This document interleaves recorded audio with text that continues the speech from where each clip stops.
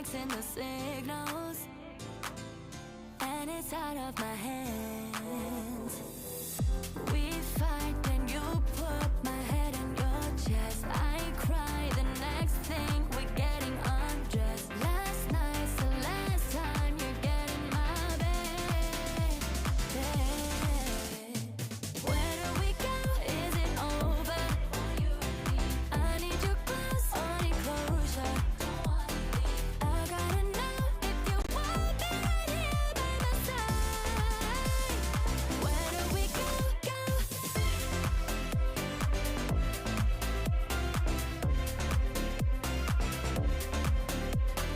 Where do we go if you want me right here by my side? Where do we go? Can you make a decision? 'Cause I can't make up my mind. I tell myself that I'll be better on my own, but I come back every time. We fight, then you put my head in your chest. I cry, the next thing we're getting undressed. Last night's the last time you're getting my bed. Where do we go? Is it over? I need you close, only closure. I gotta know if you want me right here by my side. Where do we go? Where do we go? Is it over? I need you close, only closure. I gotta know if you want me right here by my side. Where do we go?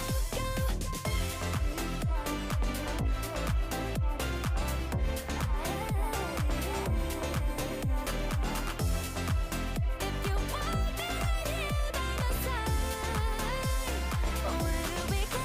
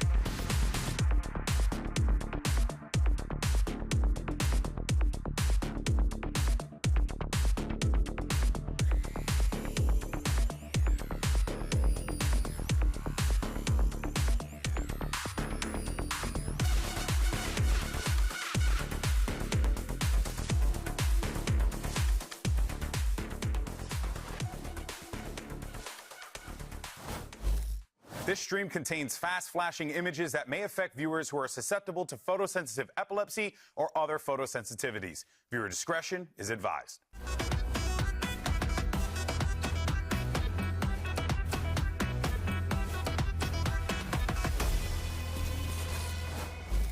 This week, 4 teams are looking to bounce back and dodge the lower bracket, because Masters Santiago is on the line. Hello and welcome to VCT Americas Kickoff, coming to you live from the place where we normally get smoothies. I'm Mimi. I'm joined on the desk this weekend by Athena, Emily, and Ender. Welcome, guys, to our more chill digs. Mimi, I want to walk through. Why did you go in that particular order? Yeah, 'Cause it why feels did like you that was a little first? targeted. It was a little targeted? Yeah, why did I have to go last? Why was I second? Why did you have to go last? Yeah. Because I wanted you to go last. It was all part of there the you Best for last, see? I didn't say anything about best. We've got some great games though coming up this weekend, all of which are going to be coming from our middle bracket. As a reminder of our format, it is 3 strikes and you're out. The teams start in the upper, have 3 chances going through the middle and the lower bracket, and this week we focus on teams that took their first loss. Today though, the schedule will be Loud taking on 100 Thieves, and then later we move on to EG facing off against Sentinels. Then a winner of these games play again on Sunday. And Emily, this is a little bit different. Our teams are normally used to just playing 1 game a weekend. In this format, once you're in the lower bracket, a bit more difficult. Well, because consistency is really key at that point, where in the upper bracket, you have teams that are like 1 to 2 best of 3s away from qualifying. In the lower bracket, you're going to have like 7 best of 3s ahead of you. Yeah, Bro, that just means more Valorant. It does. more Valorant. A lot more Valorant for you folks to watch as well. Week 1, we already had some big surprises. So it's about the right time to get some hot takes from our co-streamers and see what impressions they have after watching the first week of 2026 America's competition. We'll start with one of our LATAM co-streamers. Here's what Prin had to say. Hi everyone, my name is Prin, and my hot take of the VCT is that Sato will beat Aspa's records of most kills in a match, and maybe some other records. He's young and he's got one of the best aim on all VCT. So stay tuned because he will do it. So saying Aspas will get usurped in the kill record by Sato. Ridiculous. Ospas will never be usurped. That's extreme heat. Yeah, that's I crazy. agree. Unilateral Definitely extreme heat. Yeah. Sato is sick, but He is is he really a good. usurper? I don't think so. He's a usurper. You're acting like he's gonna like Spartan kick Aspas off a cliff. That's or the only something. way you're beating Ospas's kill record. Okay. Yeah, that's fair. No, I don't know. I think he might get close, but I don't think he's gonna do it. I think someone else would do it. Someone like Cryo. I think his kill record is just so ridiculous that no Yeah. matter how Yeah. good you are, it's pretty tough to beat. So we had a hot one to start. Let's hear what SRG's Alexis had to say for her hot take. Hey guys, it's Alexis from SRG, and these are my VCT Americas predictions. My first prediction is that Sentinels is either going to 1, make a roster change, or role swaps before stage 1. And my second prediction is that the 3 teams that are going to make it to Masters Santiago are NRG, MIBR, and Furia. NRG, MIBR, and Furia. Her 3 teams. One of these 3 is not like the other, is my initial impression. No, I think I agree with 2 of those. I agree with MIBR. I agree with NIG. I don't agree with Furia. I think Furia is kind of a wild card for me, and so I'm gonna say that was pretty spicy. Pretty spicy. Pretty spicy. What about the Sentinels factor? I kind of agree with that. I feel like they might make a role change, or even maybe John QT going back to IGL. I don't know. They played 1 match, guys! Can we relax for a second? And she's more reasonable than the actual SEN fans, by the Yeah. way, in that take. And it's a long-term roster. That's what they even said. Like, it's a developmental roster. I don't see them making any roster changes. Role swaps could come. We don't know. True. They're planning for the long term, not the immediate results. Yeah, I'm going back-to-back extreme heat because of the Sentinel statement and also the omission of G2. Yeah, Going that to is Santiago? crazy That work. for me was kind of wild. Yeah. Yeah, well, some pretty good, or I guess pretty spicy. I don't know if they're going to be good. Depends if you coming like out of our spice. coaster. Yeah, a good hot take. Thank you both for submitting those. But a new year of VCT, that of course means a new meta and new compositions. But it also means that a lot of our beloved agents that may have gotten a lot of play in the past are missing. So we've put together a board here of all of the agents that are yet to get play after a week of VCT Americas. Here are all of their faces now. And my ask for each of you is to go through and tell me an agent, first of all, why aren't they getting play? And two, why should they be? Bro, I'm so ready for this. Give me Phoenix. You want Phoenix? Give me Phoenix. That's a tough. Talk about sell. spice. It's not. Talk about spice. Okay, I know people aren't playing him because right now Yoru is kind of there and he's kind of taking. He's kind of like the best agent in the game. Yeah. But the thing that Phoenix has, Yoru has a lot of mobility, but Yoru doesn't have sustainability. Phoenix, he has a lot of potential. He can use his wall in the retakes. He can give himself a lot of those heals, making him the only duelist who can heal himself in that. That's a sense. crazy narrative. Reina. Ignore the Reina. He has a volley, and he has one of the fastest flashes in the game. You can set yourself up for success, and you can go in with lack of mobility, but you have that ult to kind of get you into that entry and run it down for your team. So I think it makes a lot of sense. Yoru, he just like is. Are like you a just little saying guy. this because when you were a pro player, your teams were like one I of the don't know only what ones you're to pick talking this agent? I don't know what you're It talking worked. about. Can I horrible. clarifying question? Solo duelist Phoenix, or is he like a secondary to a Waylay? No, or he's like a something? secondary. Okay. No, he's like instead of a Yoru, you get a Phoenix in there. Credibility It's still saved. a little crazy to me. I want a more reasonable sell. Emily, what do you got? Give me Vise. Vise? I love her. There she is. All right, Oh, big so play much. last year has not been picked in 26 Yeah, after the nerfs. I think people are just turned away because of the nerfs, but I don't think they're that crazy. Her kit relatively still is the exact same. Her ult got a little bigger. You know, we saw that buff. She has two basically Sage slows that she can activate from anywhere across the map, and it does a little chip damage if you want to try and go through it. You have a flash that you can activate yourself, which is good for anchoring, good for retakes, especially because it can catch people off guard. And then the wall, like, it just activates automatically, and it either has to be baited out by like a body or by a piece of utility. You're just kind of trading one for one, and I think it brings good info. And also, did we not see Energy's defensive half on Abyss at Champs against Fnatic, where she Okay. went 16-4 Okay. on all right. Vise? Yeah, but Thank you. Phoenix has quick flash. I like this sell a little better. Let's see what you guys think at home as well. You have an option to spam in chat yes or no. We'll feature your votes at the end of the segment, and you get to decide our fates of how smart or dumb we are, I suppose. So Or the face of the agents. It's not all about us, Mimi. no, it's all about us. For like Okay, half give me a second. Deadlock then, because truthfully, I don't see the vision with Vise. I think that Waylay causes Vise too many problems. Waylay jumps in, eats up the wall, eats a what the? You almost just killed me! That almost just took my head off! Give me the pitch. It's paper. Sorry, my life just flashed before my eyes. As will all of the VCT pros that find themselves on What the a receiving segue. end of a Okay. Deadlock ultimate. You can't do anything about it. And the thing I love about Deadlock is that she's so good at just shutting down a hit instantly, chewing up big cooldowns, especially after the patch changes, making it harder to get the refresh util online. Just having that wall come down instantly to destroy an exec, get another minute left on the clock is so good. And contrary to Vise, where a Waylay can just jump in and eat up the entire wall and then everyone else comes in behind it, Deadlock wall, that's gonna be slowing people down for a good long time. What if I were to tell you that I think the only reason she hasn't been played is because we just didn't see that much bind week one, and there's going to be more teams. I that would play say on that I bind. believe you. Yeah, and I think that like Deadlock's not an agent that you're gonna be playing on every map, but there's a few maps and a few teams that you can slot that in and do very successfully, especially against our teams that love to slow default early rounds and chew up that first minute on the clock. So what you're saying is you picked the least scary option. Yeah, that's kinda one crazy. of the least amount of risk. That's kind of crazy. Yeah, because it's the That's kinda most boring. logical. Low risk, That's low kinda boring. reward. Am I right?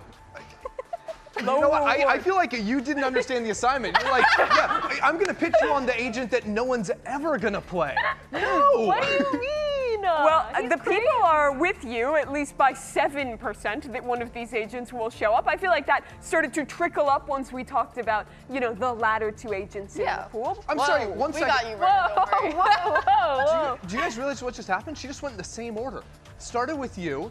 I'm last again. This is again me. Yeah. This is Favorite feeling targeted. Moving on, let's talk about our first matchup today between 100 Thieves. They went 1-1 last week and are now down in this middle bracket. This is a big rework for 100 Thieves. And Chrissy, I'd be so happy to start with you on this. To just run me through the impressions, because they nearly beat G2 in this game. Yeah, I mean, this was absolutely fantastic from them, and I think the big one, of course, was going to be the Corrode where they absolutely smashed G2, Yeah, that showing was a crazy. really impressive new comp, working the Sage into there as well. I just think, all things considered, the veterans returning to this roster on top of the new IGLing from Vora, it was all clicking.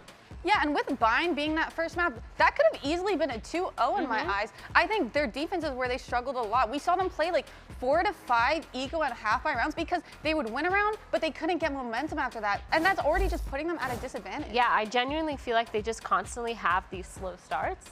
And if they didn't have those slow starts, especially on their defensive side, their attack side is going to carry them through everything else. So if they just fix a lot of these smaller issues that they do have on the defensive side, this is kind of an unbeatable team. Yeah, let's talk a little bit about Vora. He was one of the biggest changes with a tier 2 player coming up, having to slot into that IGL role. I want to get your thoughts on how you felt he performed as a caller in his first showing. I feel like when you have an IGL who has so much depth in their attack side, you know that they're putting in the creative work outside of the server, working with that coach to make sure that your playbook has so much depth, that the micro kind of transitions and the post plans and everything is just working out in their favor. So I think he really stepped up when it comes to their attack side. You can tell that he's put in a lot of that work and he's fragging out. But Emily, I know you have some thoughts about the defensive side. Yeah, I mean, on the defensive side, I didn't really see like his calls making that much sense or like that much purpose behind each of them. Like, I don't think it was all the calls are bad, but definitely when it comes down to playing like their weaker side, specifically on Bind, because I feel like that's where they struggle the most, is on those weaker sides. For example, A, when they were playing 2, they just kind of fell apart. They weren't always on the same page. And while it's not the IGL's job to kind of micro everyone, I think he should have kind of stepped up to try and help figure out what's going on. Fix and help, those issues yeah, fix mid-round. those issues for them. Yeah. I mean, you as an IGL, you did that to me all the time. Do you think that could like cue into inexperience at all, of not like feeling fully confident as that kind of new member slotting into the roster to be the one to step in and make those adjustments right away? Yeah, because he's already doing the big job of calling the macro. It's kind of hard to balance both, especially when you're also trying to be active on the server, and he was. Like, you saw him kind of perform really well, especially on Split, I believe it was.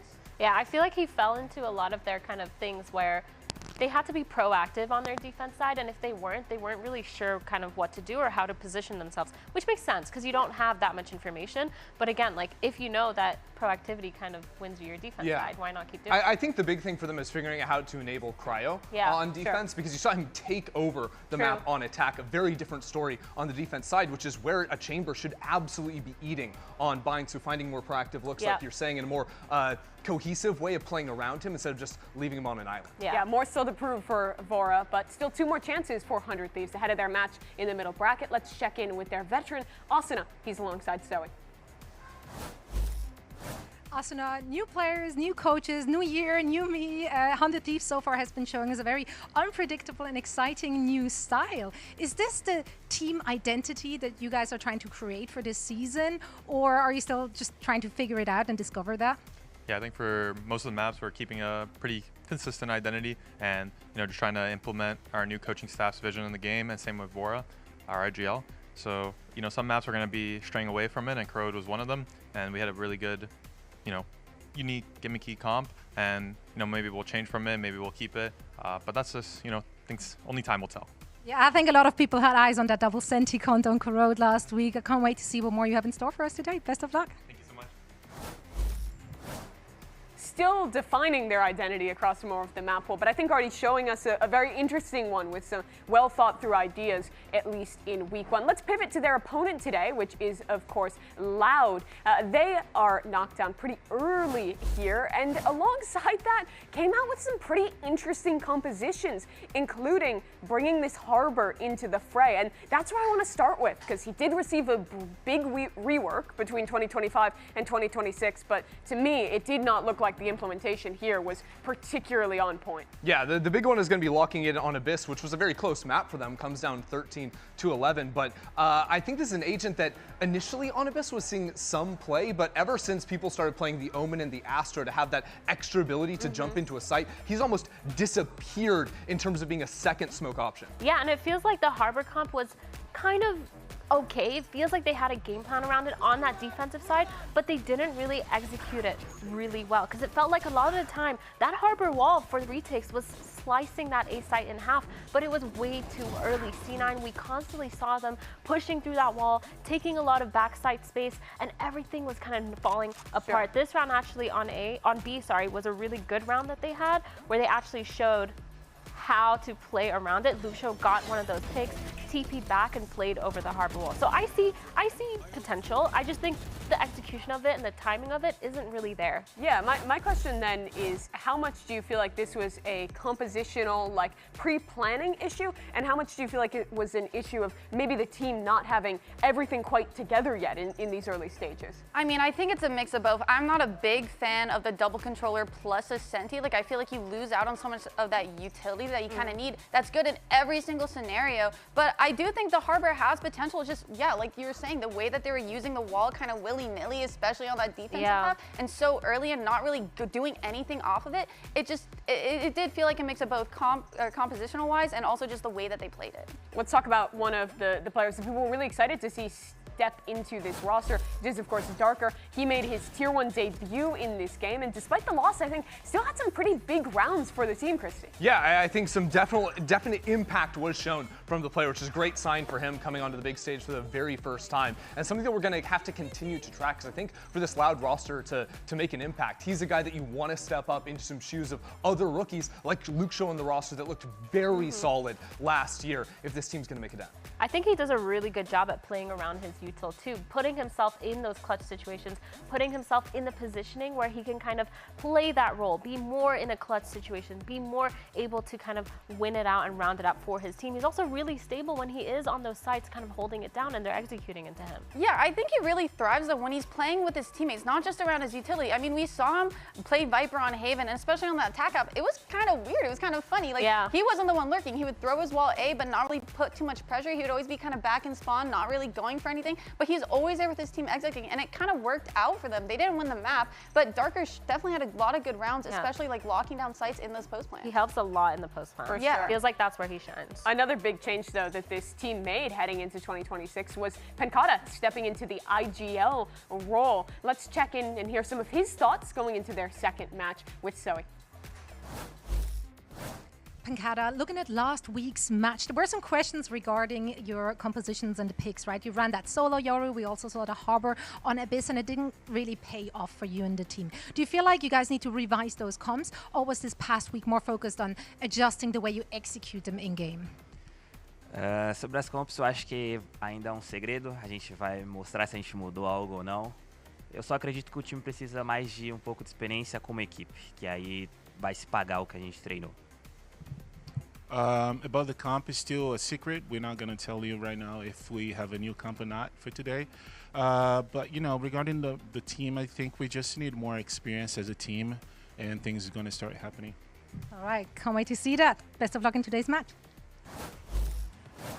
But not a lot of time to build experience in a format like this, where just 2 more losses will send Loud packing and not having an opportunity to play a Masters tournament in South America. Let's take a look at the talent predictions, see where we think that this game is going to go. I had a bad feeling. That's about what I expected. 100% going 400 Thieves.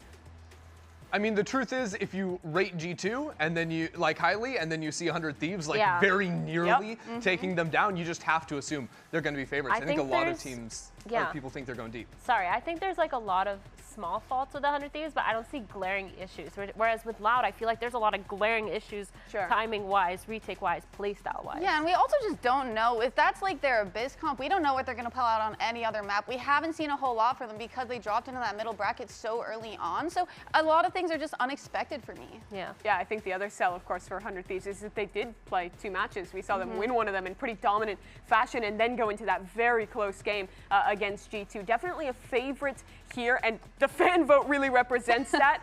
89% of people predicting this team. When do we start worrying that Loud is slipping back into the same issues of last year, with Luke Show going big every game but just not quite closing out? Like, if they strike out 0 for 3, then we worry. But people are already expecting 100 Thieves to be better than them. So I don't think like a disappointing match here would end their hope for this year, but I would like to see them have a better showing than week 1. Yeah, I don't think they're, honestly, I don't think they're too bad. They're definitely a lot better than last stage than what we saw. I feel like I see a lot more potential, and I see that they're trying to be way more creative and fix a lot of their smaller issues. It's just a matter of, like they said, practice, I guess, together. For sure. Well, they'll have an opportunity to try against a team that nearly beat G2 last week. Our second week is underway, the middle bracket here, and we're kicking things off with 100 Thieves versus Loud. Brennan, Sideshow standing by in the back. They're going to be on the mic. Lazy they're bums. standing by, but they're sitting down. It's fine. They're going to be here after this. Kickoff starts right now.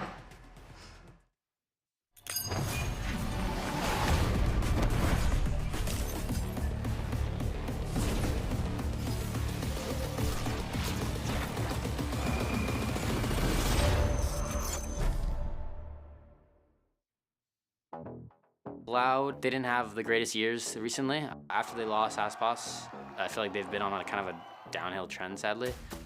I feel like they've been picking up the pieces ever since, and they also have a lot to prove. E agora, fica num 2 contra 2, Target!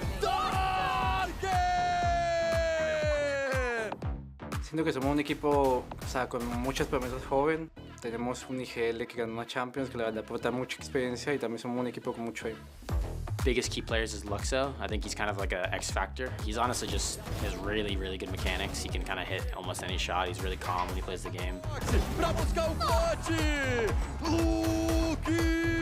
I think he's going to be the most dangerous player in the match.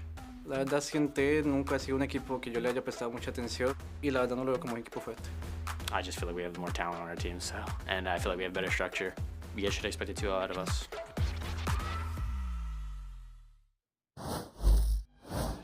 Well, welcome back, everybody. Yeah, it's time for some casual casting as we all sit back. I get lulled into a false sense of security when we're in this setting, and I don't feel like I'm working, which is a bit of a problem. Well, just pay attention to all of the you know, paraphernalia around you. Yes, of course. Oh, work-related. Cool, all sorts of things. There's pictures of Golden Boy scattered around here. But we do have a match. All sorts of things. Yeah, we do have a match here, which is vitally important. Look at that one. Very good. Very professional. That is horrifying. It really is, isn't it? No. You have like prey eyes, like a deer. Yes. Like you need to be looking in multiple directions at once in case you... Well, I sometimes do feel attacked, I think. Okay.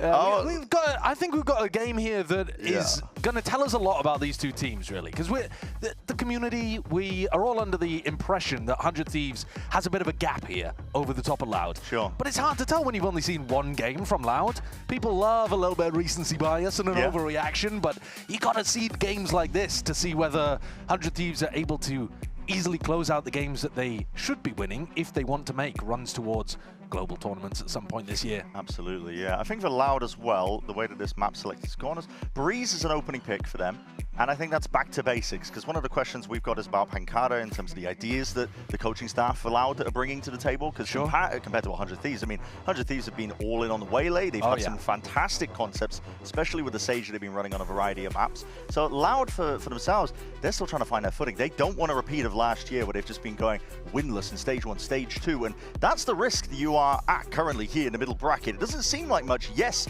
the setting is casual. Yes, I'm getting lulled into potentially slipping up on broadcast, but this game really matters, because if you lose this one, you go straight down into the lowest of lowest brackets, and there are no more second chances at that point. Yeah, some teams are going to go 0-3. That is how the format has to work. Yeah. You just do not want it to be you. And one of these teams is going to be down there in the lowers fighting with that final strike remaining. Yeah. You're right in terms of the coaching value. It's actually Cloud9 first round banned Breeze in their last game, so Loud never got an opportunity to pick it. So they've actually gone for the map I think that they probably prefer, like is top of their map pool. Yeah. Whereas 100 Thieves banned Abyss, despite the fact that Loud looked a bit shaky on it with the Harbor. So that confused me a little bit in terms of the map veto, but you never know at the start of the season how good teams' maps are really and where the map pool goes, but I think that indicates 100 Thieves do not particularly want to play on Abyss. But do these teams want to play Harbor again, for example, on Breeze? Right. I suggest probably not. Do they want to play Chamber again? This is a great Chamber map, I could see. I mean, Luke Shaw was the shining star, really. And Cryo was in their game against Lev on Bind too, so I would be so down for a Chamber v Chamber head-to-head. But we have also seen some teams dabbling with the Sage on this map. Fnatic actually ran it this morning, which, spoiler alert, went horrendously for them, Right. unfortunately. Yeah. They went nutty on the defense side, but didn't do it on the attack. Let's see how this one goes, though. Double controller, name of the game here, and pretty standard stuff, honestly, as well. You're going for the KO and the Sova, Jets on display. Very old school stuff, actually. Yeah. I was wondering if people were going to bring out the KO on Breeze, but this is... now, normally, if you were going all the way back to when Breeze was last meta, you would have often been playing a Sentinel alongside it as well instead of the double controller, instead of the Astra. But I do like this look more. I don't think Sentis are that great on this map, apart from the Chamber. But the KO is going to come down to who can get more KO value, really. Yeah. I like it a lot as well. It goes back to the basics. For Timotino as well, he's going to be on the Jet. Now, he's been playing largely Waylay, I think all Waylay, honestly, but I can't recall. So this is going to be different for him. But I was thinking about that op value that you might be able to see. But Cryo's not on a roll where he's going to be enabled necessarily for that. Like, he's playing the Astra. Cryo is not going to be op. I mean, if Cryo is opping on this map, something's gone very weird, I think. Wrong. But Timotino, really confident whenever he's playing this entry duelist. He's a very active player as well. So take a look towards him. I mean, there's Luke Shaw. He's another player that potentially wouldn't be enabled as much in this composition. But we'll have to see. I mean, there's lots of lurk opportunities on this map too. And because we haven't seen very much of it, it's a new map that's come back into the pool. And it had so long out of the rotation, an enormous amount of time out of the rotation. The teams are having to build up their strat book almost from the beginning again. Yeah, they really are, especially with the massive amounts of changes that we're seeing. But for now as well, you can probably guess that we are filling a little bit here. But earlier we did speak with Bang about what the new IGL Vora brings to 100 Thieves, so let's hear from them. I think Vora, he's someone who likes to take a lot of control over the rounds, like as an IGL should, but he does it like, he really likes kind of being the leader in most of our macro decisions. Like he lets us players focus on the micro and figure out like ways we take fight angles together with whatever utility. But like I feel like the way he IGLs is super macro focused, and he's just worrying about the end goal of the round, how we're pushing and pulling their defenses, things like that, and kind of just helping us staying on the same page and staying like just like we're playing together. He makes a lot of our action comms and sets up a lot of our team fights.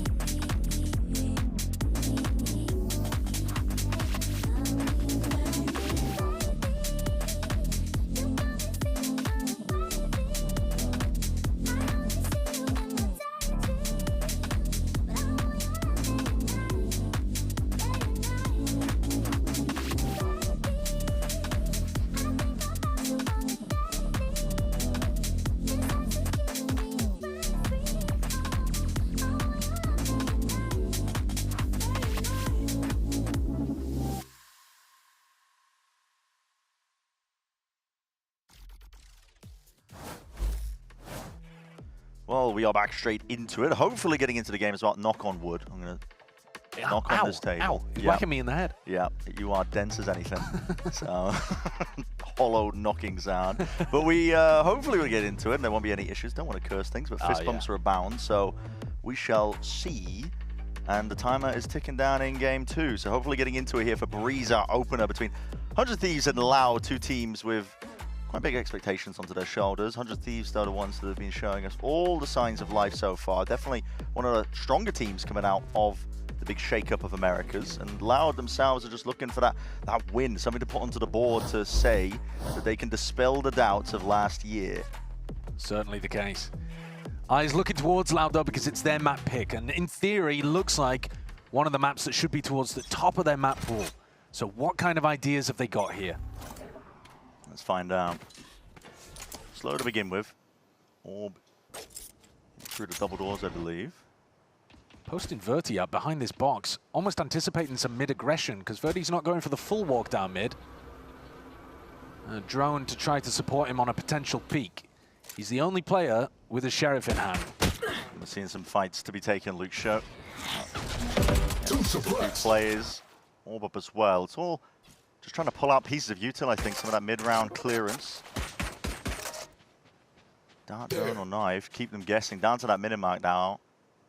100 Thieves look to finally see grouping up and going into some movement. No smoke at the moment, actually, to block this sight line. Here comes a star. Yeah. Might give the game away. Pops up. Their own orb as well to try and play in. And now you see the drone leads it in through main. It's a knife suppression. Dark just flicks to the side, adjusts, and Timotino's gone. Straight away in a blink of an eye, re-clearance as well. Louder looking to put a squeeze onto these players with double doors, really making it awkward. And nobody is allowed access to the A site. Cryo 30 seconds left to be that last straggler, last sign that they could potentially get something done. Double face in the end, good discipline and a great beginning for Loud as well. Not ready yet.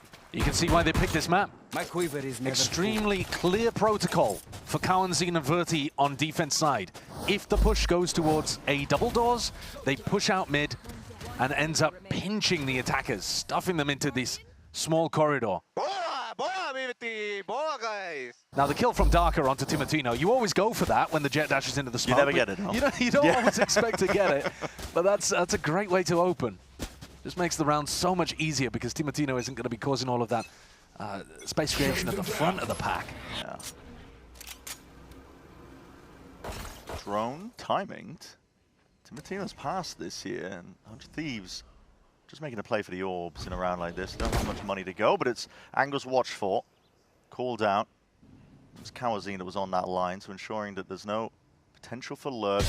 Verdi posted. 2 opportunities, but missed at that. Could have potentially just taken him out. Bit surprising that he's missed those. Not the most important round, in theory, because Loud have got a huge eco advantage, but he will want to tighten that up later on when he's got an AWP in hand. Yeah.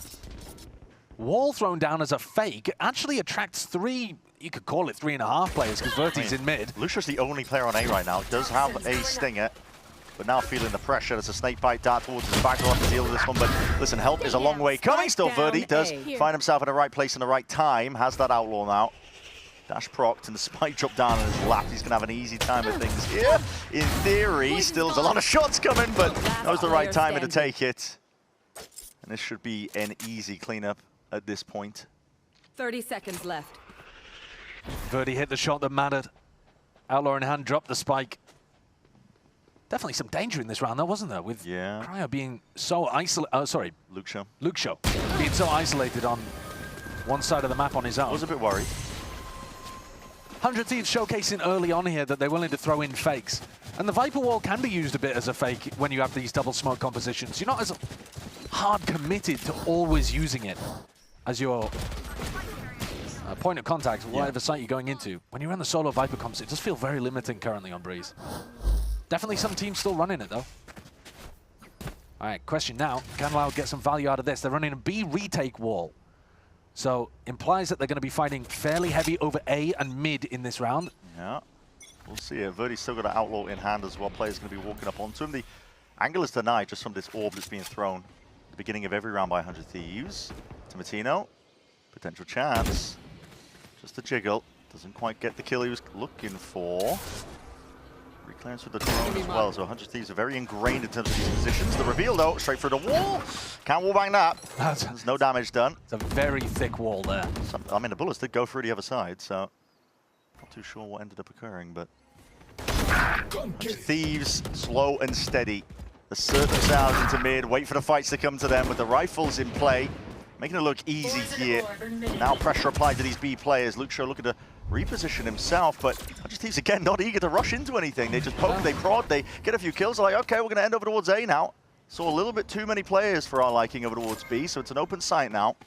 Vora's doing a really good job of using the mid information and control that they have to fake like they could be going in either direction. Yeah. And Cryo's on the wall through, he'll have to pull for late round. But Loud breathing down the necks. It's going to take heroics over the Loud at this point. Timotino walking around. You got to hit those shots, man. They've all gone a little bit too wide. Luxo finds it. Going to potentially to be able to reclaim still as Yuto flying forwards as double doors. Looks to be under control now in 100 Thieves. As long as they clean this one up and make sure that they swing off each other, shouldn't have too many issues. Asuna is low. There is danger still lurking around, but time it ticking, and that's what 100 Thieves are playing for. They're making it awkward, making it difficult. Still, pretty good bonus, all things considered. Not a round conversion for Lau, but they do a lot of damage. Yeah, it's decent, but 200 Thieves players survive at the end without any armor being knocked, which means that they're just going to be able to drop teammates, and the economy should be absolutely fine. And it's actually the ult cycle that I'm paying more attention to, because Asuna's one away from getting null command online. And I think that could tear open one of these sites. This guy's ring around the rosy on me, bro. That's Breeze, buddy. Yeah, well, Jet with Op, that's Breeze as well. Let's have a look what Verti can do. Yeah, in a different angle this time. He's been denied at double doors just from this fight for orders being thrown by Bang. Double smokes makes it very difficult as well to find those right timings, because just everything in your face.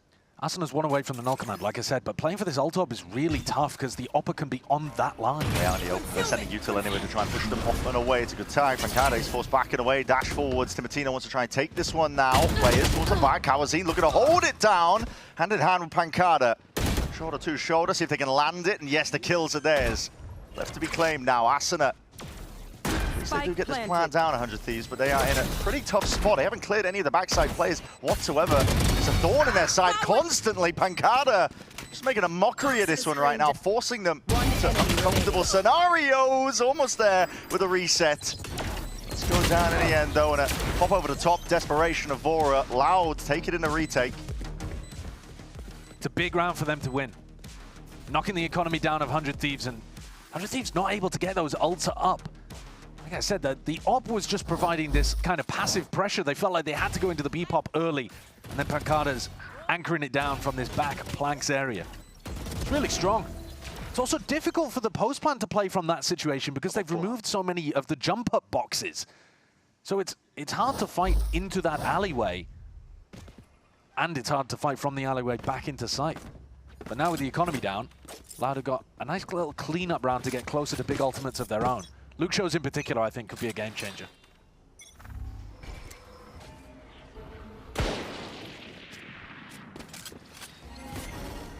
It's an early drone by Kawazine. Does get broken. Puts a bit of fear in the back of the heads of the Loud players here. And mid is essentially a big question mark right now for Loud. They have given this up entirely. Yeah, they're not playing strong in here at all. I mean, Verti started from Nest in one of the previous rounds with his off, but generally speaking, I mean, I guess on the pistol they were there as well, but on these rifle rounds they have just basically been ignoring it and waiting for 100 Thieves to get to the sites. Well, if you've got an anchor like Pancada, why not? It doesn't matter that they've revealed that the Marshall's in play, still eager. Let's take the fight, deny a bit of that space as well. Pancada is getting away with a little bit too much there, but a swing on sight potentially. Then Kawazine knows that pressure's arriving. That's a collat. Verti just slips in right when his team needed it. 10-2 Verti. The Jets should be thriving on the defense side once Op is in hand. Yeah. Timotino struggling at the moment. Got a goose egg on the board. It really is. 0-5. Double duelist comps empower the Jet a lot because you get in so quickly, but I think there's a lot of pressure on Timotino to be opening these things up. And he's going to be going in with either a drone or a recon and then a flash, but he's got it all on his shoulders. It is a bit easier when you can spread the load between you, like the Comp the Furia play, for example. And not just that, Timotino used to playing a Waylay, has a get out of jail card, essentially. Yeah, or just a free kill card as well with the Saturate. That ability is bonkers. Saturate, light speed, shotgun. Sure. Breeze doesn't really enable that, so that's why 100 Thieves have been forced into... I mean, at this point, it's early days. I don't want to call it uncomfortable roles, but, you know, it's definitely not where Cryo's being enabled on the Chamber, for example, or Timotino like we've seen on the Waylay. We'll see, though. It's still early days. Yeah, for sure. And we've seen that some teams, because the map is very early, are very good on one side and not good on the other. Yeah, one-sided. Potentially there, slowed down with the utility dart across the board. That's going to be that Hunter's Fury now to set the pace and tone of things. See if they can cleave a bit of a power forwards with the guns in the hands. 100 Thieves are finding it steadily enough. Opportunities now to get the plant online. A lot of utility still to make it mightily uncomfortable for these Loud players. And we'll see the discipline potentially there, but it is individualistic. Finally going for that peek and a play to be made. A little bit mistimed, I think, though. That was a team blind when they were going for the 3-2-1 swing. It won't matter, though, in the grand scheme of things here, because in a spot like this, Pancada can't really afford to play it. Nice aggression in the post plant, though, for 100 Thieves. Yeah. I mean, setting up on the A-split, all well and good. I mean, Cryo invests the pull even towards Yellow Box so that he can take the fight himself. Yeah. Normally, I mean, you'd be thinking the Astra wants to save that piece of utility to try to deny a defuse, but very coordinated with the rest of the team. All push forward, all try to play aggressive. And now Bang's got an attack op. I'm not sure the attack op is going to do that much against the way that Loud are currently playing. It's really good to punish teams that are going for dry info peaks around the map. I mean, Pancada's been offering himself up to fight. Anchoring towards B. But he's hard anchoring. He's holding angles, right? He's not taking a swing into the attackers very often. But yeah, if you can predict where he's playing, you might be able to get a clean peek into him. The attack op is good, generally speaking, to be honest with you, if you're comfortable with it. I think it's pretty wise for 100 Thieves. They've been playing it slow going, no big rushes, but Timotino has been left high and dry, largely. A lot on his shoulders, so maybe this will be a different avenue. Lets him open it up. They know a defensive knife does come in here from Darker fairly often, but they're on the line early. A lot of angles to account for if you're Timotino. Verdi. Up close, he's got a dash procced now. Suppression here, wants to go for a swing, and Timotino, none the wiser. Wasn't expecting that aggression time. No. It's a very good timing at that here. Verti is thriving currently in this game. Yeah, he's dominating. Cryo left to see if he can get anything going, but again, it comes down to, can you win these individual fights? Smokes lay it down. Back to mid, back to the well for 100 Thieves. That's where some of their success has really been. Passive positions, just signs of life shown. Kalazin doesn't overplay it, backs himself up. The amount of util is taken just for 100 Thieves to get into a position where they feel comfortable. Stars now lay it down at the feet. Pancada doesn't really have an avenue of retreat, but we'll see what he can do from this spot. Stunned up. Soverall as well. A bit of a bailout, here it is, Hunter's Fury. This is an attempt to see if they can find it. Asuna just peeks, there's a gap in the smoke, and he finds it anyway. Kalazin not able to get anything done there. Will the trade be intact? Yes. Cryo fast on it. Util to clear it, but Luke Show is in his element now. He's taking these open sightline fights. Still finding that success. Big player advantage now for Loud as well. See how this one moves forward. Cryo finds it. Verdi on his own. Through main now and applying that squeeze. It is all on Cryo's shoulders. What can he do? Finds one! Adjusting it, taking his time, but he lands it nevertheless. 4 kills in a round for Cryo. And he salvages it from the brink. He's ice cold, man. Red Bull clutch for Cryo. Clean as you like. Those shots are beautiful towards the end. Obliterates one of the last members of Loud. And then goes for a re-swing onto the final player, knowing that he's going to go and try to tap the spike. One enemy remaining. God, that shot's demonic. You need a guy like him. Yeah. And Timotino's just got so much energy in the back there. But you see how much it means to them. I mean, everybody on the squad jumping up, popping off at the end of that round, because that's the one that swings the economy in their favor. Yeah. If they lose that, they're in a bit of a dire situation, but if they win, Loud forced down onto a low buy, and 100 Thieves are back in the game. Romanilli taking a timeout here as well to try to adjust some stuff. I mean, the big problem as well was Kawanzin getting caught while using the ultimate there. The Hunter's Fury from Spawn should have set Pancada up for a beautiful opportunity to anchor. It's really difficult to try to put pressure on Pancada when you got a laser beam hunting you down as well. You can't actually stand still and take a fight.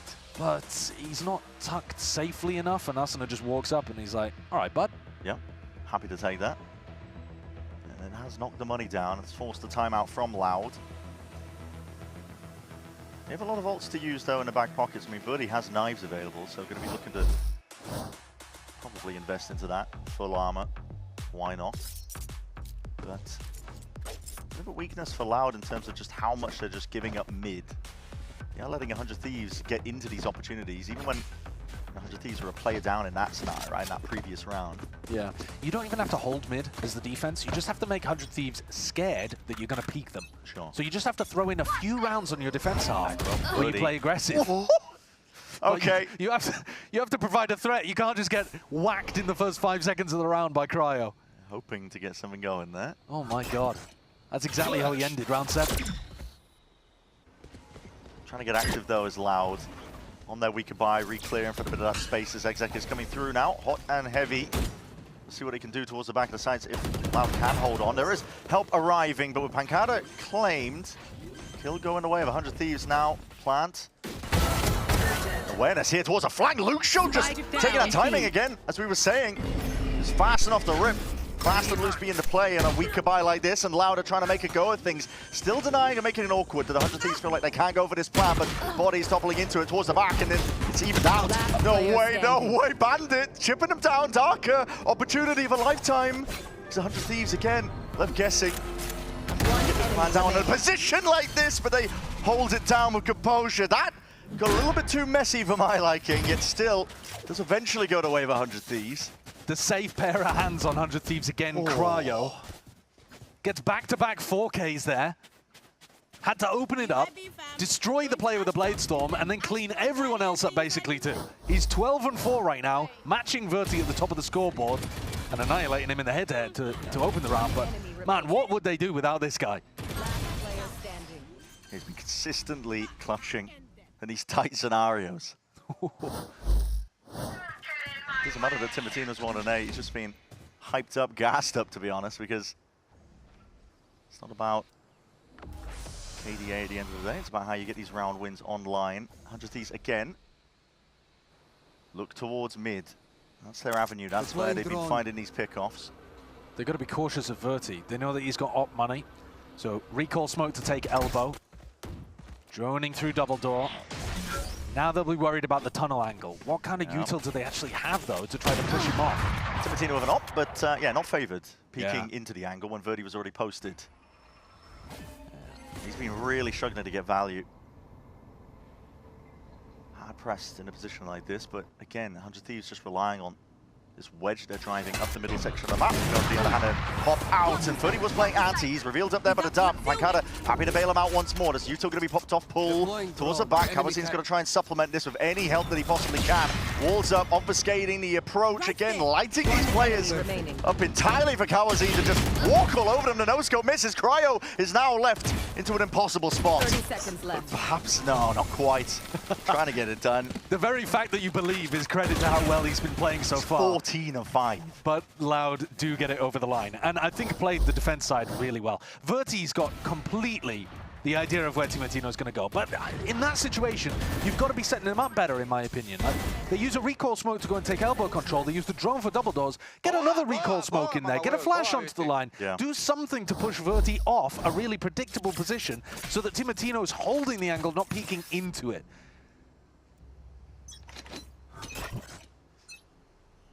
Get out of my way! Yeah, tough going. So it's to be expected, really, that the game plans are not going to be too fleshed out for these teams on Breeze. It's looking good for Loud, though. They've got a good idea of how they want to play this. Pancada looks super comfortable in his B-anchor position. Thieves, though, heavily relying on these clutches. We'll see, though, how does Exec end up playing out. The updraft dash misses up into the one-way. Timatino, though, still trying to lay claim to a lot of this space towards the back. Cryo, again, just being that player to keep an eye on entirely. I mean, Darker's ultimate rips away the Blade Storm, but just a moment too late. Yeah, Timatino still finds it. Cloud put in a much more uncomfortable position here. Trying to retake with the op, and Bang even invest in the ult. At this point, call it quits, I think, if you're Loud. Yeah, they're already scurrying away. You don't want to lose the operator, too. No. Cowanzine and Darker, both at 0 credits. It's just not worth taking that. Yeah, Timatino did beef the entry. He actually missed the Cloudburst as well, that he was going to be throwing in. Definitely seeing signs that he's not comfortable in a Jet. Well, not as comfortable. Yeah, or maybe it's the map, right? Sure. Because he's definitely played quite a lot of Jet, but end of the day, it didn't matter because the Bladestorm is so good at being able to gap close and utilize a bit of verticality to get onto a player that's anchoring towards the back of that site. Yeah, hasn't really mattered. No, it hasn't overall because Cryo's stepped up and delivered where there were gaps in terms of the fragging for the team. Yeah. 15 and 5. And we were singing the praises of Verti because 13 kills across 10 rounds is also astonishingly good. B retake wall again here for Loud. So probably just going to leave Pancada to it and focus on controlling A main. Once they have that A main line, possibly even with Verti deep posted on it, they can start stacking bodies towards mid. Just making it easier for themselves to play such a big map on defense. Flash start, Loud, making a lot of noise over towards A main. That's going to stop Cryo from getting aggressive in that area. Conditioning perhaps, if they've got a lot of players up towards it, but 100 Thieves, they just send it. I mean, total bait, yeah. So we've got the Uto tagging up to get a kill onto Luke. Sure to be happy with it because, listen, Timatino was just bait at the end of a stick, trying to sell this one and pull players out and away, but Loud still have a couple of stragglers left over towards that A side. If Timatino gets out, it could be in a good spot. Darker, though, the ball pops up. He finds his timing and takes it well. Still looking to hold this one down. That's a spike drop down. Players, though, rapidly approaching, but again, they're being left into no man's land. There's no real help for them. Darker, just one man, but he is fully locking down this site. The Fake not going to really the way of 100 Thieves. They're sort of seeing if they can take these fights open, but it just looks slapdash and messy, really. And slowly the net will close. Leaping in upstream, Timatino does catch himself too, but Vora's left now into that 1v2. One enemy remaining. Looking for the positioning, finds a 1v1, but he doesn't know. He's going to be guessing where Pancada is. Oh, it's snappy though. And remember, this was the guy who clutched out to win against Leviathan. Can he do it again? 5-5, all on his shoulders. Clutches and wants to really sail 100 Thieves this way, but opens himself a little bit too wide for the angle, and Pancada will just mop it all up. A close one, though. I agree with you that did look slapdash from 100 Thieves. Bang just running in alone befuddled me. I didn't know why that happened. I mean, Vora was right behind him throwing a recon, and Timatino could have come along as well. I think maybe something going very wrong in the comms. Vora almost saves it, though. Interestingly, the reason why they still ran into a stack is because they were playing B soft that round. When you're running this B retake wall, you don't tend to put a lot of bodies on B, so the fake on B didn't really pull defenders that much. So the call from Vora didn't do what they were looking for, but it's still a pretty decent half. We don't know whether this map trends attack or defense sided at the pro level just yet.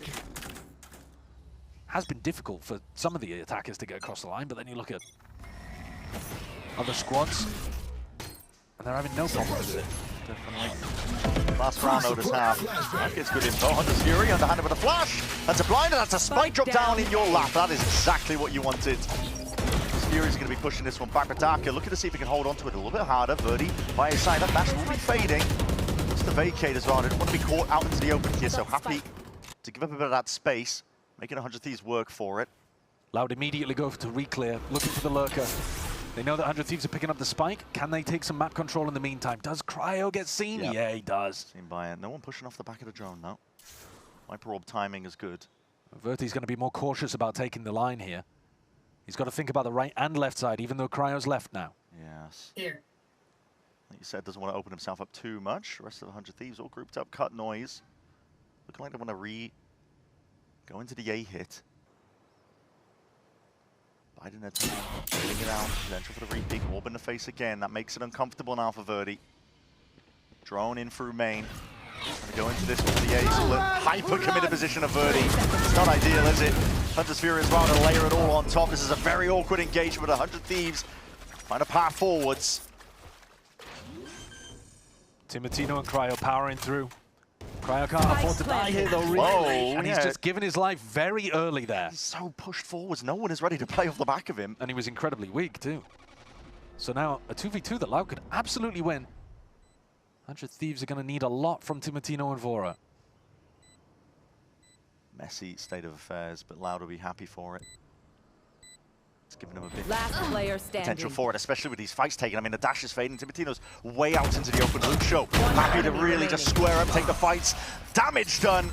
It's a quick cleanup again from Pancada, and that's a 7-5 half. Loud leading by the 2 rounds here. Strong beginning to Breeze. And honestly, for 100 Thieves side of things, I mean, a little bit more, just chaotic, I would say, as well. It's not as disciplined as we've seen from them in the past. Sure. I mean, they're definitely playing that slower pace that we've come to appreciate now, having watched them across 2 matches already. But yeah, there's less of that discipline, less of the clean plays. But a lot to be happy about if you're looking at Loud. A resurgence compared to their original match. Much better now they're up towards the top of their map pool. Yeah, great beginning to the series. We'll see how this one really continues as well, looking towards that next half.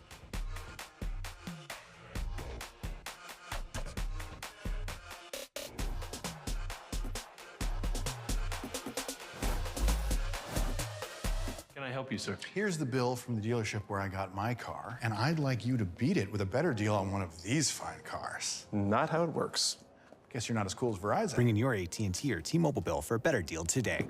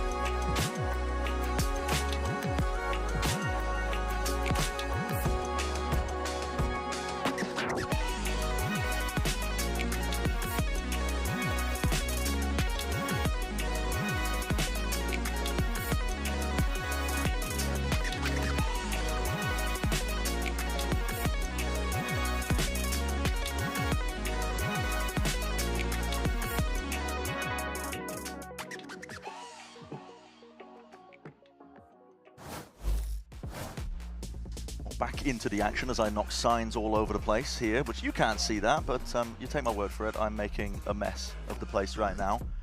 And Loud have been relishing, I think, in terms of just the messy gameplay that 100 Thieves have been putting on display. It's been sometimes those signs of discipline, right? But definitely not as good as some of the other maps that we've already seen 100 Thieves. This is a team that pushed G2 to the limit, right? Absolutely. As a reminder. So we have high expectations for them, but Loud themselves as well looking for that strong start to 2026, which failed to capitalize in their opening game. Playing strong map of Breeze, and I think this goes back to that earlier point. Breeze is our opener map, does simplify the calling to a degree. The game plans of Loud are working out well on defense. Let's see how they fare when it comes to the attack. It's an interesting setup here from 100 Thieves early on. Viper wall posted on A, but the Viper and the Astra utility on B, so they can afford to hold that down with the aggression in A main. Real aggro. Just trying to push the players out of position as well, but Loud should react off the back of this, and yeah, putting a bit of a timing now, seeing if they can reclaim a bit of space over towards A. They're being threatened from multiple angles. Pretty difficult to get a good post plant set up here when you've lost A main. Yeah. And you're not that pushed up. I mean, Lucio's in a very deep position, but he doesn't control this space. Potentially risky business when he's going lurking like this, but now could win the round off it. Yeah, definitely could as well with a kill onto Vora. Here it is, just lines it up, perfectly timed. Team can get the plan down now, but the Thieves are looking to get a bit of a move on themselves through double doors. Verdi's got his head on a swivel, worried about multiple directions and positions to be taken. That's a shot straight to the dome, and Verdi still wins it out, was being pressured. Overhead there with a snake fire. 100 Thieves are looking to send this one forwards again, but you're just swinging through the smokes, and Loud already posted on the angles. Pistol round again goes to Loud. Very, very good beginnings. Verti's having a great game. Yeah. He really is jet diffing Timotino at the moment. The value from defense, sure, but then also just controlling that 1v1 fight. So happy with Ghost in hand. Because in theory, Timotino's position there is great. And you see, Vora wasn't really aware of Lucio's push either. He's got Luxio's got such a good sense for how he's going to take space and avoid being punished. That's the inherent lurker quality in him.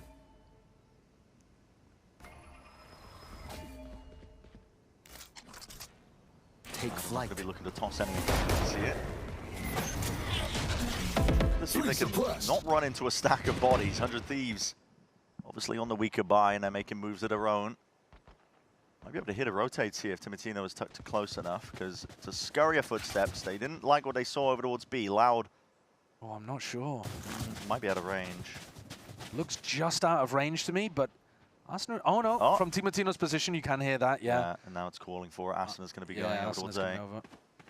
Trouble is, there's not a lot you can do from a spot like this, only with the classics. Toxins going up. Got to rely upon mistakes from Loud, and they're sticking together. They got that pack mentality. They're ensuring that no one can really get picked off, with the exception of Pancada. And Luxio finds it, yeah, a bit of a read there. But now, are they really going to go all the way back to B? I mean, Pancada's taking space for them, but Cryo, if he had a weapon, would be devastating in this position. But, you know, he's not playing the chamber. He doesn't have the headhunter. 35 seconds left. Cryo. I mean, he gets one. That's, I mean, listen, that's good. Pancada already pushed up onto the position. Sheriff in his grips, and now doing the damage, putting in the work, shutting down 100 Thieves. If that could have got more dangerous. Yeah, if it had not been pure classics, I think Loud's calling there could certainly have been punished, but see if it makes a difference on a rifle round, whether Loud want to play as a big pack like that. Yeah. We saw on the 100 Thieves attack side, they were looking to try to take mid, and Vora was calling a lot of pivots between whether or not they wanted to finish on B or A. The actual execution on the splits, sometimes a little bit off. But Loud, are they going to go for more of the site pops, perhaps? They're 5 people grouped up in main on the bonus. Certainly feels like it. Wall's up now. Bit of a B split, perhaps, as well. Putting a bit of a twist on it. Taken out. And that's just off timing. I mean, Vora, smoke goes up into his face. Potentially could have seen him as well before that smoke went up. The drone forwards gets the tag, and it's a timing taken again. Verdi, what's the guy to try and get ahead of most of this util, is putting in a lot of pressure onto Cryo as an anchor player, but with the pause forward, slow down. What is that? Barely seen him, and he wants a little bit more. He's eager for it. The fast flank from Timotino, though, should be devastating. Oh, no one's watching for this one. No one's watching! Got some off the plant, though. That won't be going down anytime soon. Darker's gone. They're being picked to pieces. Loud from every single angle. You have to find a path forwards now, and that potentially might be why Verdi is stepping towards this smoke. They need to find it in, and they need it now, but it's left down to just 2. Pancada and Verdi need to get something moving. Bang goes down. Clean shot. Rifle picked up. How does Pancada ever get out of this spot? He needs desperate help. It's uncomfortable for everybody in the server right now. Dash forwards. Timotino's ready for it. Receives it all. Really good positional play from 100 Thieves that round. They win basically because of the positions on the map that they dominated, even though they were getting out-fragged, to be honest with you. I mean, you know, it's whiffy from Timotino, but the very fact that he is on that fast flank and in B main makes all the difference. He eventually gets the kill, but he also puts so much pressure on the planter that Vora's eventually able to gobble up Kawanzin. Nice! Let's go, boys. And they never get into a good spot. So Loud need to be careful. If they're going to play 5 people all grouped up like this, 100 Thieves have the answer. They're willing to push out on defense, willing to surround them. There's going to be no escape here for Timotino, but he's got a bit of bailout with Asuna at his back. 2 seen in A main, and you know that Darker was there because there was a KO flash. Could prompt a push on the other side of the map if that was where Timotino was playing. Yeah. Take flight. 100 Thieves looking for a bit more mid-round information here when he hits that 115.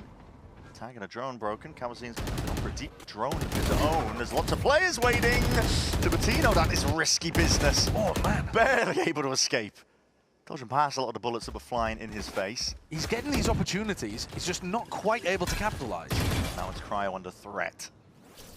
Slow siege to be taken potentially from Loud, but they're not certain of the direction they even want to go in. Well, yeah, they're faking the pivot into B and coming back. Pancada calling quite similarly to Vora, but how does the exec look like once you actually enter the site? There's still 3 here. Yeah, passive sightlines. Timotino sort of start plays down, wants to play himself into it. Alongside an overhead flash! Barely getting into control, but the rifle's in the hands of these Loud players. They eventually ring true. Not a plant would be able to go down. There's no more pushback here from these 100 Thieves players. Cryo and Bang making sure to take this one together, side by side. Able to trade at a moment's notice, but the issue is how do you get past a lot of this util? Yeah. Fragment grenade, double shock, pull, Hunter's Fury. It doesn't particularly look possible for 100 Thieves unless they find some Loud players overextending looking for kills. Yeah. Awkward spot time. Thoroughly against them here, especially as it starts ticking like this. A lot to clear towards the back of the site. Fragment may get sent out even prior, before that first tap. Dart and the pull. Really denying any sort of chance here. So Loud up to 10, and that's the danger as well. You let a team like this get into that post plan when they have all those tools available to them. Bears repeating that they look so much more comfortable on this map compared to what we've seen them. Yeah, on so they really far. do. And that might, I'm phrasing it as a positive. That might indicate that their map pool is a puddle, but we'll see as we go further in this. It's possible that we've just caught them on some rough maps so far, Loud.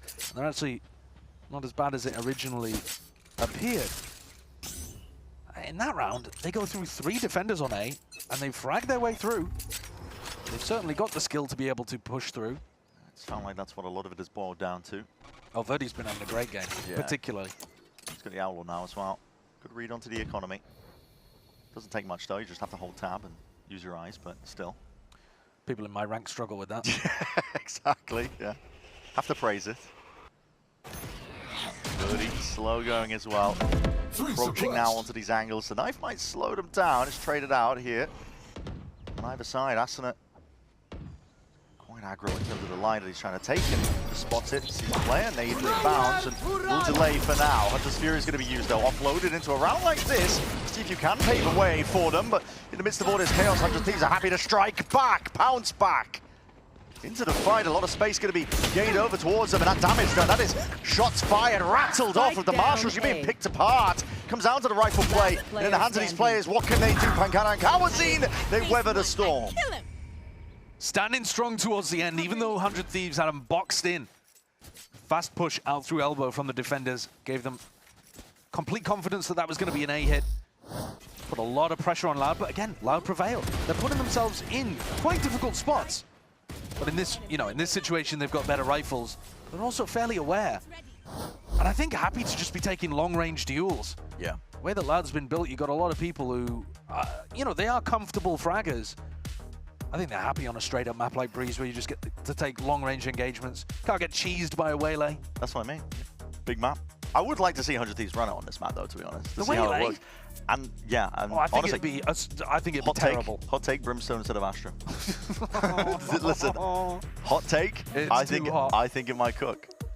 Brimstone on I this think map. it might cook. Now, there's a reason why I'm sat here casting the game and not actually playing or coaching. I mean, it's definitely better than it used to be, Brimstone, on this map. But listen, all I'm saying is you go into that wheelhouse as comfort. You know what's awful about Brim, though, is that if you're smoking on one side of the map, the Brim has to be right there. Oh, yeah, it's got limitations. Don't get me wrong. Yeah? It's probably not good. I just want to see someone run it. Hey, I mean, a bunch of teams. I was watching General Mates in EMEA running Brimstone on Abyss, which it kind of cooked, honestly. Yeah? I was all about that. Insane post-plant lineups. Don't be slaves to the meta. Play some Harbor. Okay. Maybe not that. Maybe Old Harbor. Okay. So there are limitations to your madness. Yeah, sometimes. Timatino with an operator looking potentially to take this as a peek into Luke Show with a flash. Luke Show chilling. Flash, recon. Nobody going aggressive early on. Clears out some of that space. Timo would love to get active at this point in the game. 5 rounds down. If he heats up, potentially that could be the route back in for 100 Thieves. That's when he gets perfect timing on that knife. I think that's 3 players tagged with it, so that will slow Loud down. And it allows them to keep this stack over towards the A side. Blocking vision. Timatino on more of an aggressive position.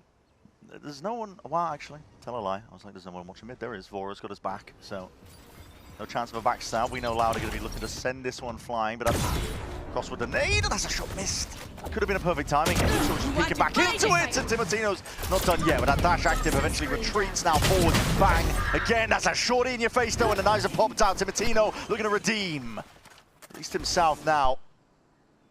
Cosmic Divide splits it up, cuts away all sorts of sound cues. Now that plan will be able to go down here for Lau, but they have to fight their way past a difficult spot because Asuna is already inserted. Wedged into the side, wedged into the map, and 100 Thieves are taking this one at a blitzing place now. Overwhelming the Lau players before they could reposition. Cute little angle for Asuna to be able to get into. Yeah. Tucks himself into the bosom of the pyramids there. Able to get a cheeky one on a player that had no idea where he was. And was that just the Cosmic Divide to just let them get in? Yeah, I mean, they've got the wall up as well, right? The attacking walls just in general are giving them, the defenders, quite a lot of space. But yeah, you can see it from his angle here. Asuna just able to take a ton of space, creep in, and get himself into an unexpected position. That's a crazy timing. It's also a good round from Timotino. Yeah. He goes for the repeat. Clearly his confidence isn't knocked, even though he has been missing a lot of opportunities. Gets the repeat back into Luke Show. And a kill with the Blade Storm, not half bad. No, listen, consider the dire beginnings. He's almost back up to even, which is a hell of a task. Jet spotted out here. Timo might go for the peak. Yeah, might indeed. Takes the pick, okay. Head to head. Added to the tally for Timo. Yeah, starting to equalize a bit more. He really is, heating up. And it does get easier when you're on the defense side as a Jet. Oh yeah, for sure, for sure. But still, like you said, hasn't lost his confidence. ADS stop! That's the player you want in that exact spot. Stars immediately drop down as well, feeling that pressure that's going to be mounting from Lau. The rest of them, just a bit of util to pull, slows it down even more. Tag, bang, has to be tucked close here, and Lauda being pushed into a different direction. Shoved away from the A site. All three holding hands through mid. Yeah. Not really putting pressure in multiple directions. Timotino. Should be good for it here. Yeah, he's on the op line, the perfect line really. The recoil star is going to be awkward. No one crosses up in time, tries to adjust the aim. Timotino's in a bit of a dire spot potentially, but just happy to take these repeats, potentially seeing all these players now, but repeaking into the same line gives that easy shot to Darker. Moving back and away, hold on, knife out and potentially running around, and a scramble gives again an opening for Lau to work with. They're still down a player. They have to deal with Bang, inserted into position like this. 100's Fury to try and set Bang up for that swing. It's good from 100 Thieves. Really sublime stuff. Very nice little combo there to set Bang up. And Bang had taken a lot of space over towards A main too. Strange to see Cryo running into mid after Asuna's knife saw that they were not continuing to scale into B, but things getting a little chaotic there. Overall though, defense side looking more comfortable for both of these teams actually. Yeah, certainly. And maybe that should be expected based on the comps that they're playing. Since both teams are running the KO mirror, it is much easier to run your defenses with that knife that tells you where people are, turns off their abilities, that kind of stuff. Versus if you're running a double duelist setup, for example, here, you'd be loving the attack sides, but both of these teams specking into their defense. And we could definitely still have a game here. Loud have won double pistol. Romanilli was bothered about that in their previous game. Right, because that was the second map where they won double pistols, right? And they ended up losing 13-11. Yeah, I think they did end up winning a pistol or two in that game, but the first map for sure they were down double pistol. Down double pistol. I mean, they've had struggles, really. They've had struggles, Loud. But it's early days, and I mean, to win double pistols on a map that should be top of your map pool, probably, and not get it over the line, that would be a worry to me. Because then we have to start talking about how Loud are getting close, but not delivering again. And that was the narrative. Story of last year. Yeah, that was brutal how often we were saying that last year. Yeah. So I'd like to see, for Loud's sake, them get this over the line, but it probably isn't going to happen in this one. Already without the Blade Storm, everybody working with light weaponry. A chance for 100 Thieves to nip it within 2. Real big chance for them. Strong with the util now. Here's the drone.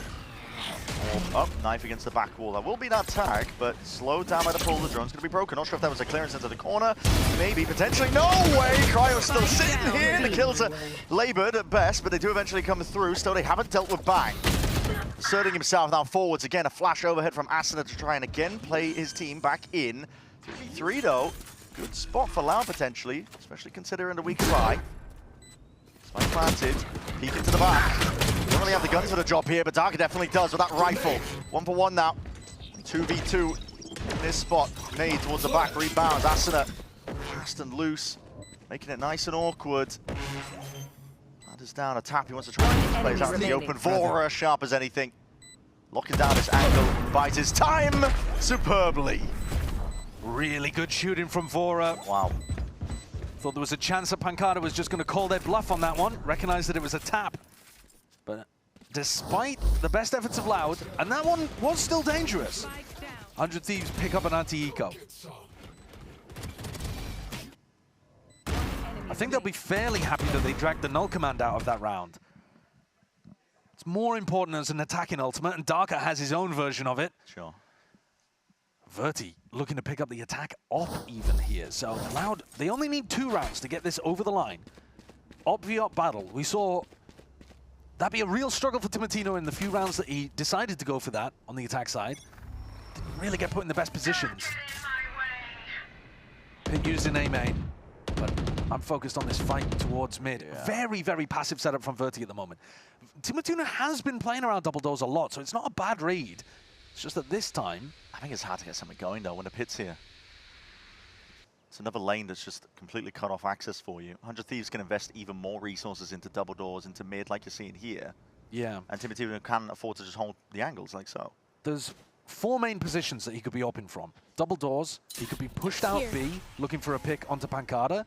He could be tunnel, anchoring B, or he could be nest, which is his actual position. So there are still plenty of spots that Verti has to be worried about.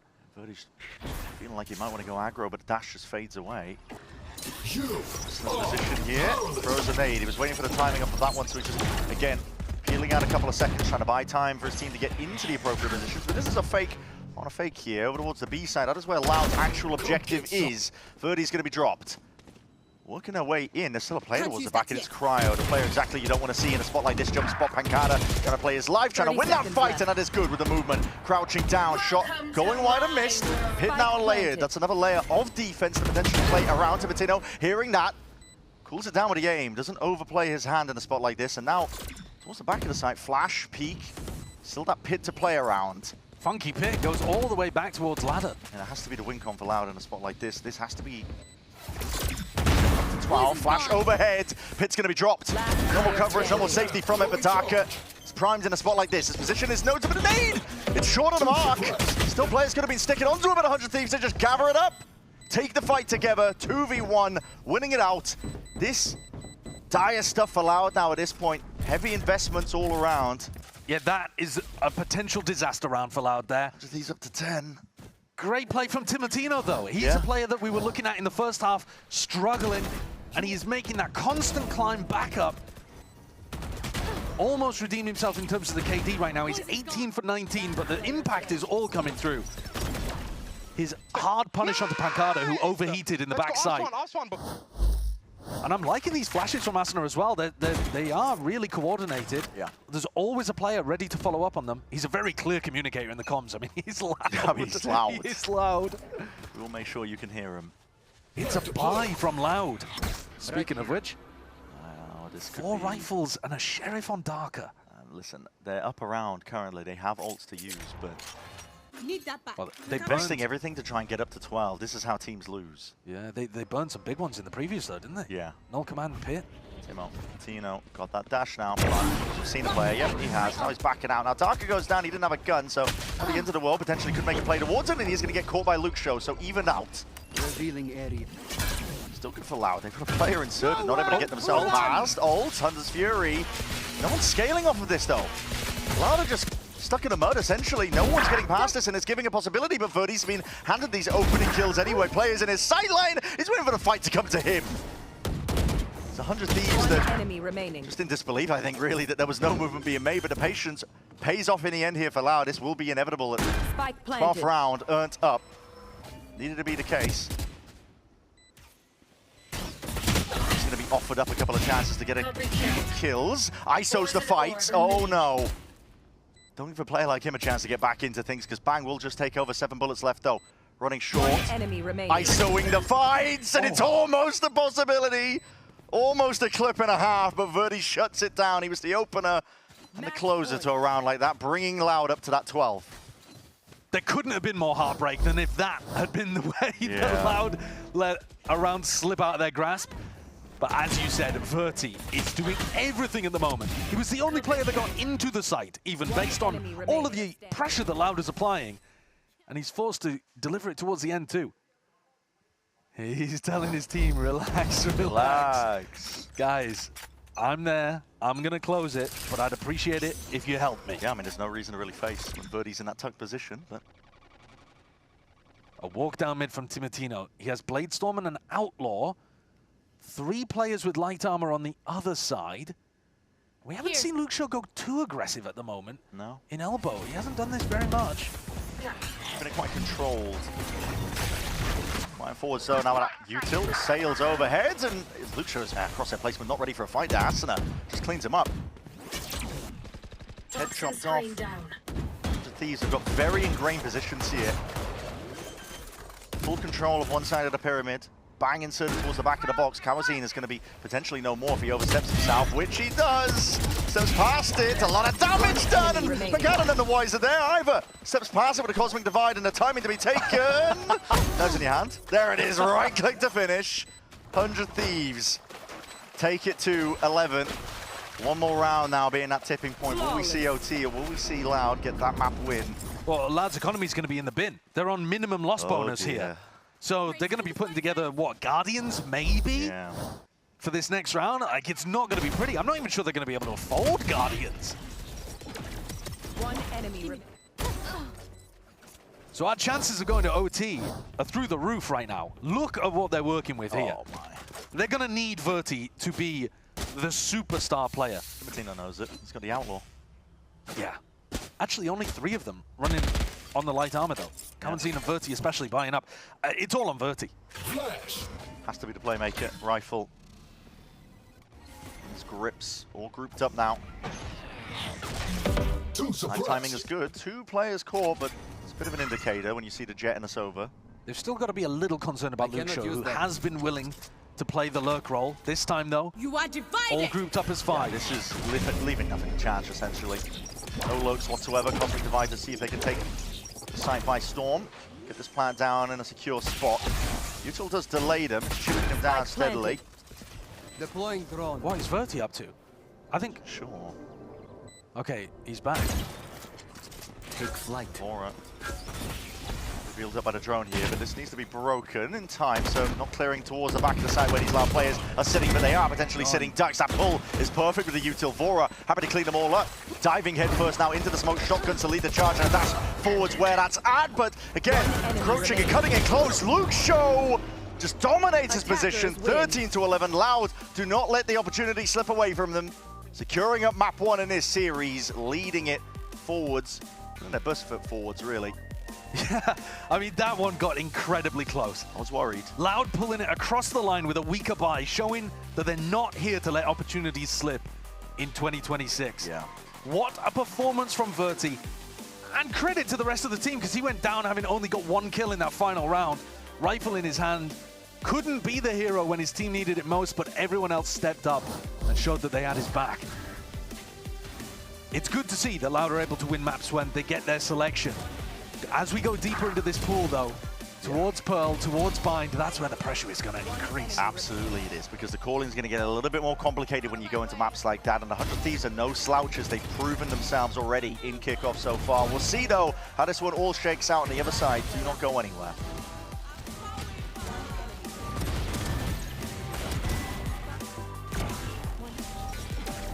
One enemy.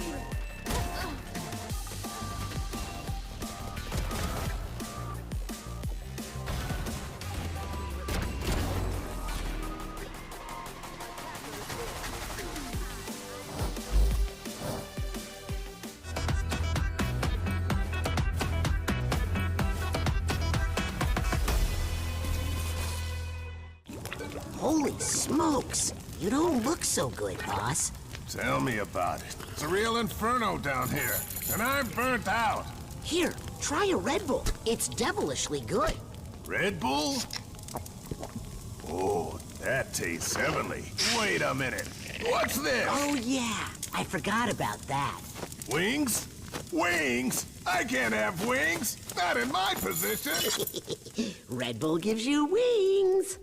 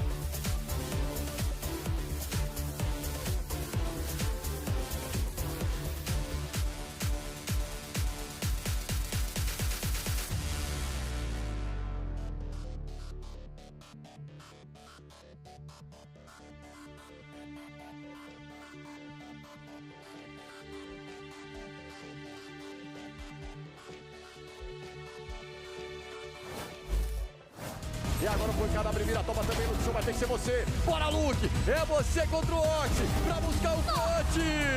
Luke Shaw! Hear the footsteps though.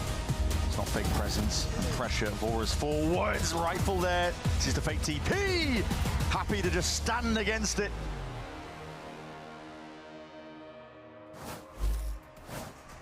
Maybe some echoes of 2025 as Loud almost let game one of this series slip away, but they managed to close it out at the end, 13-11. Let's dive right in and talk about Breeze, because a fixture of that first half, Myrna, was definitely the site anchoring for Loud, and in particular, the work Pancata was doing. Dude, 100%. Pancata was just standing on the back of that wall on B site and getting pick after pick. It felt like whether or not 100 Thieves were either splitting or just executing from that main B main or A main, every single time Pancata was there to kind of shut it down. They had these protocols where they retook mid, they got that information, they were just so proactive, but the only reason why they did that is because they had the time to with the amount of kills that they were getting on that site. Yeah, and he was also just really good at working around the map and the util that he literally provided for himself with those smokes. With 100 Thieves, with their execs, you know, their util was kind of separated. They weren't having the timings down, right? And he took advantage of that and was able to kind of pick apart their execs as they kind of flooded out.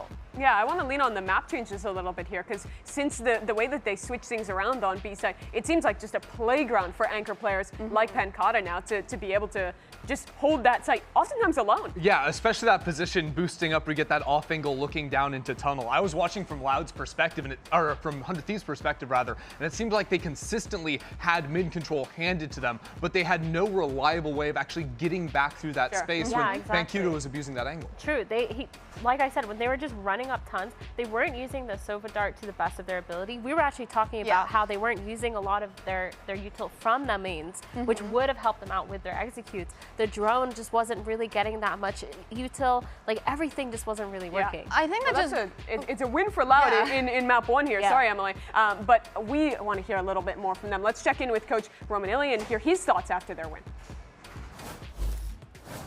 Romanilli got a little dicey there in the end, but you closed it out.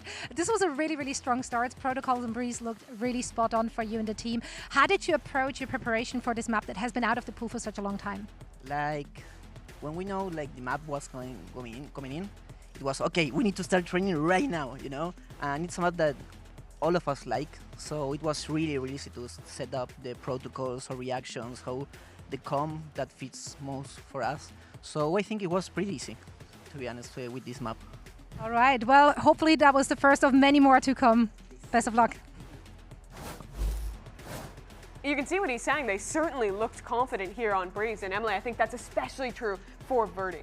Yeah, no, and you can tell that they're having fun with the way that they were playing. You know, being able to get those fights, being able to op on both attack and defense. You could tell it was just like a jet playground, and Breeze has always been that. And Verdi, he thrived on it. You could tell that they were just finding success and having fun, and it didn't feel like a hard transition or a hard thing to kind of pick up again, like the coach said. Yeah, I feel like what they did really good was being able to set him up for success, letting him play towards that close mains, letting him fall back and taking a lot more of that role where he's holding for the executes versus only being that information towards mid, using that operator more for kills and stuff. And it just felt like he did such a good job even setting himself up for success. Yeah, I think the thing that paid off for him so much was the angles he sort of peeked back into. He was constantly looking for timings, not even like off of the back of utility or anything like this, but 100 Thieves were walking in thinking they'd cleared space, and then all of a sudden there's a jet swinging into their screen halfway through their exec. It's really frustrating. Was sick. Yeah, Loud definitely did a great job of being proactive at re-clearing into that space. I think even back to that pistol round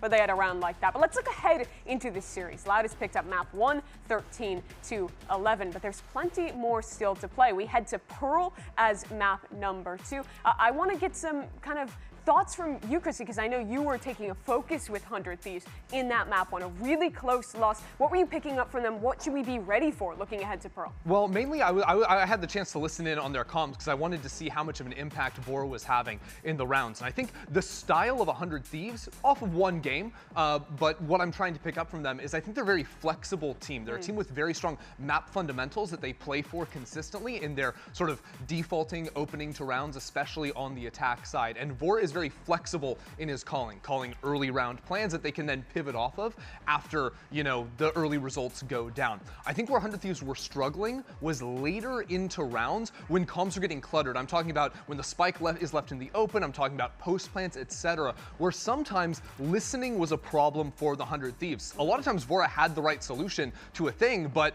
the team wasn't actually able to hear him in the moment and listen to him. And that's where I think a player like Asuna came into play, because he was a player that was consistently able to be a very dominating voice in comms. If he saw his teammates ready to overheat in a post plant, he was getting loud and clear and giving a direct plan with timing of when his utility was going to come in. And I think he ended up saving a lot of rounds for 100 Thieves. And if you're a 100 Thieves fan, you probably know this. There is a reason why this guy is that one remaining member that is stuck around on this team for so many years. He adds that second voice on top of just his performance in the server. Do you think that the reason why those things were happening, because for us when we were watching, it felt more like they weren't used to the map.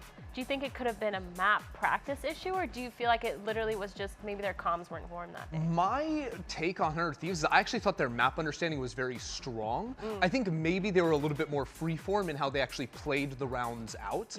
And that's where, when it gets a little bit muddy, there wasn't a clear plan for them. But again, there were a lot of times where comms were there. There were just individual players getting ahead of the play and not able to listen and react in that moment that was causing the problems where one player is running into a side as another is getting ready to use util, that sort of thing. Yeah, looking ahead now further to this Pearl. On this last map, we saw both teams going for a double initiator comp with the KO in a world where a lot of teams are just dropping that second initiator completely, playing the Yoru instead. Is there anything you're looking to see from the 100 Thieves camp in terms of their composition going into this next map? Because they have had some very interesting reads. You think about the Sage comps they're running, things like that. Is there anything you want to see here on Pearl? I mean, I wouldn't mind seeing something new, something different on the side of 100 Thieves, but I'm also happy if they run a more standard comp, maybe run a double duelist, maybe have that Yoru, but I'm mostly just looking to see if it's going to be as well-rounded as their bind. I feel like with their bind, you can tell that they've had a lot of reps on it with how that they were playing, and I really want to see that going on a map like Pearl. Well, the man who's responsible for making those choices is Coach NBS. He's standing by ahead of map 2. NBS, your team was almost getting that comeback there on that first map. Individuals like Timotino really struggled early on in the series, but he more than redeemed himself later on. What do you as the coach say in those moments to ensure player confidence doesn't get knocked and they're able to actually mount a comeback? Yeah, the word almost. It seems to be haunting us almost against G2, almost this map as well. Honestly, we just started with a little bit shaky, and the team lane wasn't clicking as much, and obviously for Timotino as a duelist, right, when things are not clicking team-wise, it's kind of hard to get things going sometimes. So during the pauses, we emphasized that we want to remain a little bit more calm, and the emphasis was control. Just keep control of the game, keep control of our communication and the pace of the way we speed things up when we take it calm and stuff like that. All right, hope that works out for you, map 2. Best of luck. And Ender, taking control of communication is something that you were bringing up from your reporting on this 100 Thieves teams. It feels like Asuna is going to be a big key to that going forward. Yeah, I think I already talked about how much impact he had during the rounds, but another thing he was doing in pre-rounds was after an early plan would come in, he was asking very good and clear, clarifying questions for what exactly pieces of utility you need, where do people need to be necessarily, when Voro was giving more general ideas, which I thought was really cool. And also he was fully in charge of tracking economy and making decisions around buying versus saving, light armor versus heavy shields. I was very surprised to see the amount of impact in all aspects of the game that Asuna was having for the team. I think when it comes to IGLing, it's really hard to keep that in mind the whole time. So it's really good to have that second person. I think Emily was a lot of that for me, where she's always keeping track of orbs, keeping track of util, and making sure that I was aware that everything that was happening on the map was fitting in. So I think that makes a lot of sense, and makes sense it's coming from Asuna. Well, we'll see how those keys apply. Map number 2, Pearl, coming right up with Bren and Sideshow on the other side of this break.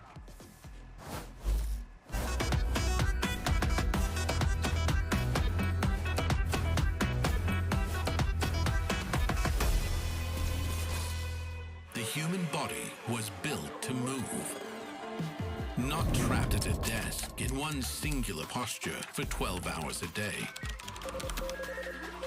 It's time your chair evolved. This is Secretlab Titan Evo. Ergonomically engineered for you, gamers, hybrid workers, artists, backing your every move.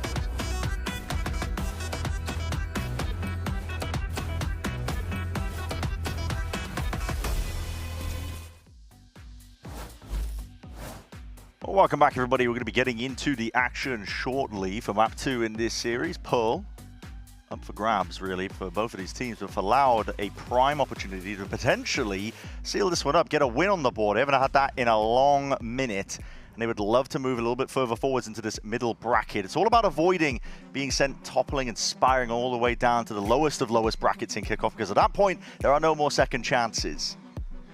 It's absolutely true. And now we get to see 100 Thieves back on what they've mostly been running on, essentially all the rest of the maps that we've seen them, which is the Waylay and a solo Waylay in particular. So Timotino going forwards, working with the rest of the team to try to set up those saturate engages, and then Cryo mopping up on Chamber. This was a map that they didn't have the most success on, actually, in their opening game, but it's one that they're comfortable on. They've chosen it here. In theory, it's one where Cryo can have enormous impact. Though if you're talking about Cryo impact, it'd be map 3 of Bind, where your eyes would be going even more so. Oh, yeah. Yeah, we're yet to see Loud pull out a composition here, so going with something fairly standard, to be honest with you. A lot of teams playing double initiator with the Astra. Makes your post plants really potent. Oh, flash over the top. Hold on, here it is. Yep, saturate. Flash is good with the connection, but Timotino has to respect that timing on the refract, so... Seen 100 Thieves go for that one before. Yeah, now Cryo's going to be the one to be tested next up, and he's missing a headhunter shot. Unorthodox in terms of the approach. Verdi, though, is going to be happy with it. Can steamroll their way towards the B side now off the back of that one pick. Flash to get them through, a drone as well to lead the way. They've called for a bit of a pause. Slowing it down just for a moment with the tempering, but salvos, that is a very awkward spot to be placed in. I mean, still playing the plan denial, but it's Loud that are currently whittling away 100 Thieves. Still finding all sorts of pickoffs. Now it's evened out ever so slightly, but still a 4v2. 100 Thieves are the ones with the disadvantage to play in for. Timotino's threatened that he's coming from Link, and now goes back to reconnect with Asuna. So Loud might be worried about getting pinched from both angles. Could offer Asuna a slightly easier entry here. But they are an uphill, yeah, they're going for the uphill battle for sure. Certainly, the knife is going to be turning off at least a turret. But still, holding it down, doubled up. They're making it really awkward to see if they can take these fights fairly. For 100 Thieves, it's all over. Oh, God! Not like that. Now this is Valorant. This is Valorant, baby. Yeah, sure. Loud have got a pistol round. They are going to be happy with this one, but this is. Loud actually winning all of the pistols so far in this series. They certainly have. And honestly, I like the way that they took this one with a bit of caution. Tiptoeing their way into the side, even though they got the initial pick off. They didn't want to rush into things, they waited. Got confirmation on the players. Luke sure loving that. Oh. 3-1. Yeah. Fights like that is just where you're praying no one's spectating. But unfortunately, everybody was dead. Yeah, yeah, unfortunately, you're the last alive, and so you know it's been caught on camera. 4 stingers here, and Pancada with a bandit. It's unusual, considering longer sightlines on a map like Pearl, but... Yeah, this is something that Sentinels were doing at the end of last season, if I remember correctly, where they kind of like half-buy on a lot of their players. You still got money in the bank. I guess you're not as worried losing these stingers too. Right, not worried about losing his guns, and that means he can go walkabouts. Man, he was an absolute menace in the game against Leviathan. Lev kept winning pistols, and Cryo kept winning the follow-up round for 100 Thieves. Headhunter in hand. 4 more bullets, could easily be 4 more kills. Yeah. Too much tiptoeing. Might just play directly into the hand of the team that's ecoing. Right there. Too much caution can be a bad thing, as we've seen many a times. And you are going back into the stack of players. Yeah, I'm not sure about this call from Pancada. You know that Cryo's pushed up, so why would they ever be on A? Yeah. A lot of footsteps, though. Comes in around, and that's going to be broken, and now it's time to really see if he can step forwards. TP just to disengage. Timotino out wide into the open, still the Stingers are doing quick work, shredding the opposition. There was danger lurking around the corner. Gets handled in time, though. Because of the kind of half investment almost into your winning a round, even if Cryo gets a few more kills, you still might be in a pretty good spot. Cryo's got a really hard task ahead of him, and Luxio's ensuring that there is no opportunities whatsoever for anything to go awry. The Stingers are also just nuts on an anti-eco like that, because you can straight up just run and gun. Yeah. I mean, it's the best way of playing.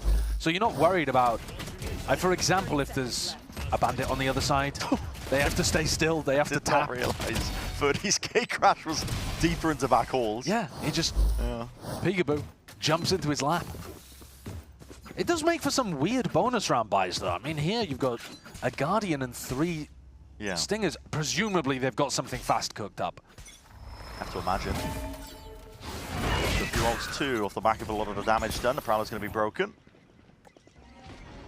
We've seen this set up by 100 Thieves before. We'll see if Loud have done their homework, because they definitely ran this one. Timotino hiding, waiting for the time to strike, and flashing and playing off the back of one and each other.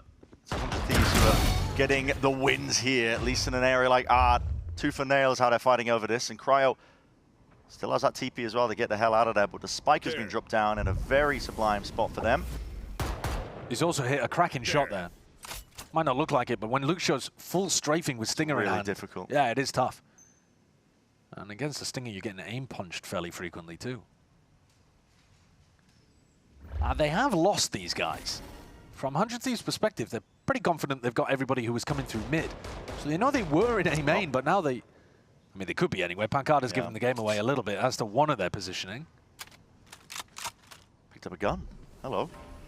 Yeah, that's a big difference. That's a big one. 35 seconds, though, is going to be so difficult to get through to R, pick up the spike, go back to the site, and there's just too much to do here, surely. It really is. See Utils recalls up. There's a salvo to try and make the fight a little bit easier to take, but everybody's locked on. And locked in, really, understanding exactly what was going on. So, 2 players fall for 100 Thieves. But not the worst players in the world. Intact. Yeah, not the worst thing in the world. And Luxio, one away from getting his ult online, so are they going to play for some kind of orb? I would imagine they'd have to work their way through Cryo, though. Played that mid-trap play in this round, but I would expect they're going to be sending their star player back to an extremity, fight over an ult orb. Which one is it? Yeah, A main. They're expecting Loud to be fighting over that one. Now, actually, Luxio's just controlling mid, letting the rest of his team fight over these spaces while he chills. You've got to be so worried if you're in Darker's position right now over towards A main, because you know that Timotino's got that play where he can push over the top with a KO flash. And the ult conceded, at least with the ult orb, which means, yeah, Timotino's got it. Virgin Paths is online. So now, B orb. They're going to play over that. Yeah, I mean, Cryo's so pushed up. And he was getting them constant information like this in, what was it, round 1? Yeah. Second round. Second round, sorry. Yeah, round 2. The only weakness in the map currently for 100 Thieves is that double doors angle. They don't have a trip there. So yeah, but they've got 2 players in a crossfire covering it. So. Yeah, it requires a bit of caution from them. No attempt to play for Luxio's ult orb, perhaps thinking that that's a bit too ABC and 100 Thieves would be all over it. Think about that tail drone though. Cryo is forced to respect it, doesn't want to get suppressed out into the open. Trademark is tripped, not broken. Yeah, it's not great for Loud. Slows him down. Pangada's trying to play off of a lot of this chaos and noise pressure that's being made across the board, but players are waiting around the corner. Might have even been spotted. Asuna is just letting the util fly forwards now, and the kills potentially racking up on the other side of things here. Open side on A. Main controls there as they get a plant down.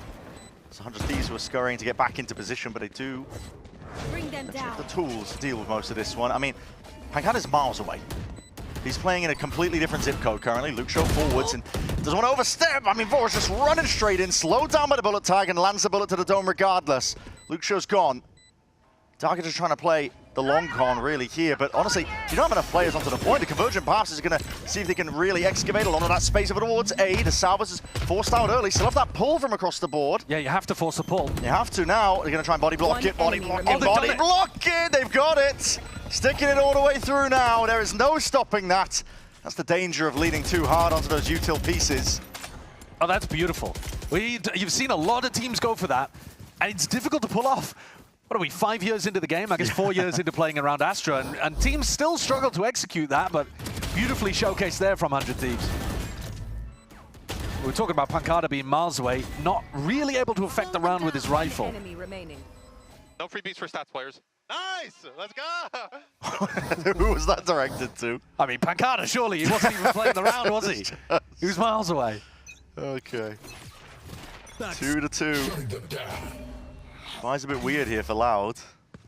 Well, there's only one player with full armor, so Cryo's read that, got the Outlaw, set up to feast, but there's a drone in his face. He's just got into range there with the trademark. Of the rendezvous, I should say. Gotta be scared of that drone. Yeah, that drone is nasty now. It gives you full reveal and suppresses you, so you wouldn't be able to escape. If you were playing Chamber or Yoru, something like that, Teo is a nightmare. You don't want to get caught out of position for it.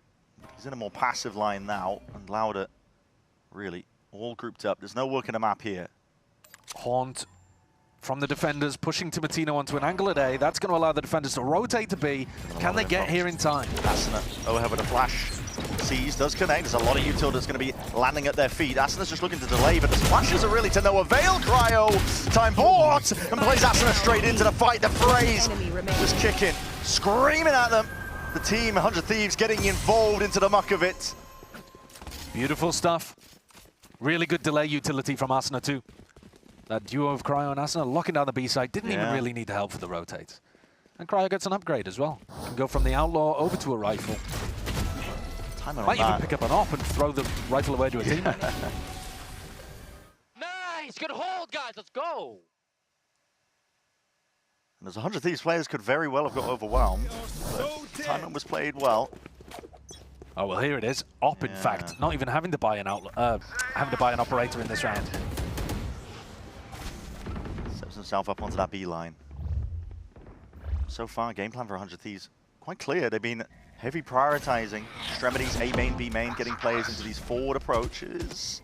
I mean, they're playing through mid a little bit too. Hold on, there's an angle. There's a fight here, just adjust in time. Pancada had to be accurate on that first shot. Wasn't quite the case. Always tough stepping into Cryo's domain.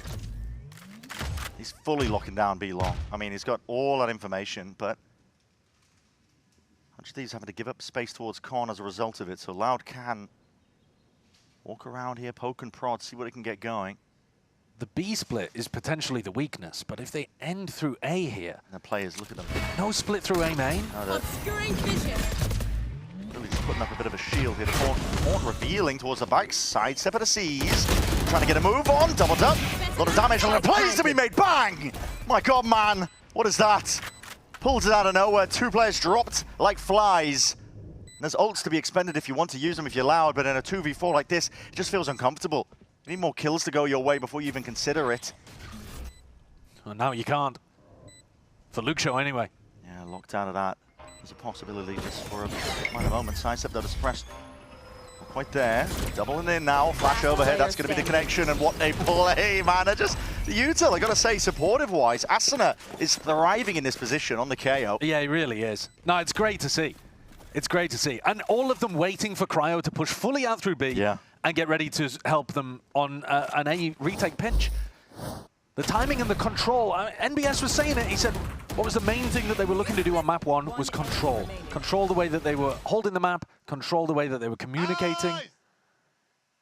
And that's exactly what they did in that A retake. A lot more in sync. Yeah, it's not as rushed as we've seen from previous years from 100 Thieves. Yeah, or just even that prior map where Breeze looked a lot more uncomfortable, I would say.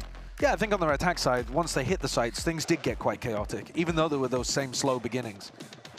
But here, I mean, this is a map that they're much more comfortable with. This match maybe being a tale of the map pool. Sure. For both squads. Yeah, that's what I mean. I mean, map 3 is fine. 100 Thieves would love to get in that direction, wouldn't they? Certainly. It's a map that they have been so damn good at. At the same time, I could see some of the Loud players thriving in that position too. Yeah. I mean, Luke Show, anytime you can get him activated on what would be a phenomenal... I mean, could he play the Chamber? Absolutely. But I was thinking just then about him playing the Viper. The Viper? Either way. Lurk timings. Either way, whatever he ends up going towards, though, I think it would be a map that would activate him, get some huge value out of him. But Loud need a response here, so they're taking attack time out on Pearl. Only the 2 rounds, and that's as a result of the pistol. I think Cryo's been a massive, massive problem. I mean, the deep pushes into B main, A main. Yeah. And not just that, I mean, the other side of things, Timotino gets pushed up as well. Yeah. They're constantly getting really good information in the mid-rounds in terms of where these hits are going to be landing. I think Loud aren't doing a great job of pushing back those, you know, duelist-esque characters, Timotino and Cryo, who want to get posted up. Yeah. And the problem is, if you don't push them back in the mid-round at least, they're just giving so much info to the rest of the defenders to get stacks online. It's brutal stuff. It was the defense side that Loud was struggling on the most in that opening match. Today hasn't really been the case. The defense side looked lovely on Breeze. Yet to see it here on Pearl. Have they figured out what to do on the attack? Around like this, they don't. Again, Timo is really pushed up. Slaughters the stick bug. Yeah. Luke Shoda might have found a bit of a gap here. Good time to take it, but always back to the been called. Yeah, pinged out. Right there. They know exactly where he is. Trying to steadily work towards it, and it's all accounted for, isn't it? Yeah, if Bang didn't get it, Asuna would. And because Luxia was headed towards B, I think they can get the read now that that's where the rest of Loud were going, and that's why Pancada has to call an audible. They were getting ready to try to split B there, based off Luxia getting into a good position, and now with 40 seconds left, it's not looking great. The Prowler tells them they can probably push up to this kind of spot. But yeah, they've struggled taking A at the best of times, and now the weaponry's not there. It is going to be difficult. And with a kill like that, it gets a lot easier. Saturate's thrown overhead, anticipating that response back. There's 18 seconds left. Players not making all the noise in the world here. Louder trying to get past this one into the choke, but how the hell do you get past that? It's Timotino holding the door, slamming it shut in their faces and buying enough time for the rest of the team to get everything in order. 5-2, but the timeout was taken for this round coming up. A lot of ults built up for Loud now. You've got to think the money in a better spot too. Yeah, it's a great point. Romanelli's impact yet to be seen, because that was just an eco round. I am looking towards Luxia. Luxia's had his R online since very early on. We were talking about him being one away for a while. I don't care! Give me all the eeks! Yeah, I mean, okay. I mean, dude, this guy has got some energy. Even when he was struggling on Breeze, he was gassing up the rest of his team. Yeah, yeah. Individual, it doesn't seem like he cares that much about his individual ability. He's playing, well, in that instance, he's playing for the VLR stats, but... Well, he's also playing for his ult. He is, yeah. The Eco Cobra's doing something worthwhile in this game.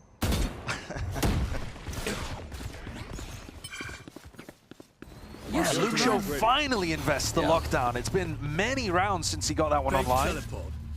Nothing subtle about this round from Loud. They have a tail ult, though, would destroy Bang in his position. Back inside, yeah, if you push them in forwards. Should be with the right timing, but they're not combining these ultimates up. It's Cryo's given that perfect window. Cosmic Divide has to be just pushed up, but any coverage into the corner, the bullets, there's no plan getting off. Bang is a constant thorn, constant worry. Spike's picked up, but these are ultimates that have just gone faded away. And 100 Thieves left to contain, absorbing all this pressure.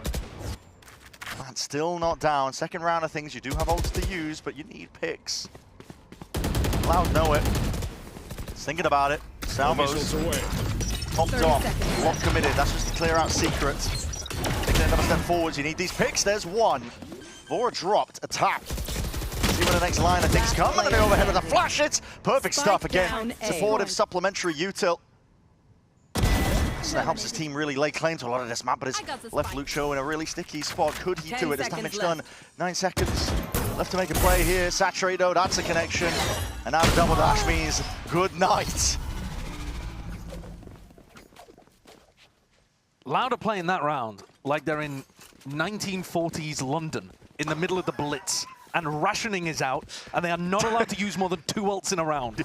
Like the combo Why are they rationing it? The combo is so clear there, in my opinion, that you want to be locked down, and there is a little gap where you know the defenders are going to be, and you throw the Teo ult there. But I think the reason they're rationing is because they think they can get the plant for free, and then they'll have all of the Teo utility for post. So I think the idea for Darker is he saved the double salvo as well. Yeah, they're just really trying to get the plant down and drag it out. Yeah, but I mean, that is just it's too basic, unfortunately. Like, that might win you rounds at a lower level, but against a decent team, they're going to have enough util of their own on the defense side to stop you getting in just based off one lockdown. Yeah. A little bit too one-dimensional. But that's okay. Next rifle round, they'll use their ration book for another couple. They've still got some. Yeah, Loud again. I mean, grouped up here heavily, of course. It's another week buy for them, but offloading ults. Okay, Dimensional Drift's going to be used. Not the best in terms of the weaponry that they got available. Verti does have a Bucky, so we could potentially make a play. He wants to try and dominate this space, but Timotino is just spamming away. Happy as anything to see if he can do it, and shotgun me, shotgun. Verti wins it out, drop down to 4 HP. Spam though, and Bang's already up onto the line. He's just spotted out Luke's show. Armageddon, this is everything being thrown at the wall, seeing what sticks for Loud. Can they carve out a path to victory? It's feeling unlikely. 100 Thieves happy to slow it all down. Temperate ults of their own now going to be used. Cosmic Divide forces the issue. It's Loud who have to push forwards here. Pull's already been forced out because, again, of course, those sound cues are just non-existent. They don't know what's waiting for them. No command, just in case. And they've got, I mean, listen, every tool at their disposal. And there's still so much time on this clock. Doesn't make a difference who defuses. 100 Thieves lock that one up. And Loud, they used 2 more ultimates in that round. Yeah, I mean, that's probably why 100 Thieves were happy to use ults of their own, even though they're against the eco. Absolutely, though. Yeah. Absolutely. So if you were looking at the next rifle round as like a big turning point, potentially, well, now they don't have the tools to really invest into it. And by the time they went for it, well, it was a 4v4. I mean, I don't know. I think it's going to be a real struggle for Loud in this game. You can see that they've got a clear game plan that they want to play these very passive post plants where they play for the pull, they play for the salvos, like that kind of idea. But to be honest with you, most of the teams that we've seen play well with the Tejo on attack of Pearl, and any map, to be honest with you, and Bind as well, have been using the salvos actually to generate picks. Yeah, not getting too greedy. Yeah, because you can do that in ranked. I mean, that's great. You all have a very clear game plan of no one uses util in ranked, man. It's, you can save it all day long. But once you get into the pro games, you can't play pure theory. You have to be utilizing some of util throughout the round in order to generate these advantages. It's too simple.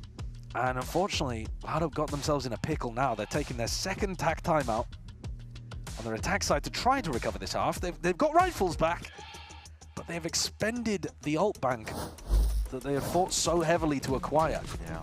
It's only Cow and Zine with it. And Darker, who's actually had a pretty decent debut, actually. Struggling at the bottom here on Tejo. Not ideal. We were talking, I mean, kind of just setting it up almost for Pancada. It's a big test for him in terms of the calling. Especially on maps like now, we're getting into the Pearl territory, potentially Bind if 100 Thieves keep this going. Turn out. Very different maps, I think. Yeah. Those two. Definitely are. You got a lot to worry about as an attack caller here. You know, pushing off an op player, although that is going to be the same on Bind. But you've got mid to try to take a lot of avenues and 2 very far extremities. less able to do sight pops straight off barrier. This round, they've done a decent job at pushing back a player over towards B. Yeah. Flash reclear just to gain a little bit of information there. Cryo's in an unexpected position. You don't really expect the Oppa to be playing double doors. Right, it is different. Prowler drops it off there. Virgin path to try and push them back and away, so ensuring that there's no access to lane. All 5 players right now want to force a fight for 100 Thieves in mid. Straight into mid, collapsing onto it. Oh, the timing is impeccable.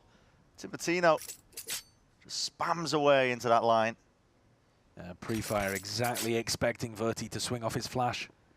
30 seconds left. This is a devastating one. Yeah, 100 Thieves reading ahead of the timeout. Because like you said, they did shift the setup. It was all extremity control towards B and A for the longest time, but they actually just left A completely here. Right. They knew that Loud have been spamming A hits for the last few rounds. They're very unlikely to do another one coming out of attack timeout. So let's just leave it really soft. 10 seconds left. Play heavy for mid, fairly heavy for B. Yeah. An incredible read. You are really seeing the difference in terms of map comfort here, I think. Yeah, the depth is on show. That also might suggest that 100 Thieves have Breeze somewhere towards the bottom of their map pool. Yeah, I was looking at the pick bans. They did, so a lot of teams have been banning it first round against them. I think G2 did that. But they have had opportunities, the one time where they had it, to float it all towards, towards the end, essentially. Tail end. Never been ones to ban it themselves. But it's hard at the beginning of the season to know who's good on Breeze as well. You only know from scrims. Exactly. You're trying to build up your expectations for what maps to even avoid at this point. But here we go. New beginning of round 11. Guns were saved, Loud, from the prior rounds, and back to the similar game plans that 100 Thieves had on their defensive setups. Cryo towards B, Timatino holding down A. Yeah, Cryo posted on B, as you said, and if they try to drone him out of this position, Asana's there with the knife. Now, knife dodged, which means you get a safe drone. Yeah, winning out of timing. Asana's going to try and break the drone. Can he break it? Yeah. Yeah. The Cryo doesn't have to use the rendezvous. Post is still back up. Well, no, we will respect that. All right, so 40 seconds into the round, and they have identified where Cryo is playing, and they've pushed him off the angle. The thing is, look at the other side of the map. Timatino really pushed up on A, and Cryo might still get a pick here. I don't think Pancada will walk into him. You never know. I don't know, Timatino's just trying to gather a bit of information. Maybe in that weaker side, trying to make a play for us. Are you kidding me? He's got the light speed, will be able to evacuate and get the hell out, but big threats waiting on the other side of things here. Pancada heard them run away from B, and so now he's calling his team to him, but they've already used a minute on the clock. They're going to take so long rotating this spike to B. It's a big map. I'm not sure they have the time to do this, but B is really weak currently. It is only Asana. Asana in a rock and a hard place now. Underhand with a flash behind him. He's looking to see if he can square up, take some fights early on. Another round, another go of things, and that is a great connection. He's just single-handedly locking this one all the way down. You will not remove him from this spot. Lucio eventually getting involved, but the time has just dwindled into nothing to work with. A lot of nothing but scraps at this point, and no time. This has been a constant uphill battle for Loud. Doesn't matter what they try, none of it is working. Heartbreaking for them. I mean, that's a very ambitious audible called. That's the kind of desperate audible that happens when you're, 2-8 down. And Pancada feels like he has an opening there based on the information he's found on the other side of the map. If Asana plays that worse, if he gives his life a bit too easily, if somebody's playing anti-flash, maybe that could have been a conversion, but Asana was just perfect in terms of how he delayed one half of that split. Right click. Yeah. KO buff's paying off. They're very difficult to dodge now. Yeah. Not that I ever could. Listen, I don't dare touch that agent. Well, I'm not dodging breach flashes. I don't know. I'm too old. People in gold are dodging breach flashes now. Yeah. I get full body by every time. Oh my goodness. I mean, it feels inevitable at this point. Everything Loud are going for. Shut down. Yeah, every area they poke towards, 100 Thieves have got a setup for it. Yeah. Timatino poking his head into A main, Cryo's locking down Art. And this time, they play B long a little softly. It's the constant rotation, although that's a stunner of a shot from Luke Show. Peeks around the corner with immaculate crosshair placement. couldn't have known for sure that Cryo was there, I don't think. That's a hard fight to win because Cryo, he's already posted up there, so. All the chances forwards. Timotino inserts himself into the smoke. He splits up section of the sides, but players have slipped the net ever so slightly. Bit of spam does the job though. Darker capitalizes. 3v3. Salvo's now going to be offloaded to see if they can find more aggro for a bit of this space. Not trying to play hard into the post plant like they were before. Twist and turn and a change of pace, but Asuna has got something to say about it. That's Darker and Kawazine sent straight back to that spectator seat, and Pancada now left to do it in a 1v2. They were so worried about an A-main player, they just sat in the open. Full bit of space gained for him, but I mean, this plant is not for him, is it? They know where he is now at this point. They hard clear towards main, waiting it out entirely. Time to be played for. That's 10 rounds at the half for 100 Thieves. Felt like Loud, every move they made, I mean, it was just 100 Thieves one step ahead. Yeah, this is why 100 Thieves have been going towards the map. Doesn't matter that they lost on it recently. They're very confident here. The chamber value, absolutely dominant. Yeah. They were completely all over every move that Loud went for. Very tough game for Pancada to IGL so far. Very tough indeed. The second half is going to be looking well. Questions still remaining, but for 100 Thieves, they are thinking about how they can wrap this one up and get us to that map 3. Still rounds to be played though, so don't go anywhere.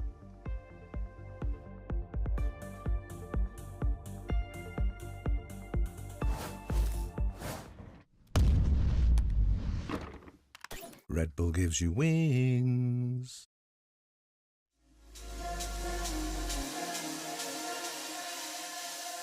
Break it down.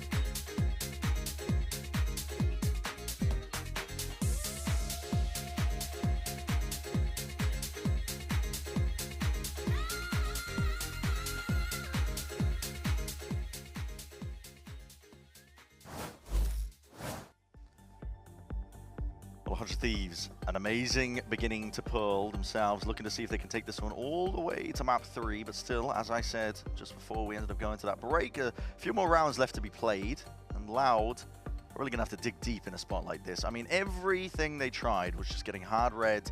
100 Thieves had an answer to it, a game plan, always thinking how to just outplay them at every twist and turn. The pistol round worked. Yes, they have won a lot of pistol rounds. It's just the rounds outside of the pistol rounds. Yeah. So, which they end up being quite important, actually. Yeah, there are more of them. There's more there are more of them. Yeah. I mean, listen, it's great to win the pistol rounds. You get off to a very strong start, but it's all about how you snowball off the back of that, and they were not able to get anything going at all, but yet to be seen again. VALORANT is a game of two halves. It's the wisest thing you've ever said. Thank you. Yeah. Well, Loud are going for a mid push, maybe a flank retake setup here. Cryo's actually waiting for that as 100 Thieves make the entry into A. Spotting a weakness. Big jump on the chance to just absorb up a lot of the space over towards A. And even further forwards as well. That Prowler just nobody was towards the back. Timotino though waiting for a flash, it looks like. Second round of things. He's seizing a salvo, and he should be dead. Yeah, it is. Okay, util comboed. 100 Thieves, pistol round demons perhaps, but Bora's going to see if he can again find a bit of a flag in the ground where he stands, not let them step past that secret angle, and Aston is going, working around, trying to see if he can just play it, making a bit of noise in the process. It was accounted for, but he still plays claim to the life of Lucio regardless. Bang!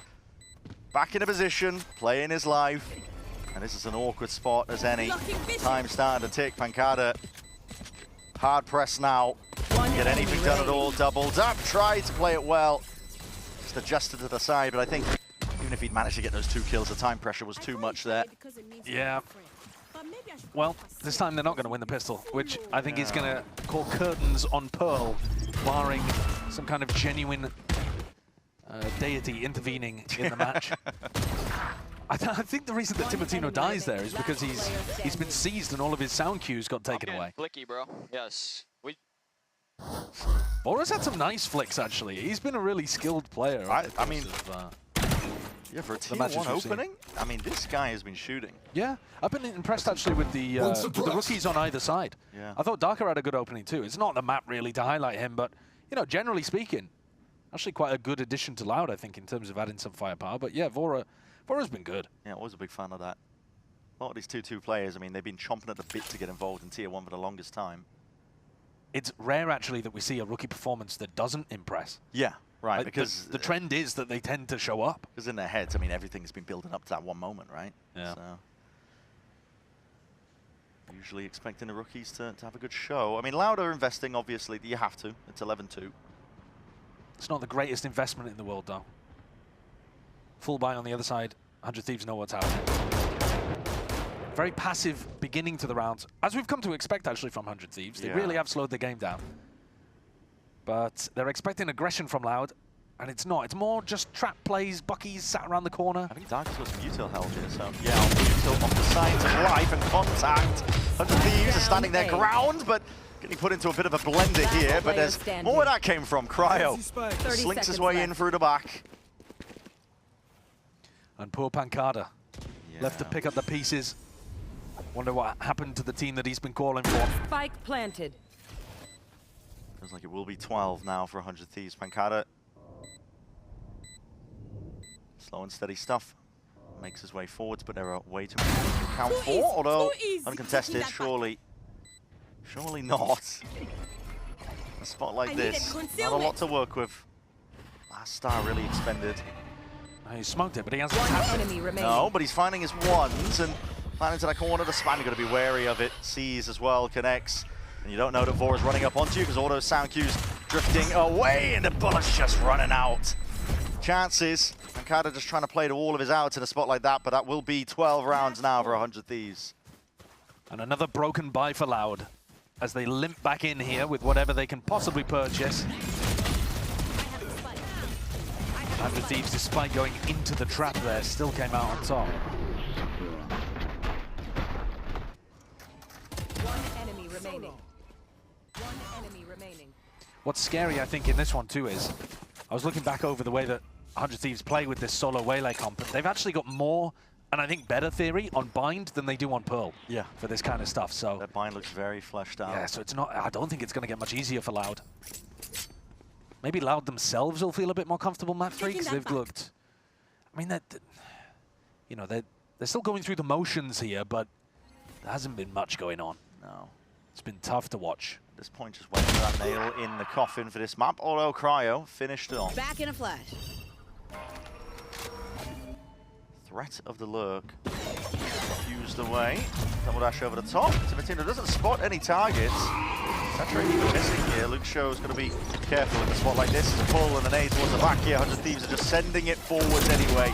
Don't care if there's signs of life. They're happy to mop it all up. That will go down with no problems whatsoever. Kawazin trying to play himself the inside of some angles, but with only the stinger to hand. Not the right tool for the job there. 13-2. 100 Thieves. Clean sweep, essentially. I mean, the only reason we're able to get those rounds on the board is because of the pistols. So, fantastic for them. They can look forward to buying a map that they are scary on. Yeah, that is a rough showing for Loud. They got to mentally reset after getting obliterated here and jump back into things facing 100 Thieves who should now be fully activated. It was great to see Loud firing on all cylinders for map 1. But they are going to have to get back in the zone real fast. I mean, it's been absolutely stunted, haven't they? We'll see, though, if they can change the tune over towards Bind, but 100 Thieves have been dominant on that map. We're expecting a continuation of that momentum. Do not go anywhere. One enemy. One enemy.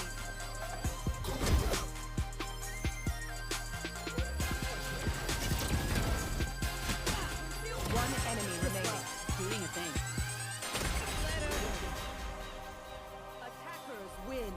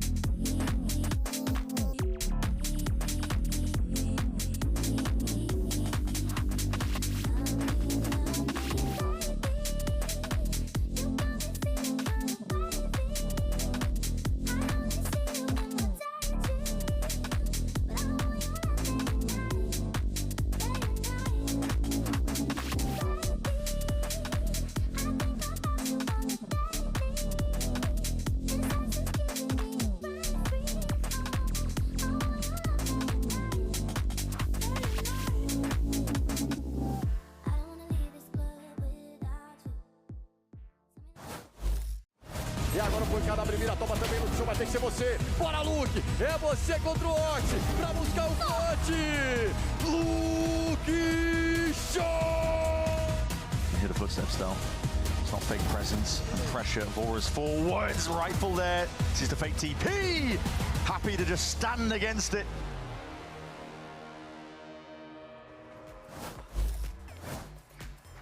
Welcome back. 1-1 series now after a massive bounce back from 100 Thieves. A completely dominant win on Pearl to send us all the way in this series. A really incredible performance from them, defined by a dominant defensive half. And I want to start there because we started this game by watching an absolute turnaround of what happened map 1 with Cryo and Bang finding so much success in these anchor positions. Yeah, no, I really like the way Cryo kind of played towards B site with the KO kind of setting him up early to get those first picks. He would use his knife super early, get info if nothing scanned. The next round, you'd see him kind of delay that, allowing Cryo to kind of push up without having to worry about that Teo drone, and he was finding success there. And I think on the other side too, Bang was just doing a phenomenal job just holding down the site. He didn't even need help. He was just smoking himself off, spamming a lot of those planters, and avoiding that util to get a lot of those picks on the site. So yeah, really, really good retakes because they just held down the sites. Yeah, and it's great news for 100 Thieves, right? Really close game 1, they just barely lose. Dominant game 2.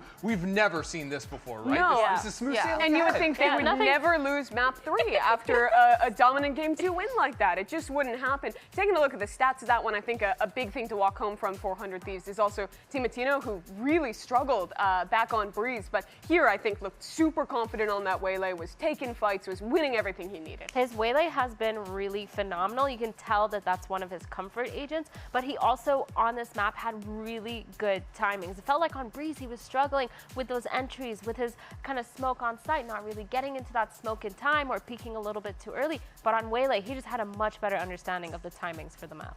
Yeah, he was also just really good when it came to helping his site anchors and flooding those sites. We saw them delay really well with Asuna and his utility over at B site, and he was right there getting active, peeking through and flooding in on every single He was site. even doing a lot towards mid as well. Yeah. He really felt unstoppable on the Waylay. Let's talk now a little bit about map 3 of this series. After a dominant win there, 100 Thieves get to go to Bind. Chrissy, this has always been a home for this team even before the rebuild, and they did look good, at least on the attack side of their first debut on this map, but couldn't quite close that out on defense against G2. What are you looking to change today?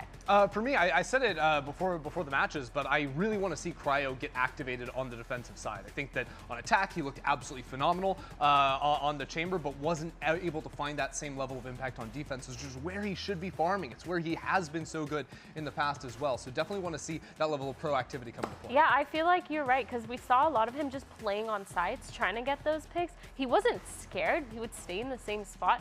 But again, yeah, they weren't proactive. And we talked about how 100 Thieves, their best defense is when they're proactive. So I completely agree with that. I also want to see Timatino kind of stepping it up and playing it the way that he did now, because that first game, the Jet was a little lackluster. Now with this Waylay, there's a lot more to see. So I'm hoping we can see that going into Bind. Well, let's talk a little bit more about Bind. Earlier, Josh managed to put together a telestrator on some of the keys to this Waylay composition when 100 Thieves played it the first time. Let's take a listen. Americas is poised to enter a Waylay meta, and nobody's showing it better than 100 Thieves and Timatino. Now, this is the Waylay on the other side, but I want to walk you through 3 points. They gain info, they hinder using the saturate, and then they look to get an elimination. So let's have a look in this example how they play this out. And the first thing that you'll notice is Spike's tucked in this corner, but actually the target's on the other side. So as this dog comes up, it stuns the player on the left. Timatino doesn't have to worry about that. He double dashes in, grabs the saturate, and they combo it with an orbital strike. Absolutely beautiful way of being able to set this up. And here's another example. PXS is the target this time. A Viper's pick goes down. It's really, really difficult as the Viper to stop this happening. He gets double dashed on again. Now, the information, you know that the guy's there because short pits are super common. This time, Timatino gets a kill, but the orbital strike would have anyway. Let's have a look at another example, though. We'll go into this one, which, again, we're going to be taking a look actually at the minimap here. and we're going to have a look again at a B long idea. Now, instead of following the dog up this time, they've actually smoked the top here, and they're going to flash in and around the corner. And that gives you really precise information. You know exactly that somebody is in garden if that smoke makes the bong noise. So as that happens, we'll run it back again, and you can see in the mini-map that what they do is they go up here, they throw this smoke, they throw the flash. When the flash connects, we'll go back to this POV, a jump peek, just a little jiggle jump peek to throw out the saturate, and because that's a quick cast, they're able to get the kill off the back of it. And let's have a look at how it's used on defense. This is PXS trying to lurk down short, and in this situation, jiggle peek, Timotino doesn't commit, but then after he throws the saturate out, double blast with the shorty. What on earth can PXS do in this situation? And we're going to take another look at the minimap here to show another play that Timotino is going for. He's able to throw his saturate through the teleport, and because it's a quick cast ability, that is going to instantly open the teleport doors and allow him to be able to get a pick, whether or not the player is hindered on the other side. You'll see it on the minimap, and you'll see it flash up in the kill feed here while we're watching 100 Thieves Cryo. But there are just so many ways of making this Waylay look amazing. So many different plays that you can try, and a lot for other regions to learn about from Americas. Thanks, Josh. We'll be looking forward to that in the second half when 100 Thieves get their hand at attacking. But I want to turn attention to Loud, who will be starting on the attack side here. They were a team that last year were defined by the close series where they played well and couldn't quite close it out. And I think here, going into a map 3, it's a real chance to show that that is a narrative of the past and that they have a strong plan for Bind. Yeah, they can reset expectations from previous years and also this year, because I think most people, the fans said 88.8% of fans thought that 100 Thieves were going to be winning today, and after the breeze went down, already that's gotten shaken up a little bit. Loud could make a big impact with a win here.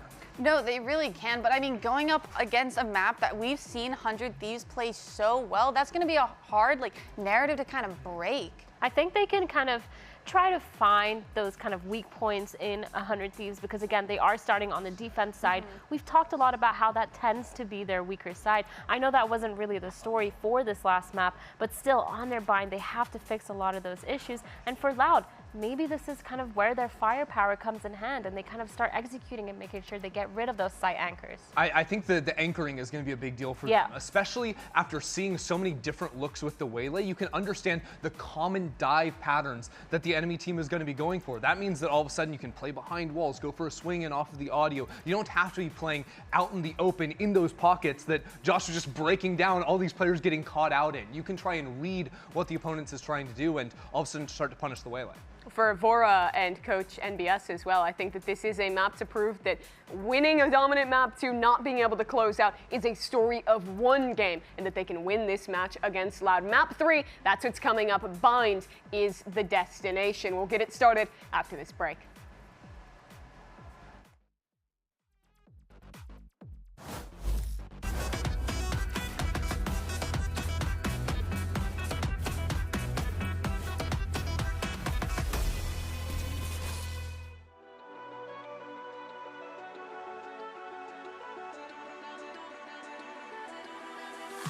As a shadow hidden from view, 끝없는 길 위에서 lost in the noise, I didn't know how to speak, but I was bolder than they thought I'd be. All the stars try to keep peace, but I couldn't find my own way. They call me fragile, said I'm too wild, but now that fire is reconciled.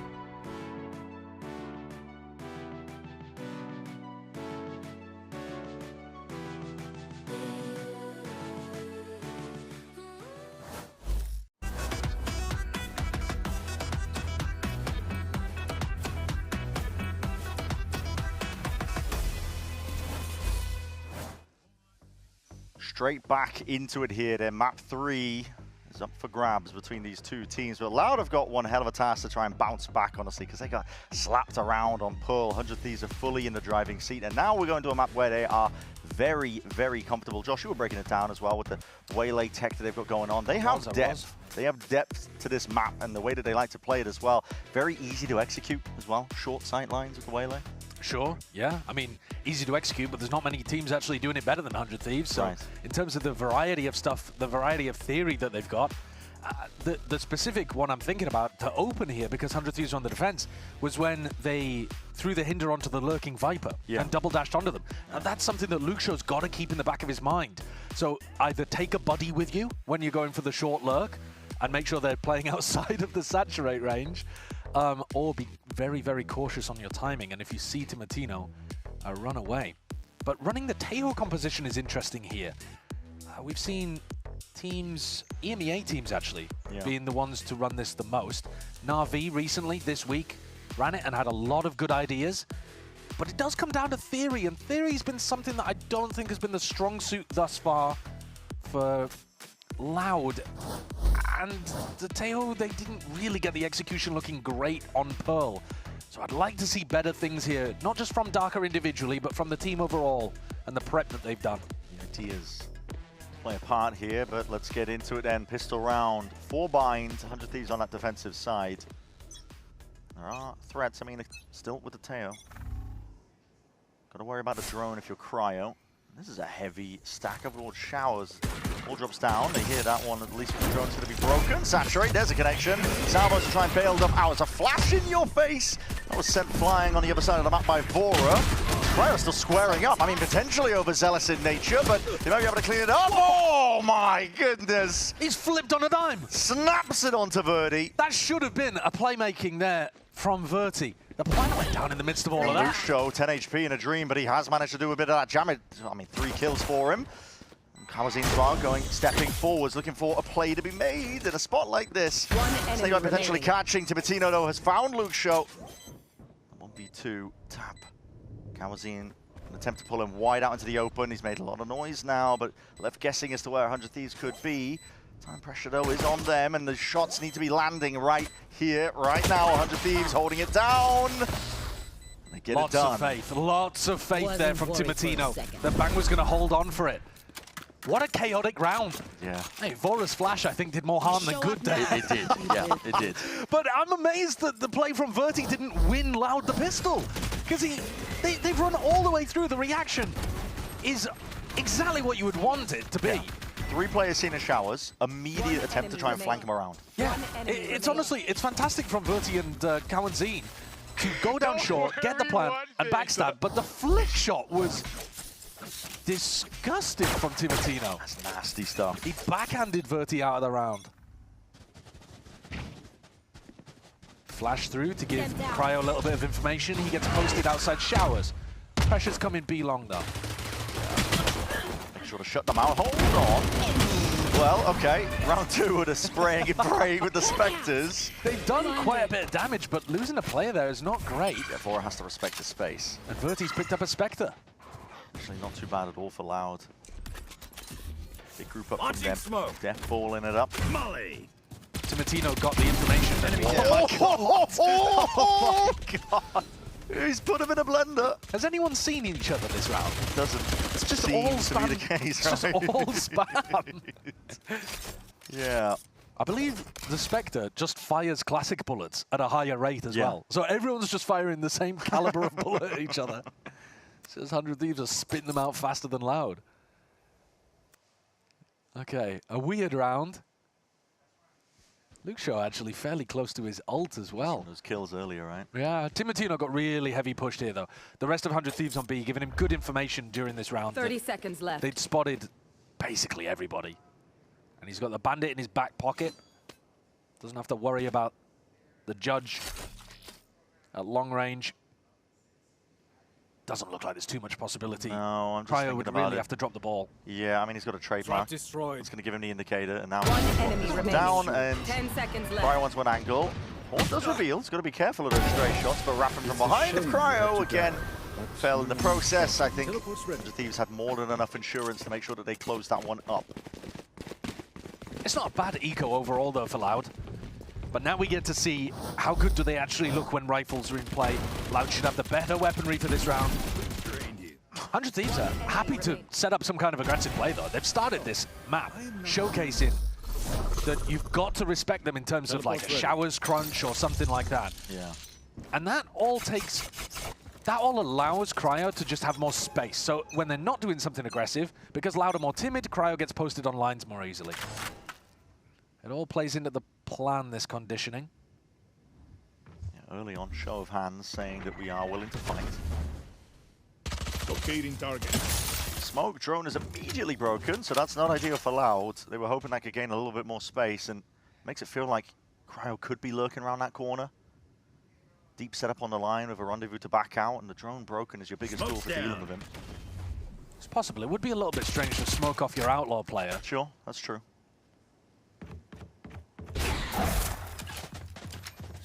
Big priority though from 100 Thieves.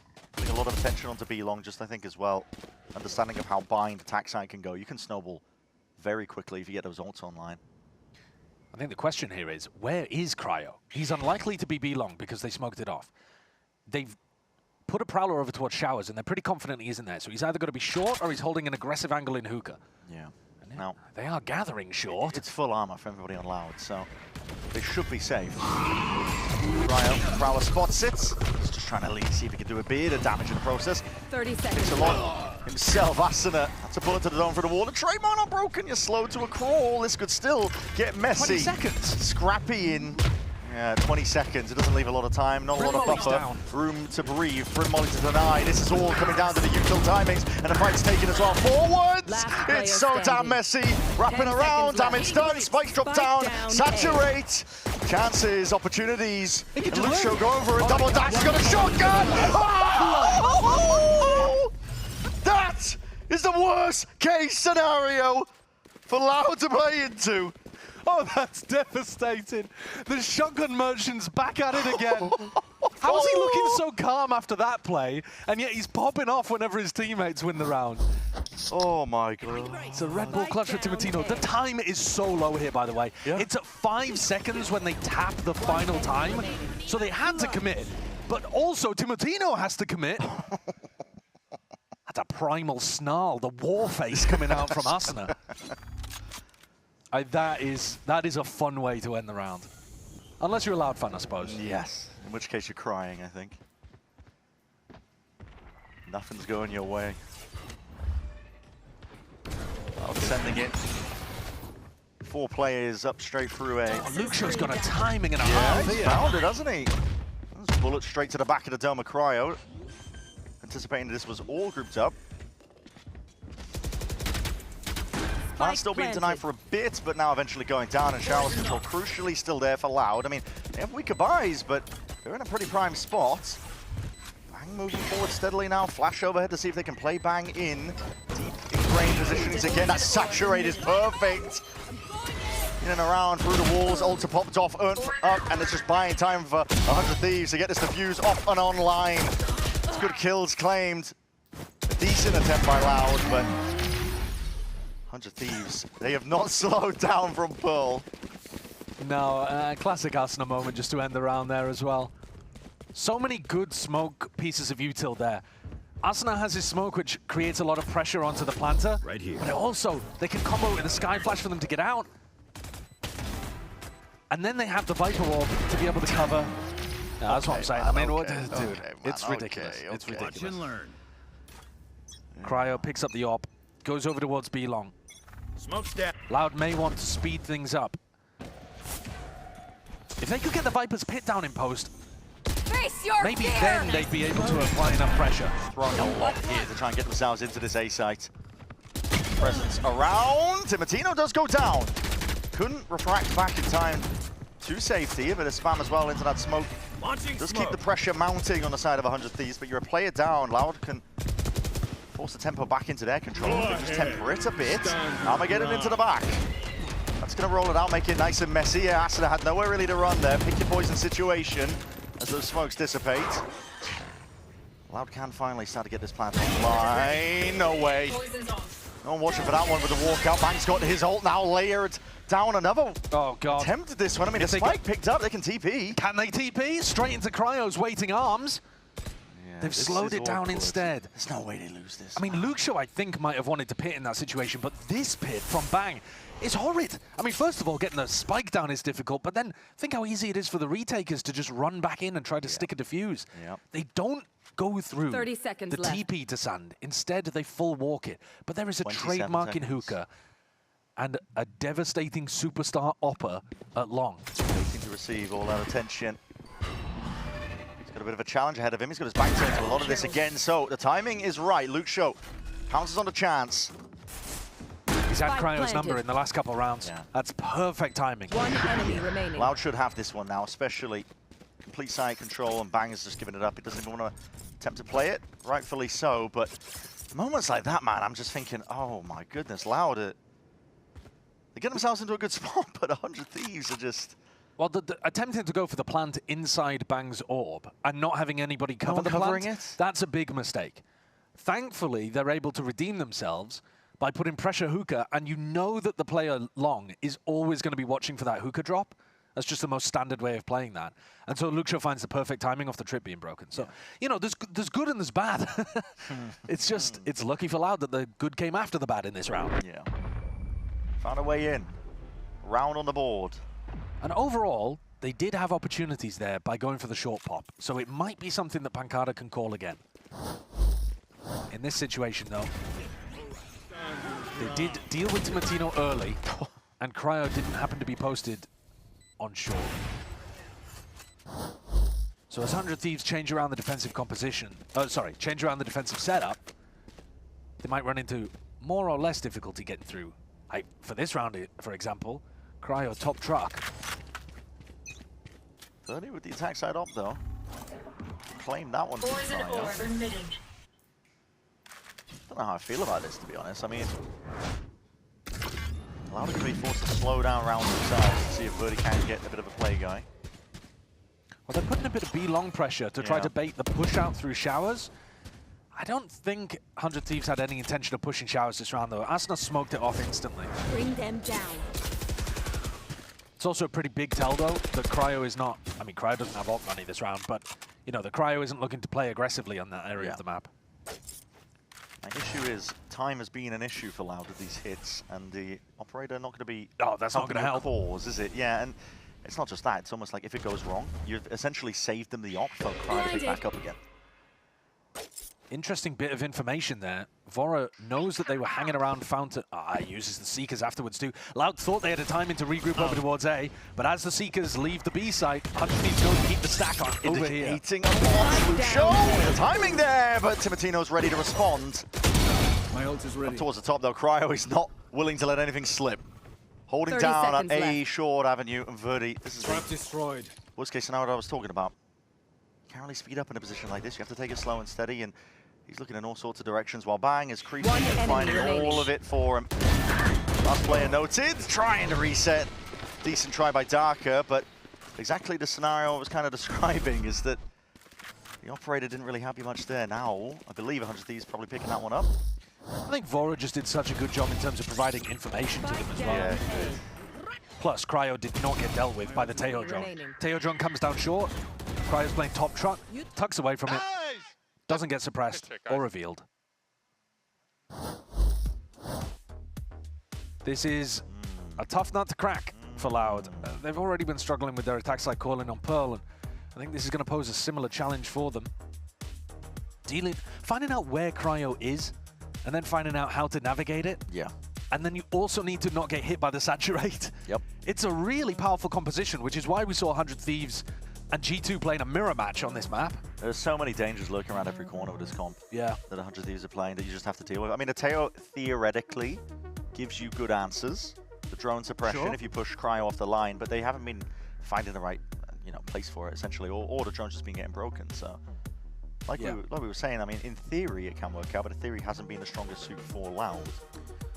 Yeah, I think the other thing that you should be able to do with the Tejo is throw salvos at people. Like, once you confirm where somebody's playing, throwing salvos at them to force them into uncomfortable scenarios and set up for an entry onto them. You know, that's kind of the way that you're attempting to generate picks on your attack side. But we haven't really seen much of that. I think the first part of it, finding out exactly what the 100 Thieves defensive setup looks like, has been a challenge. Because they're rotating it a lot. They always adjust it. Yeah, the theory overall, like the setups, the coaching, the game plans, it's looked good for 100 Thieves so far this year. Oh, this time towards B. Is it a fake or? Okay, I mean, they've walked out there. I think the flash was avoided. We're pulling out util in moments like that, okay. Playing on his iPad. Yeah. Cocomelon in sight. It does give a pickup here to Loud, so... This is weird, though. Really deep push. Yeah, Cryo's pushed, but they're also hearing somebody in hookah. Virtu will be able to escape their eye for now. Yeah, and they'll hear that teleport. There's nobody playing on the B side right now. They know it's ending A again. This is tough stuff. Pancada's calling is getting hard red. See, beacon down. Was there. Deletes the drone, a bit of spam as well, just making it really awkward to try and get through this. Choke point flash overhead! Vora! Can't be stopped in a position like that, and the lurk's happening all around them. Bang, again, finding those perfect timings. Don't expect that. Deep push played through. Luke Show on 5. More than 5 HP, a little bit with the regen shield added on top, but at the end of the day, he will go down just to 30 seconds left. Bullet to the chest. Yeah, breath of fresh air would topple him over at the moment. Yeah. It's, yeah. The attack side calling here is just getting obliterated. I think you're just witnessing a bit of a tear gap as well. But I think also what you're witnessing is an upcoming IGL who has a lot of experience calling at the tier 2 level and being combined with a good coaching staff that they're familiar working with, thriving. Whereas on the other side, Pancada's not the most experienced IGL, for sure. And working with a coach that he doesn't have, as far as I'm aware anyway, prior history with. Yeah, the chemistry. And I think, and I think that's just going to take longer to figure out for Loud. And that was always the problem, actually. Not just for them, but for Brazil in general, isn't it? Is finding where this new crop of callers is going to come from. Yeah. It's been a struggle. That's why last year they brought in Robbie BK. But they've gone in a different direction this time. And it is difficult for it. Yeah.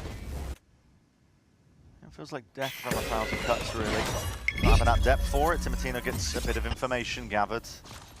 Pulled back. A lot of aggro showers played by Thieves. Drone needs to be dealt with. It's not, so Cry will actually this time heal his way back towards that rendezvous. So one of the first times that Loud have been able to successfully take a bit of control, push and find where Cryo was playing. At the same time, Vora, look at that Trailblazer, full clears out sand, so they're pretty confident it's not a real B hit, which means they can keep 3 players stacked on A. Now, what we're looking at, I think the plan for Loud is to go through the teleporter, but maybe Pancada will drag these players back to B. At the moment, though, feels like 100 Thieves actually have a pretty good read. I don't think Pancada's hitting B anytime soon, just with these 3. It would be weird to leave Calentine and Luxio completely on the other side of the map. There's other issues arising, though, as well. The fact that Loud aren't really doing much posturing, it means that 100 Thieves have tons of util to delay. Zama's going to be sent out as well over towards that B side, but Cryo is still sidestepping most of it, locking down the angles. They're looking like they want to TP. 30 seconds left. My update teleport. Grab the orb, you have 27 seconds left, and now you're making a move towards it. Dimensional Drift is going to be offloaded. Vora is the only one home. What a strike! Just off this contact, the strike goes either way here with a salvage. What a shot by Lucio. Verdi forwards as well, stepping into the fights, and time pressure. 10 seconds left. Water over Ducks back there. Loud have found all the picks they needed. They know what Bang's been up to. The shots go missing, but there shouldn't be too much more danger here. Another fantastic performance from Luxio in this round.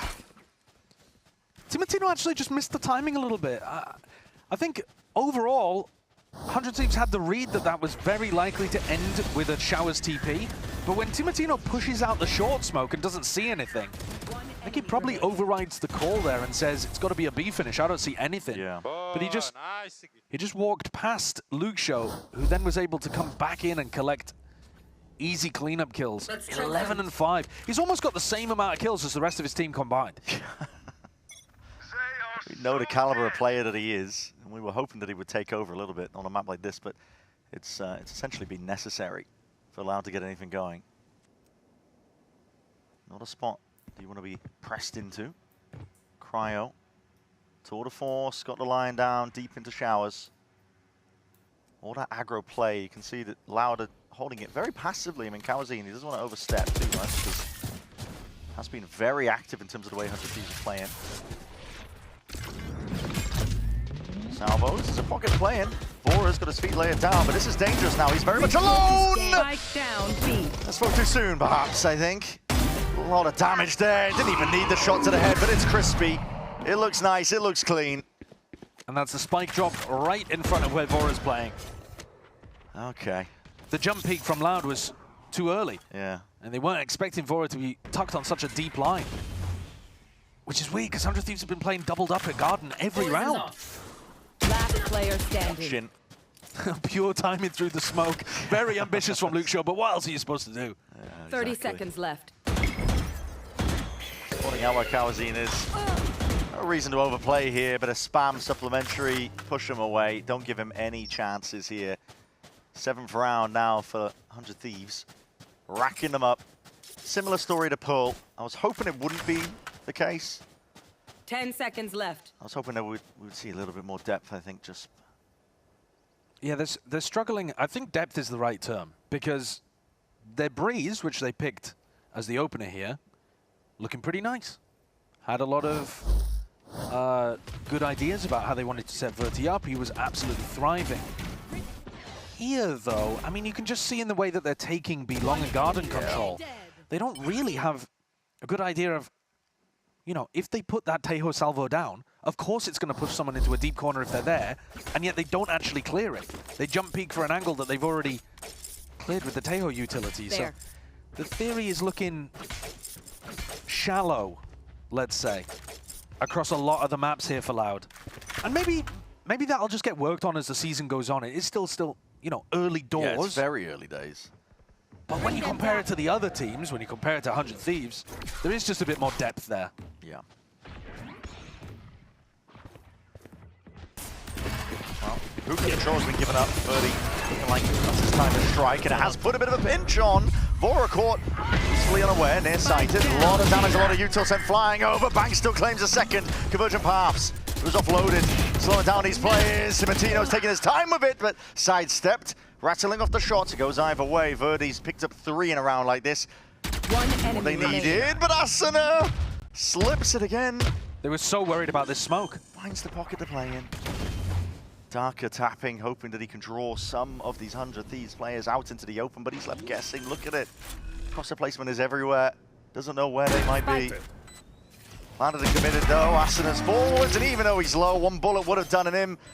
Still brings down Darker. Shot straight to the cranium. That duo again. Asuna does a great job here. I love that smoke. It's a great smoke. Threatens that you could be walking into backside. No more doubts. We're ready. And Loud are petrified of it. Walked inside of it with both players, and Asuna got a timer to walk out elbow. Big credit to Bang as well for somehow getting 2 in this situation. No idea how Loud didn't deal with him earlier. He was caught dead to rights. But it's a 7th on the board. I kind of like the pace increase. And the fact that they went through Hookah, which generally has been ignored by Loud. It was a good change-up. I mean, that should give you a bit of an indicator, surely, of what to press further, but they're not moving there. Bit of a bait and switch. Not a bit of it, is a bait and switch. I mean, Cryo's forwards. Luke Shaw, he has spotted both of them though, so disjointed a lot of that play going on. Timotino has to refract, spots 2 players. Back to the box. Going for a silent jump peek here as well. If he does catch Pancada, it'll give them an idea of what's going on. Yep, and now he knows that they're regathering. Oh. Cryo goes for the peek on the other side. Crosshairs trained on the right-hand side, Cryo peeks from the left. Yeah, as soon as he gets that kill, smoke drop down. And as soon as they get the info, Bang pushes out. Oh. It's just, it's textbook from 100 Thieves. They look great on this map, but they're playing Loud like a fiddle. And this is what we're talking about with depth. When we use that word, it's a bit vague, but this is exactly it. All the right moves being made, layers on top of it. One play goes amiss. right in your face, but again, Cryo is... Hello? down A. Backs towards him, Buddy's there. He does claim the kill onto Timatino. Asanado wants to inside that one, doesn't he? With that shorty. This is just, I mean, you're picking up a part of this stage of the game, playing with your food almost of your 100 Thieves. 9-2. Last round before the switch. It has not been close. No, it is very much, I guess technically it is closer than Pearl, because Pearl it was only the pistol round, and then it was 10 in a row, every single rifle round going the way of 100 Thieves. But the actual scoreline could be identical. It feels like we're headed for a 10-2. Enemy remaining. Boom, boom, boom, boom. Just running and gunning, bro. Accidents will happen. I like that. It's a good slogan. Yeah. It sums up the way that he plays. It really does. Who's yeah. next? Loves a bit of running and gunning. Pace increase for Loud. Making moves towards it. Verdi should get a clearance now out towards Sharrock. Hold on. Yeah, spotted it. And for Frax when it gets pulled back, it needs to be defended. Oh, Timatino's even just gone down anyway. Hell of a shot by Pancarte to manage all of that. Asana's the one who's in a bit of a pinch. Tries to smoke and just play into the corner. Just trying to hide. And his players being caught though. Darker out into the open, not anticipating that they could have worked their way forwards. No. Cryo! It's No right. chance. It's okay. Lauder's still got a pit down. Yeah. It's not possible to lose this round. No, not at all, right? Players have got shorties out, time's ticking away. Hello. It should play towards their favor. Standing. Okay. Found it now, the Decay's there. Snakebite forwards, and that's another kill for it, but time surely at this point has been played. With that Snakebite, the Decay out of the grasp of Cryo. 3 rounds for Loud. That's what they've got to work with. Well, the pace increase finally works there. They change it up, send it down, get the ults flowing, and it's a 3rd round on the board. But we've already seen how good 100 Thieves are at comboing this waylay. Util to be able to generate picks on the attack side. It is going to be a tough road back for Loud in this second half. Definitely is, yeah. Like you said, we know how good they are. We'll see moving into that second half what they've got up their sleeves for now, though, Loud. They got a few smiles to say drift into it, but it's all or nothing at this point.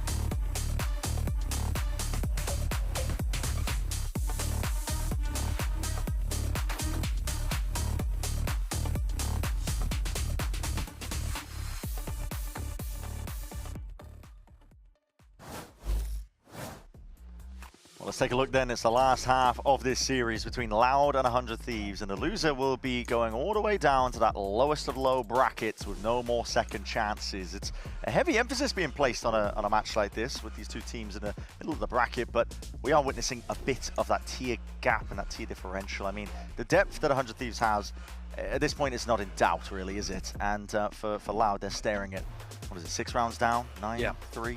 Yep, 9-3. It would be very difficult to generate a comeback at this point. It'd have to come off the back of a pistol, and I think probably an incredible game from Luxio, maybe, just dominating. Yeah. He's already got 12 kills. What more can you actually ask of this guy? But he's a certified star. Unfortunately, he's just never quite had the team around him to be able to get wins on the board, despite his excellent performances.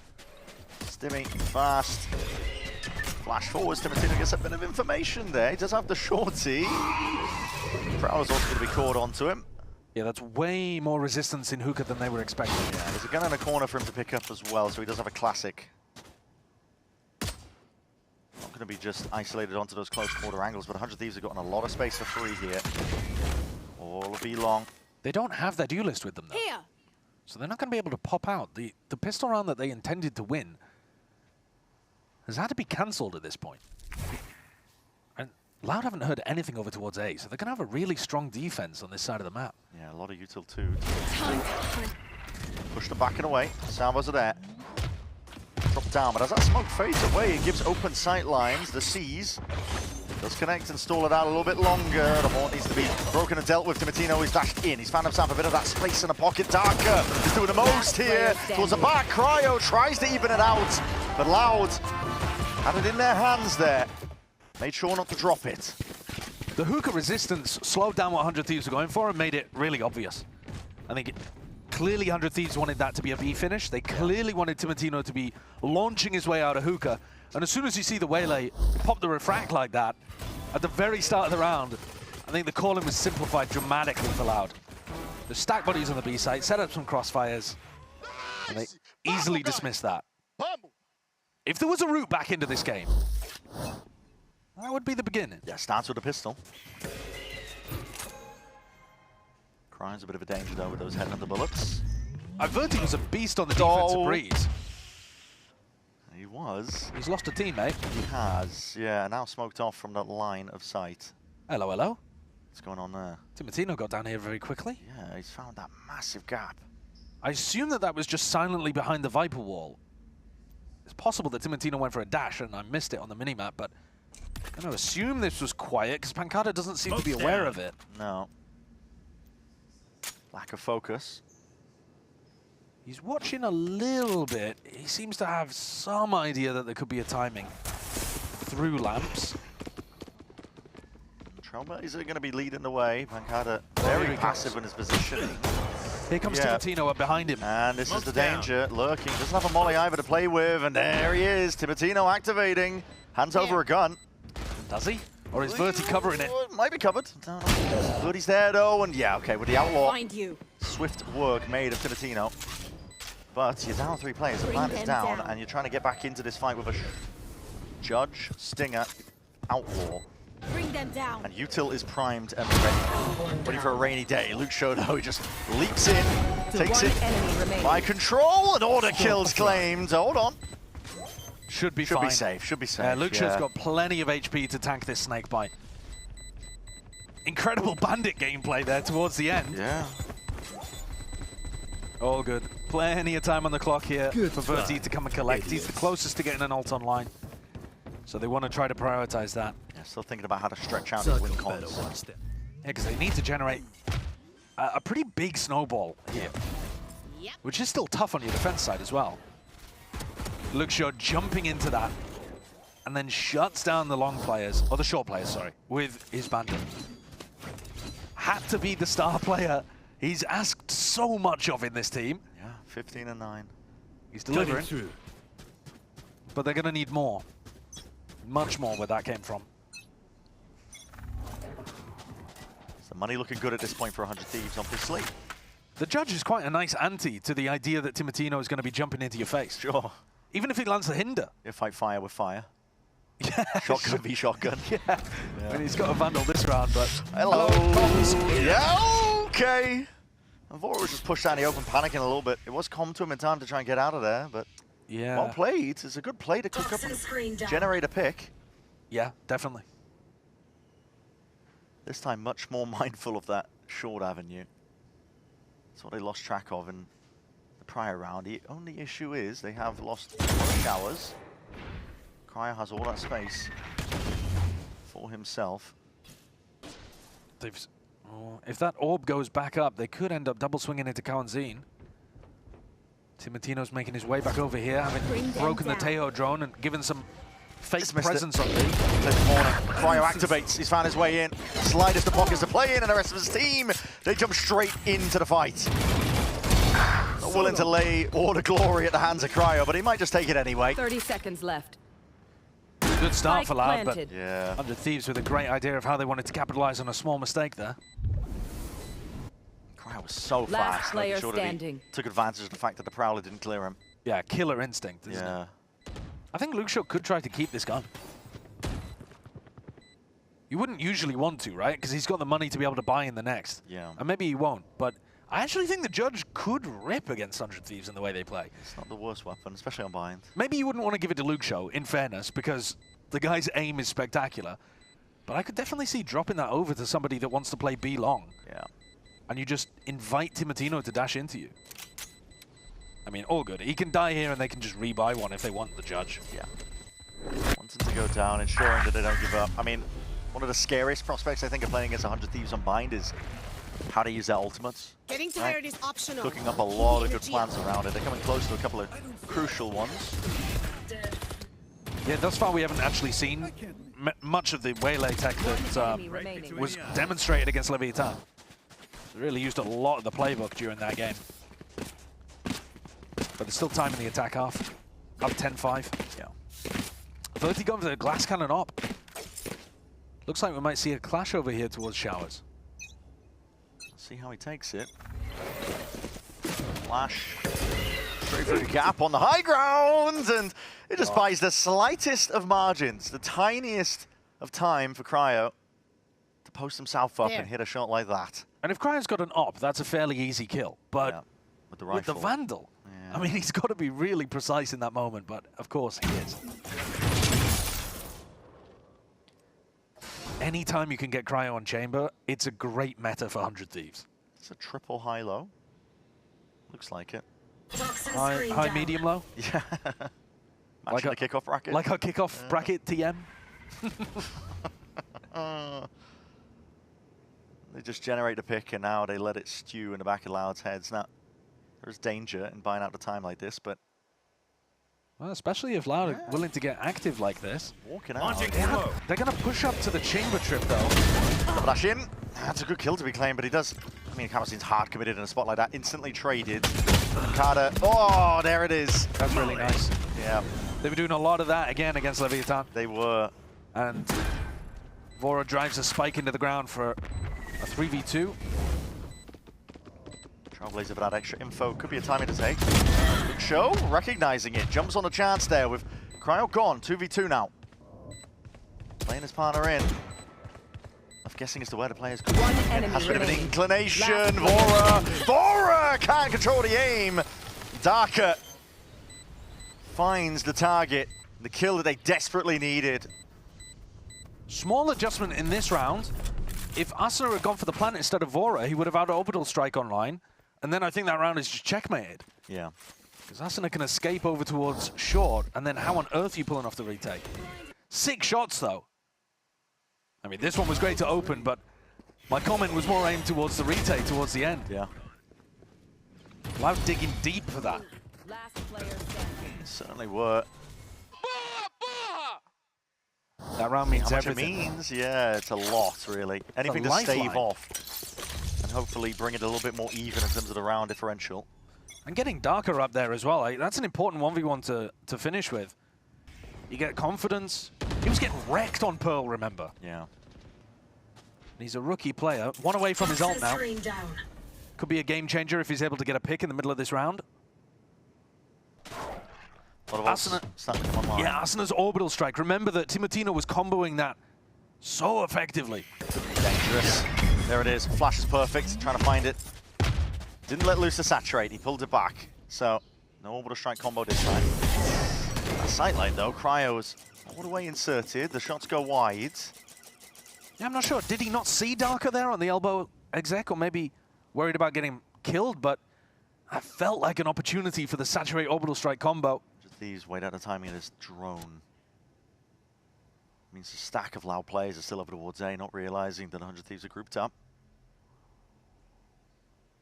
Jump spotting towards the back. There's going to be some util health for this one to try and slow them down. Snake bites. It's a little bit too far forwards. He'll want to try to get them in. It's all gone wrong. How have they not killed Timotino there? It's all gone wrong. Timotino. He was team blinded. 5 HP. Still alive. Still kicking. Heal online too, so he's going to be topped back up to 100. Oh, that is a disaster for Loud. They can't afford those. It really is. It's aligned with the util. Luke Show's going to try and make it up to the rest of his team. Util's flying forwards, and Asuna just We're approaching back onto that line. Dimensional Drift is going to give you the information. Verdi picks up the gun. Yeah, but they're mollied out. The rest of his team can't get no in. one can follow up onto this one. He might be able to at least get himself into the back of the site. So, Lane claims to some of it. Flash forward, trying to play himself in, but Timatino is not blinded up. Happy to just absorb up a lot of that pressure going their way. At this point, it's curtains for a round like this. 100 Thieves, they get themselves up to 11. Just when Loud thought they had an opportunity back into this game. Yeah.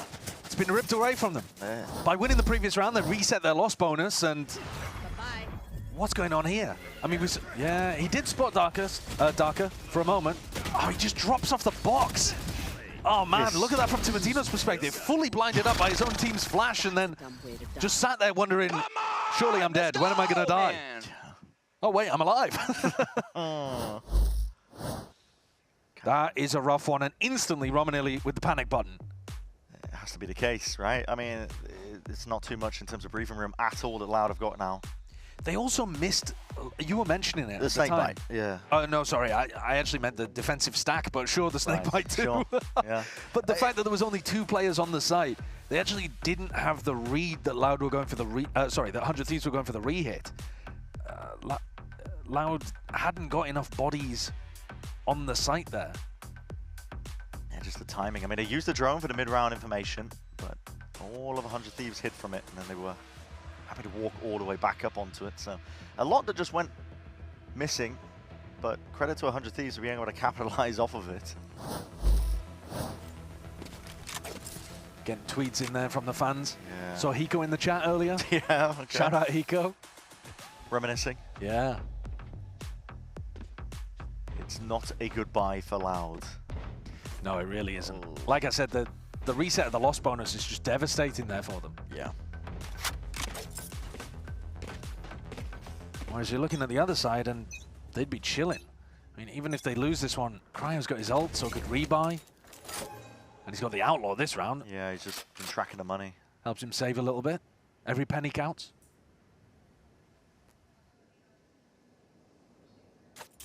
Thieves willing to let this one slow down, at least at the beginning of this round, because again, they're just trying to fish out where there could be a stack of players. If there's an aggro play, buy your time, walk all the way up. A lot of space given for free. They were doing this constantly in their previous game. Yeah. It's a nightmare to deal with. Shower's still occupied. I think they've got a bit of knowledge that that's the case. Flat down for no push back, and Pancada has inserted himself there towards the back of the side. Your trail.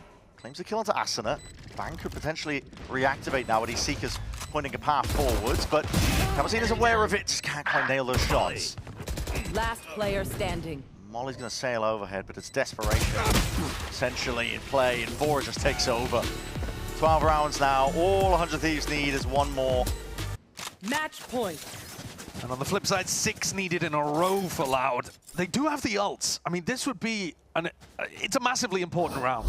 But also, in the back of your head, you are thinking, well, if we use all of our ults here, we're going to be in a bit of a tough spot. Nothing to bring into OT. It's almost the opposite of the situation I was talking about on Pearl, where you do need to keep maybe one in your back pocket just so that you could continue rolling forwards. Yeah. If you do win this round, Luke will have an opportunity to use his pit, and maybe he could generate something off that, but one mistake and it is over for Loud. For posturing like there's more players over towards Shower's angle. Cryo to insert himself. He shoulder peeking out, I should say. So lucky that he isn't finished off in a spot like that. The smoke immediately going to be placed down to ensure that he can't take that space again. And in the previous round, that contact all the way down short was a massive problem for Loud. Oh my god, the danger zone is there. There was no coverage for Luke Show. Tried to do it, but Timatino was rapid. And in a split second decides between using the shorty or going for the saturate. Realizes he's got the kill. Yeah. No need for any follow-up. I mean, when Darker's using the drone that close to the corner. Yeah. Timatino just takes the right play, really. And with a pick like that, Loud desperation mounting in their heads, because this is them potentially sailing down to the lowest of brackets that we've got in kickoff. Fight Verdi, he's got to step up. Cryo and Timatino crack it wide open. Side is theirs now. 30 seconds left. seeing this one. Orbital strike to clear a bit of space in through Hookah. Smoke's down. Through lamps, I should say. Timatino's still got his ult online as well. Luxio and Pancada with the world on their shoulders. Yeah. And I've got to do it all from a spot like this. Difficult. Poking out, spotted where Cryo is, but there is too much to account for. Conversion paths slows it down. Approach found. Time is ticking though, and Loud are running out of it.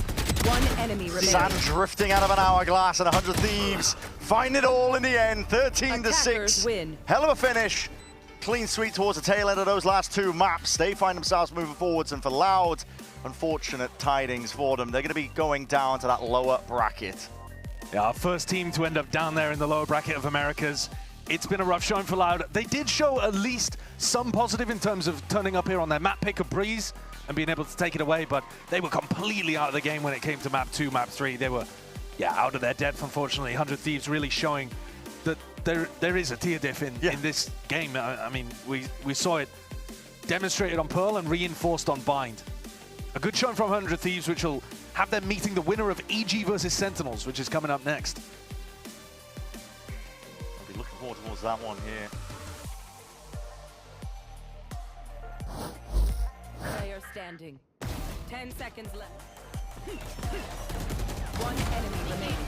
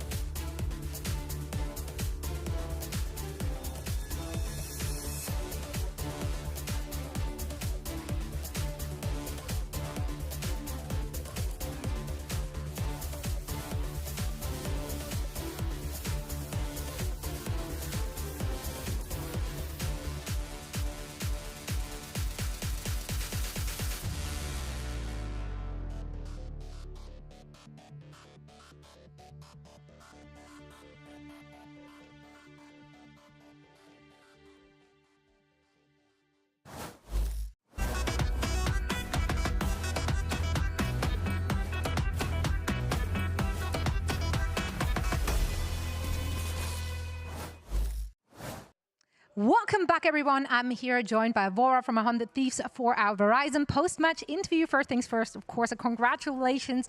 Let's roll it back. Let's talk about the series. Starting on map 1, you were off to a slow start, kind of came back into that map at the very end, but just not soon enough. What didn't click for you in the team? I think at first we had the right macro read of the game. Like the end of the round, we had the stack, we were right. We couldn't close out the rounds. We weren't really playing together, so we changed that for map 2 and 3, and it worked in our favor for sure. It did. Now, if we're looking at map 3, Bind, we saw you guys playing on Bind last week. The defense didn't quite work out for you. We saw direct changes being made today. What did you learn from your game against G2 last week? I think we gave them just on Bind, our defense in general, we were being a little too respectful. So now we're kind of playing in their face, playing to hold, just like giving ourselves like the same pedestal that we gave the enemies last week, and we just took the fight to them. So I think the biggest change is just trusting ourselves and just fighting for the space instead of just giving it. You said that with such confidence, and confidence is something I want to talk to you about because you're stepping into this team, right? You're coming from Tier 2, coming in as the IGL. That is intimidating if you're having veteran players on your team as well. Do you feel like the trust has been established? Obviously, you worked with MBS before, you worked with Timotino, but like with the more veteran players, is the trust established that you need in order to lead them as an IGL? Absolutely. They don't step on my toes. They give me full trust. They believe in me. Every call I make, they do it, you know, there's no questions asked. They know it's the right play. So the respect is definitely there. You see it in the rounds being played. There's no hesitation. We do our thing. And honestly, IGLing with these guys has been really, really easy and really a breeze. So I think it's been really fun. We're going to keep improving and doing better. But yeah, they trust me and it's great. Yeah, and it's resulting in the dubs. Vora, thank you so much for joining me. Best of luck in your next match. And we are now heading back to our desk. Okay.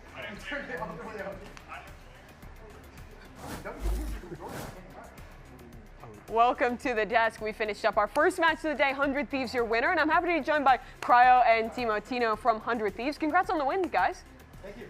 Yeah, I wanted to just start with a quick question to you guys. You had your first series that you kind of fell into G2, where you get a dominant map to a very similar circumstance, and then couldn't close it out there. What learnings did you take from that G2 game to then kind of come into today and actually close out dominantly against Loud?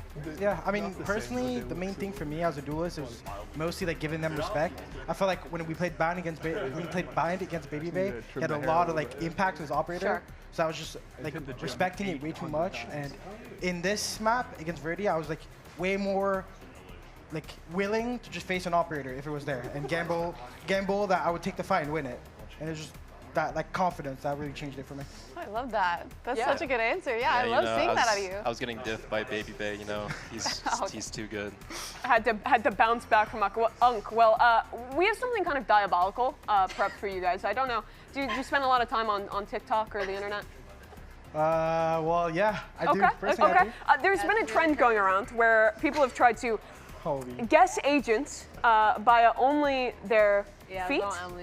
Footsteps? So, No. oh no, not footsteps. their So feet. Emily here, she thought it would be a really great idea to run that as a segment. I swear it's been a trend, guys. Okay. You guys think you'll be good at this game? Wait, you're gonna be insane at this. Okay, we're being weird. We're just relaxing. He's gonna be good for It us. hasn't started and we're just being weird. Let's get into it then. Let's pull up our first example and tell me the agent. That's Reina. That was quick. That was a little quick. That was quick. Sorry. It does look like Don't Reina. look at Are me you weird. Don't look at alive? me weird. Don't look at me weird. I mean, now that you say that, it kind of looks. Does it not look like Reina? No, I'm gonna. Does Reina have like those gold tips on her? Yeah. Okay. I think so. I mean, you're confident. We're locking in Let's Reina. pull it out and see if you're correct. Okay, Is overthink. it Reina? Okay. No, it's Cypher. Okay. It's Cypher, so a just a tough fraud. It's not start. looking good. It's not looking good. So you're just a Tough fraud. start. Let's go Okay, to the okay. second one here. You even and try see- to guess. You just like. Well, you sound so confident. How am I supposed to overcall you? Okay. Well, that's ISO. That's ISO. Locking it in. Okay, I mean, I That trust was him. quick. You guys are quick with this. ISO. Why did you take that picture so close? I don't feel like I've ever seen these boots before. You're Yeah. positive it's ISO? Now that you say that, That's no, I what think. he said. Making him doubt. I have no. Don't trust yourself. You gotta go Yeah. with the Wait, first no, guess. I think ISO has different just like sneakers actually. Viper doesn't have white on. Who else would it be then? Oh my God, why is it so hard? This is really tough. No, I didn't think it would be this hard. Any other I mean- guess? Anything out there? Timo, you were on I point would for say the first one. KO, but it's not a robot. No. It's not, it can't be KO. Like, Okay, Yeah, let's see. robotic. Is it ISO? Let's reveal it. Here we go. It's Omen. The slow roll. Not looking good for us. Oh, It's Fade. I thought they had like I sneakers. instantly said it's Omen, it's just wrong. Okay, so you've been confidently wrong twice. We have a third one ready. Let's pull that I up. need an easy one here. Lock in. Yoru. That's 100% Yoru. Yuri? Yeah. 100%? Maybe We like, said that maybe about like the 80, last maybe two. like 80%. Maybe like 80%. I'm actually down to say Yoru. I mean, if he's gonna say it like that, it's Yoru. He was wrong last time he said it like that. Yeah, Do you have but- any inkling? She's trying to get us to change our answer. I feel like I'm it's trying to wrong. pry you guys No, apart. I don't like that. It's Yoru. It's believe your. it. Like I respect confidence, that. yeah. Commit to your teammate. Yeah. Are they correct? Oh, why? It's so wrong. It's hard. Yeah. Okay. Now, right. now here's my next question. You know, Is it a that's- good thing that's my bad. or a bad thing that you went 0-3 in this game? It's a good thing, honestly. I don't know. We're not looking at feet. I mean, I guess. Yeah, you guys are looking that's at their probably good. heads. The crosshair placement, right? Something like that. It's looking Yeah. around there. Yeah. Okay, well that's a priority. Well, NT in that game, that was the thing that we had prepared for you guys. So thank you very much. Congratulations again on the win. We'll see you all playing again Sunday. And we're going to take a short break before getting into our second match of the day. Evil Geniuses against SEN. Bao already primed the evolution. That's a nice shot from him, lining him up. New kid on the block. Bao with 4 gets another 3G. Sentinels will be an interesting match because Caillou is their IGL, and he's also IGL'd me and Okeanos in the past. I think it's going to be a fun game no matter what happens because he's our boy, and I mean, you're going to destroy him, obviously. I think Caillou on IGL is great. He has a lot of good ideas. He's learning fast. Me being swapped to like more secondary caller just gave me a new perspective on the game. John finds it! That's insane! Yeah, I'm just happy to be here and help him. The vibes on this team are definitely like really great. I mean, we love each other as bros, and our team environment has been great so far. It just takes time for us to be able to coordinate our plays and get used to playing with each other. I think EG plays a little bit similar to us. They have good game plans, and they also have really strong players that shine individually. Really, their fraggers is, I would say, Digizin and Okeanos. Audience should expect to see a better Sentinels moving forward. We'll definitely clean up with our mistakes. The first game jitters are out. From now on, we'll be a way better team.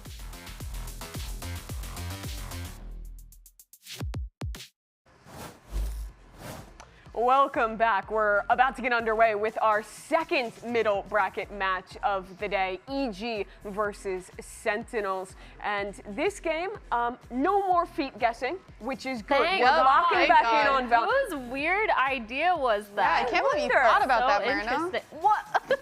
Did either of you get any right? No. I wasn't playing. Well, you were watching behind us. Yeah. No, I was just kind of hanging out, having a good time. I thought the Fade one was deadlock for sure. It was a tough game. I'm interested to see if you guys in chat got anything right. But let's talk a little bit about Sentinels, because this is a team that came in with some solid expectations given the pedigree of the org, and in a match against Furia you would have thought even with the changes maybe Sen is favored, but it did not go that way. This is a really rough way to start their season. I mean, but you gotta look at it. They're one of the teams that made a lot of changes coming into the new year, right? They didn't even come in with a core. They're going for that developmental kind of feel, long-term feel. So they're not gonna be one of those teams that find success right away. They don't have a foundation to fall back on when things start going wrong in their game plan, and it's gonna take time to kind of build that up. Yeah, let's talk about the comps though, because that was a big question. Sentinels played no Scan Initiator, solo Sky on their Breeze, and also a solo Teo on Split. Do you think that this is something that they are committing to, and what were your impressions on that? Because it is pretty non-standard to move away from the Scan on a map like Breeze. Yeah, we'll see if it's a thing that persists on all maps. Split, it's not a huge surprise for me. That's not like so out there, but the solo Sky on Breeze is a little bit of a wild card, especially because like I just feel like it limits so much in terms of like the early information you're actually gathering. You'd see all the time Caillou sending like one Sky Flash into elbow at the start of every round, but because it's not as reliable, like it either says no one's there or 1 to 5 players are there, I feel like it's not actually giving Sentinels the right amount of info to help them make good decisions. Yeah, I feel like it affects both their defense and attack too, because taking a side and kind of pushing that in doesn't really help. But also, we wanted to talk about Caillou, his road to victory. He steps into that IGL role, and honestly, personally, I have my own opinions on how Caillou's IGLing. I think a lot of it does fall down to the comps and the struggle. I really wonder if he kind of worked with Kaplan to kind of come up with these comps. What do you feel like was going wrong in that first week? It just felt like they had a game plan, but the second that game plan was broken, they didn't know how to adapt because their comp doesn't allow them to. Like a lot of the micro adjustments that they had to make, taking a lot of that information, punishing the operator, they couldn't do those things because they just didn't have the means in the comp to. Well, they just didn't have the info, and I feel like it's so hard to IGL and make these macro calls when you don't know what's going on around the rest of the map. And I know for you used to yell at me when I wasn't giving you enough info. Whoa. Respectfully, she did. But it is really hard because then you're just kind of gambling. You don't know where you're going into on either side, but you have to make a decision because the clock is running out. Yeah. I also think there's another big gap in it compared to like a Sova, for example, where you don't have that scan when it comes to actually hitting a site or looking for retakes. Like, how many times have we seen now on Breeze since it's been reintroduced to the pool? Hit comes into a site, there's a dart in the back, someone gets pinged through a wall, and they get owned by either utility or a gun spray. It happens all the time. They already have Yoru flashes in the comp. It feels like they've pivoted to a direction that they're just doubling down on flashes where it's not helping them as much as other options. Yeah, it is certainly interesting, and I think it's especially so after a year where it felt like sometimes Sentinels was also in a different place in the meta than the top teams in 2025. And of course, the fixture of those discussions goes to the coach, Kaplan. He's standing by with Zoe, and we'll get to hear his thoughts. Kaplan, after what looked like a really good offseason for the team, last week's result came a little bit as a shock to a lot of people, I would say. Was there anything specific in the loss to Furia that you feel like you need to clean up heading into the middle bracket? Definitely made some strategic adjustments. And other than that, I think we just need to trust ourselves and lean into our intuition a little more, play our game. So we're focused on that today. That was the perfect PR answer. Thank you so much. Best of luck. Thank you. Well, a lot going to be looking at the coach of Sentinels to try and guide his new look team to a victory now in this middle bracket. They're going up against another team who couldn't make it happen in their opener, and that's, of course, Evil Geniuses. This squad, Emily, also had a huge revamp in the roster, and I think had a lot more mixed expectations compared to Sentinels. After getting to see that first week of play, where do you see them slotting into the pecking order?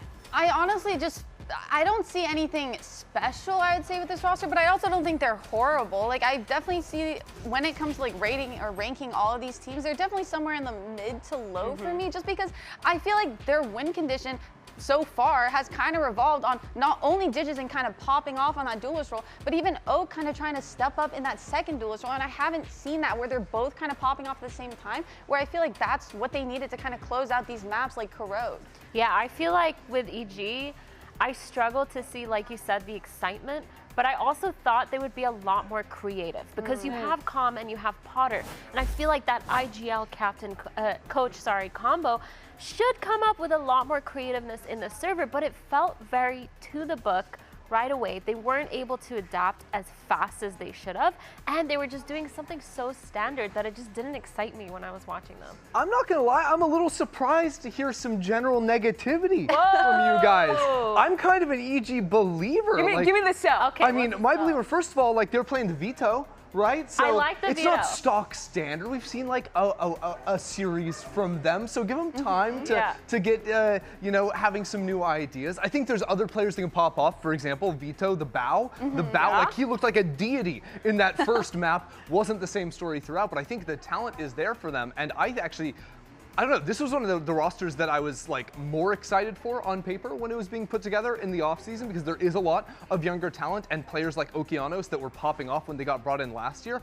I think this team has a lot more legs than I'm hearing from you two. Okay, I think part of the sell for EG, if they are going to be good and live up to some of what you're promising, has to be Digizin, though. This guy was such a question mark coming into the roster for his first time playing on a non-Portuguese speaking team, really seemingly looking for that second chance after going back down and having to play Tier 2 for the second time in his career. What were your impressions after seeing his first week?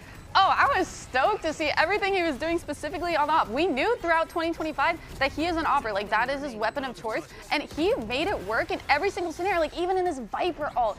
Who brings an AWP into not only a retake rather than swapping it off for one of his other teammates, but actually getting success with it in an ult like that, pulling out a shorty, getting a second. Like, he's just so good at working around with it and just making it work in scenarios that it shouldn't. Yeah, I feel like he doesn't have to be set up, he sets himself up, and he does a lot to kind of bring that confidence and success to the team. We saw him play a lot of Yoru, which was really good. He does play the Waylay. It wasn't my favorite, but I still think he did a pretty good job at opening up for the rest of his team. It was just a matter of the following up, and that's kind of where I feel like, yes, I agree with you. I like the veto, and I like that. That's the kind of creativeness that I was looking for. I've won someone over. Let's go. However, I I just feel like the execution maybe wasn't there, and they need a little bit more time to cook on it, and that's kind of what I'm expecting from them. Yeah, well, that's kind of what you expected when you're clambering this group of players together, but they're running out of time. 2 more elimination games possible here before they would fall all the way out of this bracket. Let's hear from Dujazin, the man in that hot seat, as he readies for the middle bracket. Dujazin, this is the first time you're playing on an English-speaking roster. Were there any adjustments you had to make as a player in terms of comms or your mid-round syncs? Anything you had to do different playing for this team? Cara, é minha primeira experiência assim, jogando com um time americano. Foi difícil o início por conta da partida ser um pouco mais emotiva assim, as coisas são mais corridas, são mais rápidas, então você tem que se adaptar rápido. Eu tenho estudado bastante inglês e estou aprendendo muito com os moleques. Acabei me adaptando bem, então está sendo divertido, está sendo uma experiência que eu estou gostando muito, está fazendo eu crescer como pessoa também. E estar do lado desses moleques não tem nenhum desafio, é sempre um privilégio estar aqui. Good luck with that one. Yeah, I mean, in the beginning was kind of difficult because, you know, it's a new environment, new jokes, new everything, but I feel like I have adapted well. It's my first time working with an English-speaking team, so it's been a challenge, but, you know, I feel very well adapted. I'm learning a lot with the other kids, so it's really nice to be here. All right, well, best of luck to you and the other kids.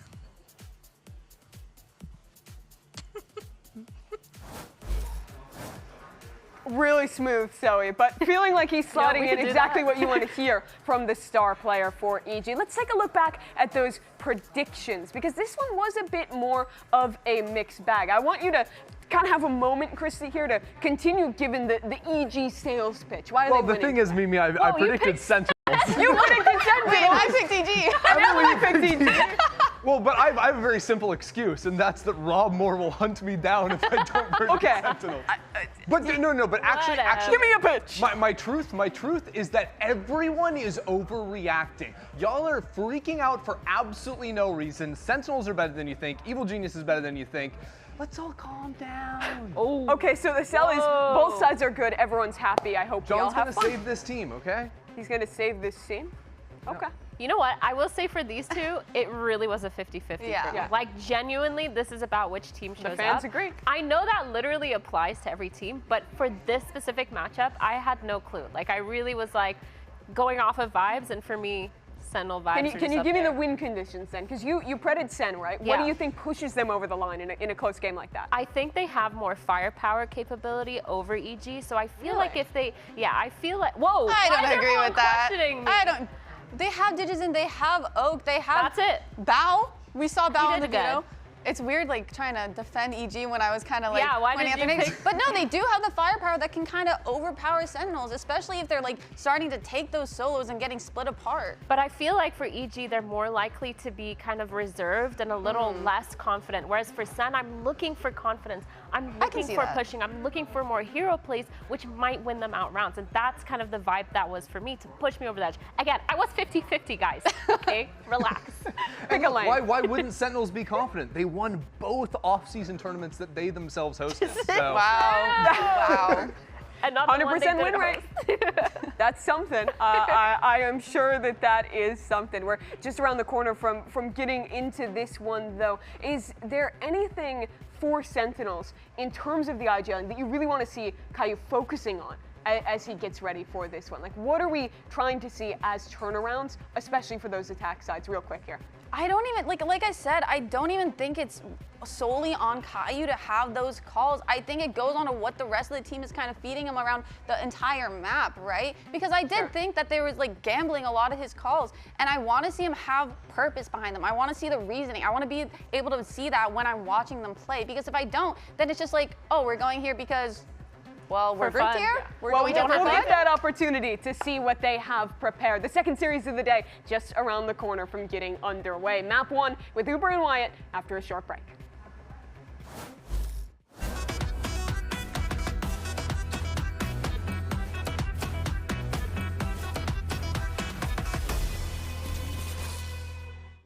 We've got two esports endemic brands coming together to create a series of products for esports for the biggest stages. 퍼포먼스랑 컴페티션이 주요 키워드다 보니까 레이싱이라는 테마를 잡고 거기서 이제 영감받은 그래픽 요소들이나 다이내믹하고 날렵한 그런 실루엣 같은 것들을 저희 FS1 마우스에 적용을 해봤고요. 我们希望可以协助 Pulsar 成为电竞圈的顶尖品牌，而 Voxy 是其中一个助力。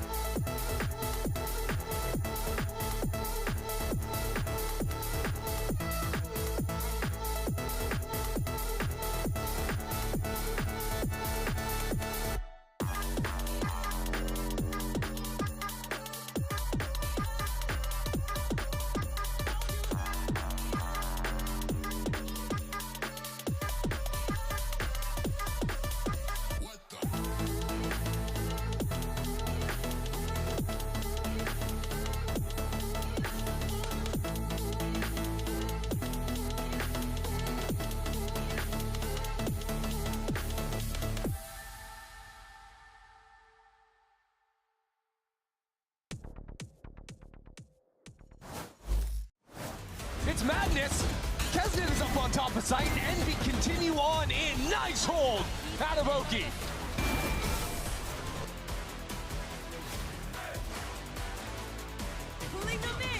Tries to stay alive as long as he can. How does he get that? Giving John a chance. John finds it. That's insane. Well, folks, another year and another ambitious campaign for actually both these teams we've got coming up in just a moment. Mitchell, as you're here with Wyatt River, great to be back on the couch with you, bro. It is good to be back. It's been a hot minute. Yeah, it's been a while. And I tell Dare you, I say I missed you?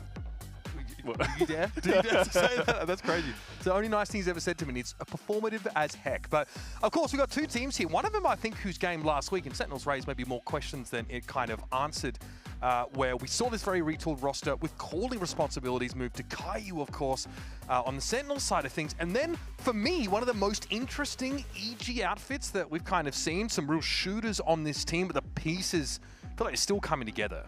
Yeah, it is a cool unit, though. I definitely agree with you. Calm, debuting with the IGL, returning to, you know, working with Potter. That's a cool little setup in of itself. Digizine for the first time playing on what feels like just not Furia, just playing somewhere else. But then also on top of that, to be on an English-speaking American team is a huge mix-up for him. And I mean, I know he's definitely taking this as the frankly kind of golden opportunity that it is to get back in the league, because if it weren't for EG taking a risk on him, would he be here? I don't know. But listen, he's obviously been a good player so far. Now, Abyss here is Sen's pick. This actually got floated in their game against Furia, and we just never got there, right? A bit of a blowout for those that didn't catch it. Brutal for you, Sen fans. So, yeah, Pearl, though, is going to be the pick for EG here. Yeah, and listen, this Abyss map, it wasn't actually EG's pick last week. It was the one map that they won against Envy, and it was the map where they looked the most coordinated. So it's no surprise for me that they're leaning into that.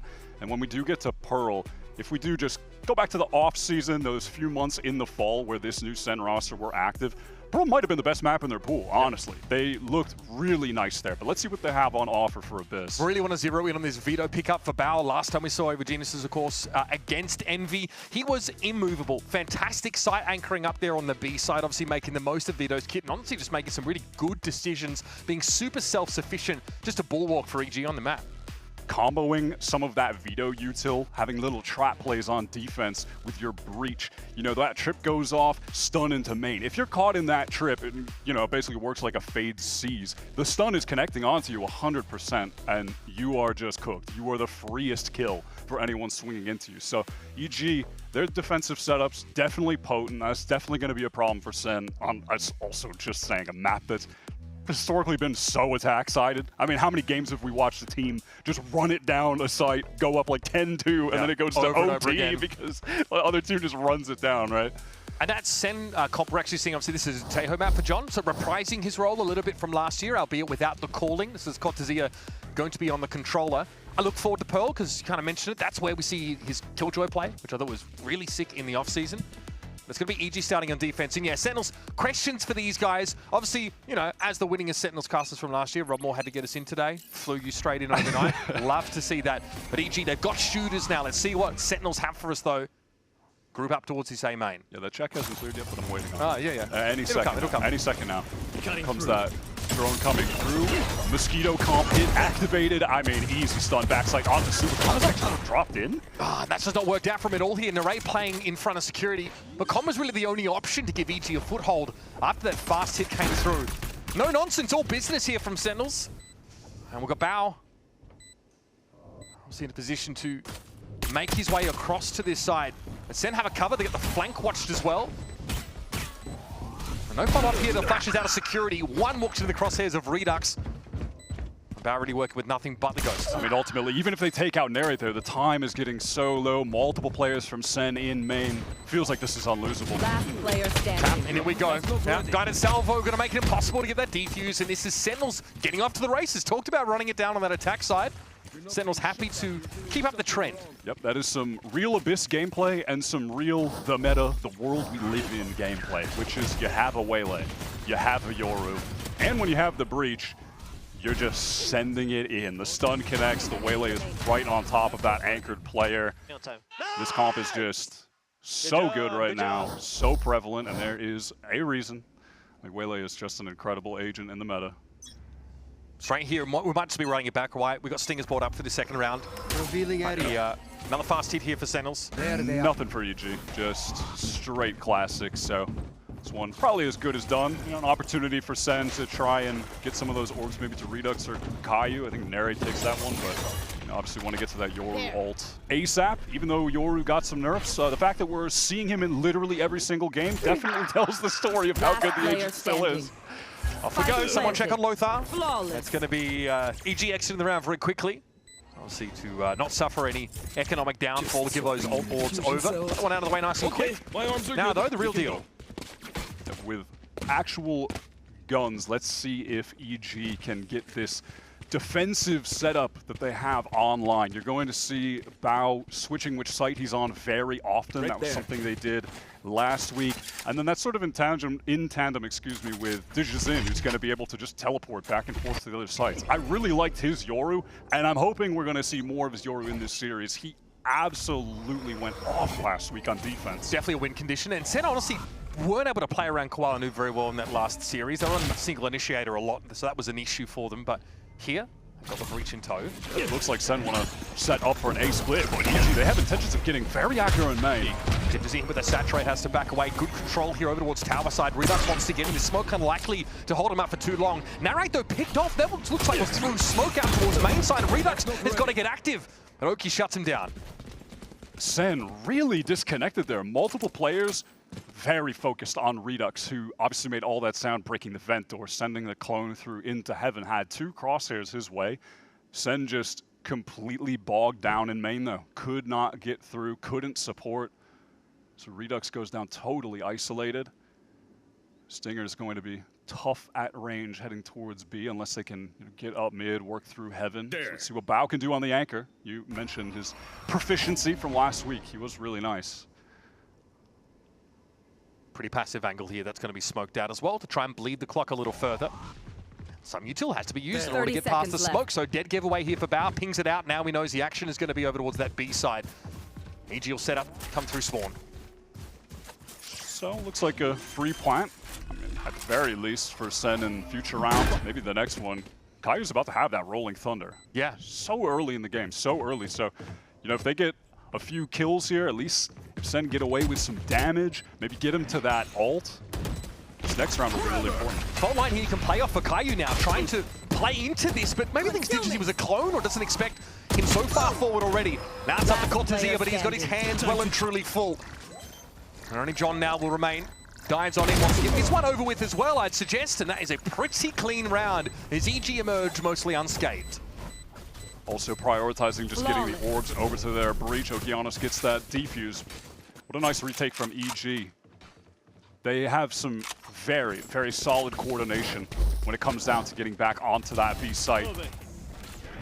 Sen are going to have to be absolutely dialed in the post plants over there. Yeah, Kayu just did not expect Digizin to already be past that line where he threw the stun. Get that shit. Very good. All 5 rifles retained. So guys, Yeah, flawless round. Pretty important to get off to the races here on defense, especially. that'll We'll wet. get to see that B site tested. Sen want to run it back on A once more. Is it time to just absolutely send it? It may be. There are 3 EG players here. Stun comes through. Wow, middle from Digizin. Nice shot.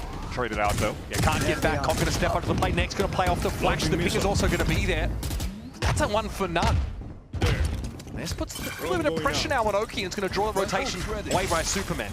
Listen, if you're a Sen fan, you want to see Redux start to get the ball rolling here early, start to get some kills. Rolling Thunder is going to force Okeanos all the way back out of here. Site taken for Sen, 4v3 advantage. Let's see if they can close this out. A couple retakes already from EG once Sen are well and truly entrenched. They don't really have that tower control yet. You can see Bao try to do something about that, work his way up, but John is going to be in residence. Redux hoping to play off the clone there. This is all slowing EG up. Nova Pulse as well, something that's going to be respected by the defenders.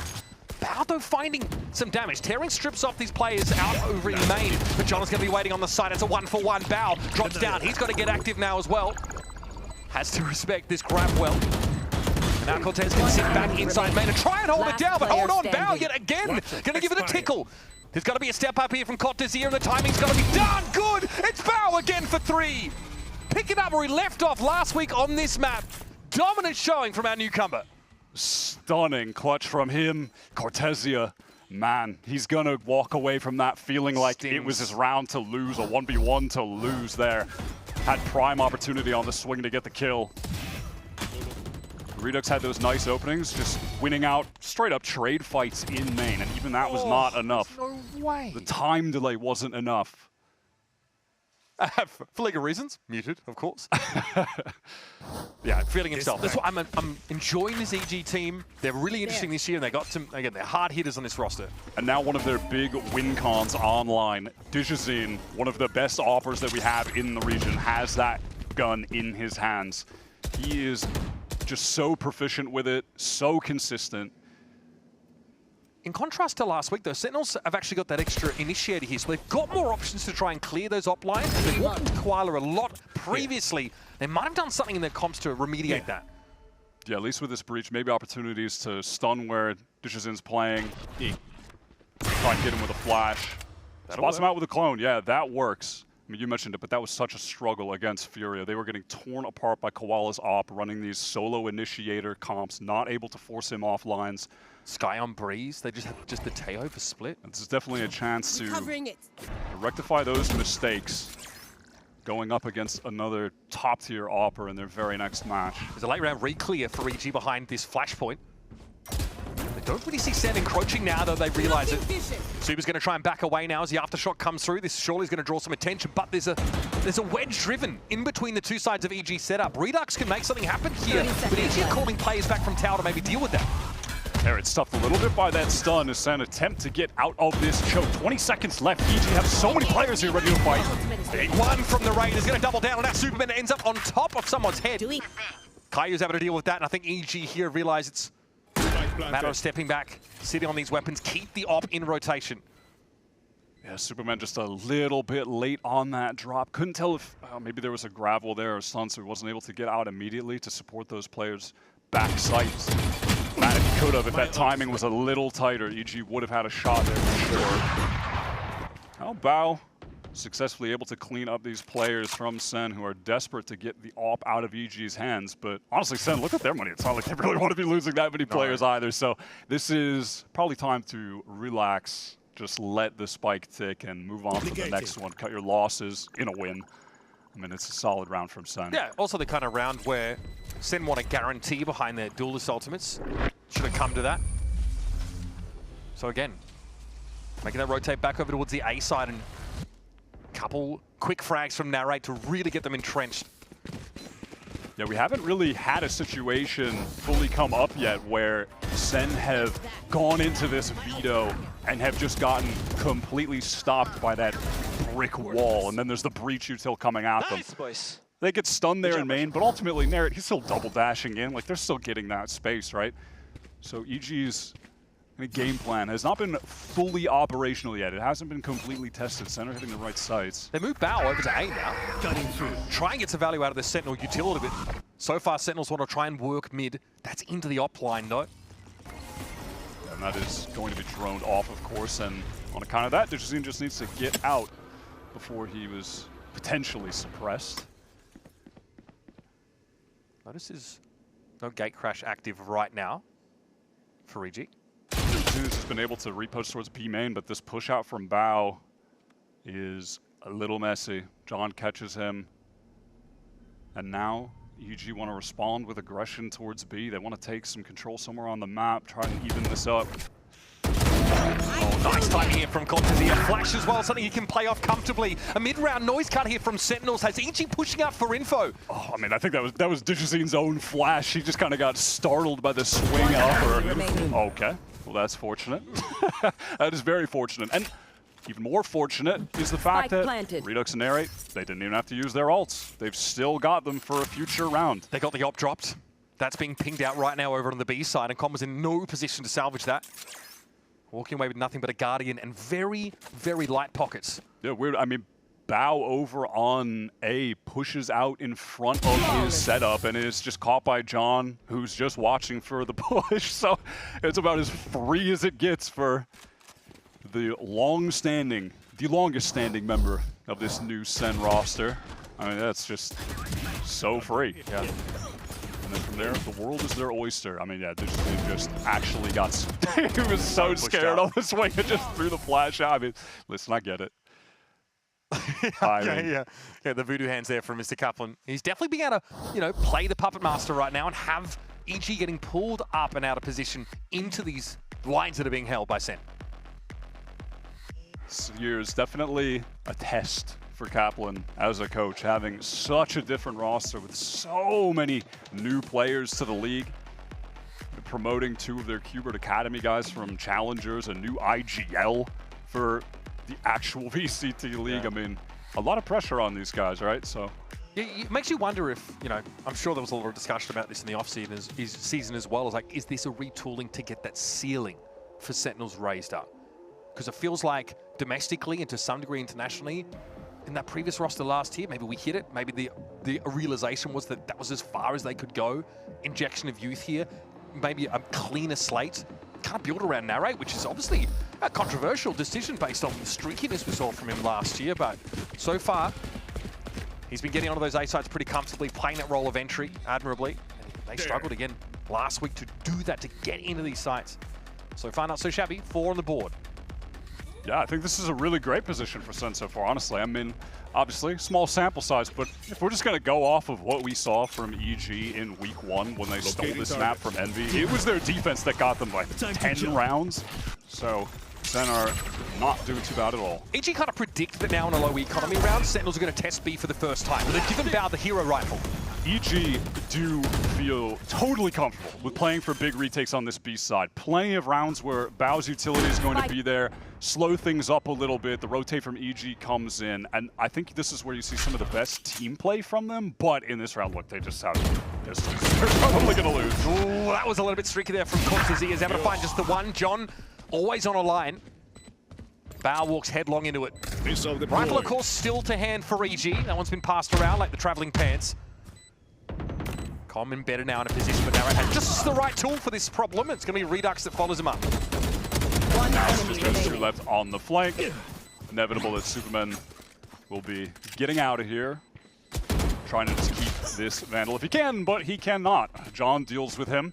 Not a huge deal. They're going to have that full buy next round anyway, of course. But yeah, I mean, I think another thing actually that just came up in that round worth mentioning is that in SEN's preparation for this series, they absolutely should be aware that over on that B side, EG love to play retakes with multiple guys going down mid and flanking through drops, sometimes up to 3. I believe there were 3 there in that instance. So they've got to be ready for that. That had been the crux of a lot of round wins when EG played this map prior. And I'm sure SEN are fully aware of that in the prep work that they've done here. I don't hate the pivot for EG though on a pistol or like half by round to still contest mid. They didn't really have an option to find an early lead though. Digizine with the operator back to hand. Now big part of the win confidence EG side. Massively important, locking down mid, and Sen definitely aware that this most likely is back on the field. I mean, even content to some extent, just waiting out any aggression. See if EG tried to mix something in very active at this point in the game. Not going to come, though. Around in stark contrast to those fast A hits we were seeing peddled by Sentinels at the start of this map. And this drone re-clear timing is pretty annoying for Sen. And on this round as well, Sen are going to be totally fine, just passive for a bit. Let's see if EG get active anyway. All right, just gather up to hit a site. We've got 4 ults. Redux can just get in right now with this Yoru ult, get all of the information, and then in a post plant, they have the Armageddon.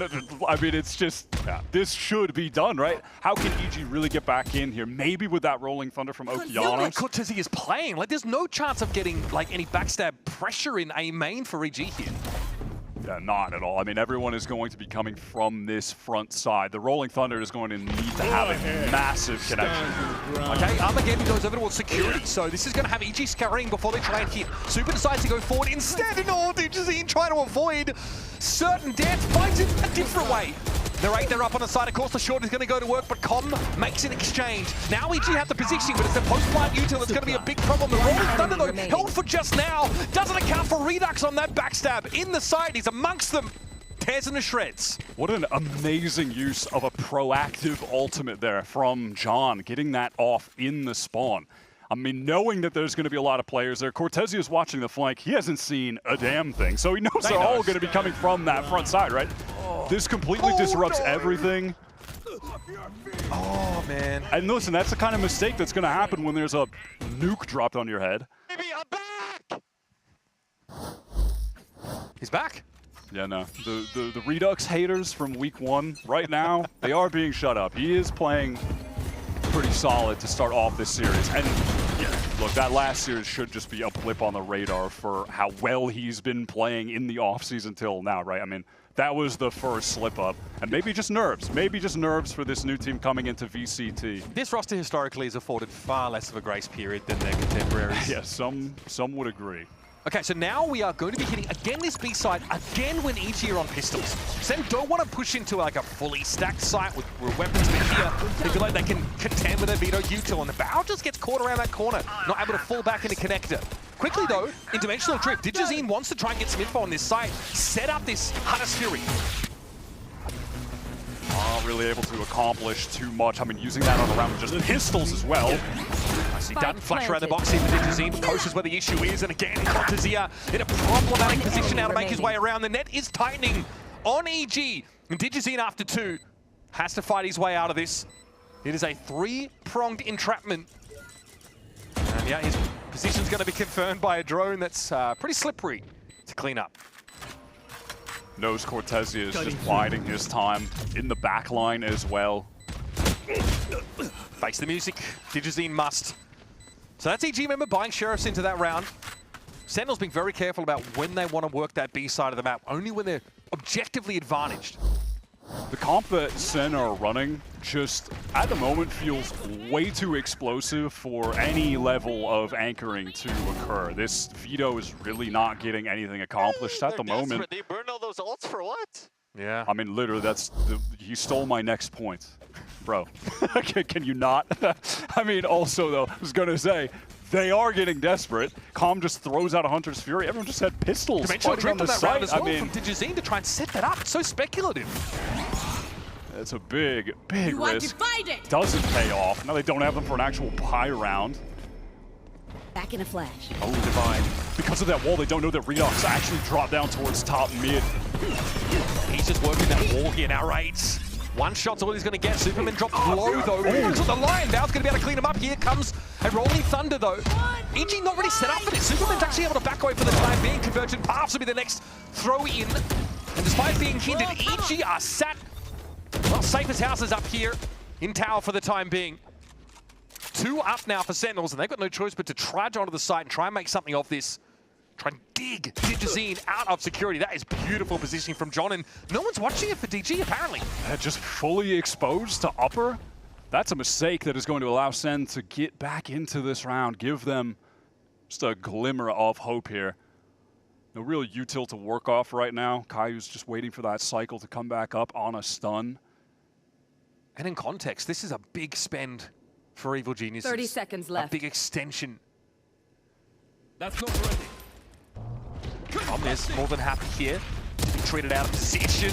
The swing for Bao there, just in that's case. awkward. That is so awkward. And now the stun is also, of course, come back up for that defensive breach. But John keeps them at bay. Yeah, a little special delivery to buy himself a little bit of time. Com now does have to get a bit more active. Spike down, he's down to 17. One enemy Oki though, remaining. yeah, and Bao can work this from either side. John will be surrounded. Bao exits the round with another 3-piece.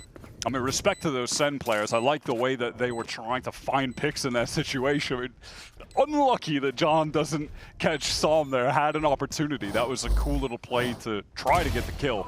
But then EG, they do everything right. You know, they're just biding their time backside. They have the advantage. And hey, listen, SEN, they're waiting to get their stun back up. Well, Okeanos is going to get his too. Nice, Bao. Keep going, baby. And they can just send that out to get back in. You have Calm in Heaven just being so annoying. It's making so much noise, and that allows the other guys to just wrap, you know, over bridge. I think Narrate uses Lightspeed earlier in the round to try and go after Supermen. So there's no follow-up to that the hindrance they get with the Convergent Pass. They know there's multiple EG players in tower. They just don't have a way to get there outside of walking up the rope. 10-6 for Bao though, not too bad. Quick little shock. Bit of damage there onto Narrate early on. Digizin has pushed himself all the way up towards B, has a teleport just to get back towards B Heaven. And so if there is A pressure, it's not like he's going to have an opportunity to support quickly. They're basically just playing this site for a retake with the Astral Wall late. Kind of their only option. Yeah, Digizin doesn't have a gate crash to get himself quickly to A. So they've left the weak side of the map relatively undefended. And it's been the one that SEN has been pounding round after round. Yeah, I do feel like they just don't mind though, because they have 2 ultimates, but crucially just that Astral Wall to cut off all of main. Yep. Try and get back in with that. Okay, here comes that Cosmic Divide. The location you expect, but Redux is going to push his way in. Doubling down over towards security. Bao under Evolution. Needs to stand tall here, but John doesn't need to fully commit to this. Off the special delivery. Nice exit there for that previous IGL, and it's going to be on Com. Doesn't have the time to make a round-the-world flank.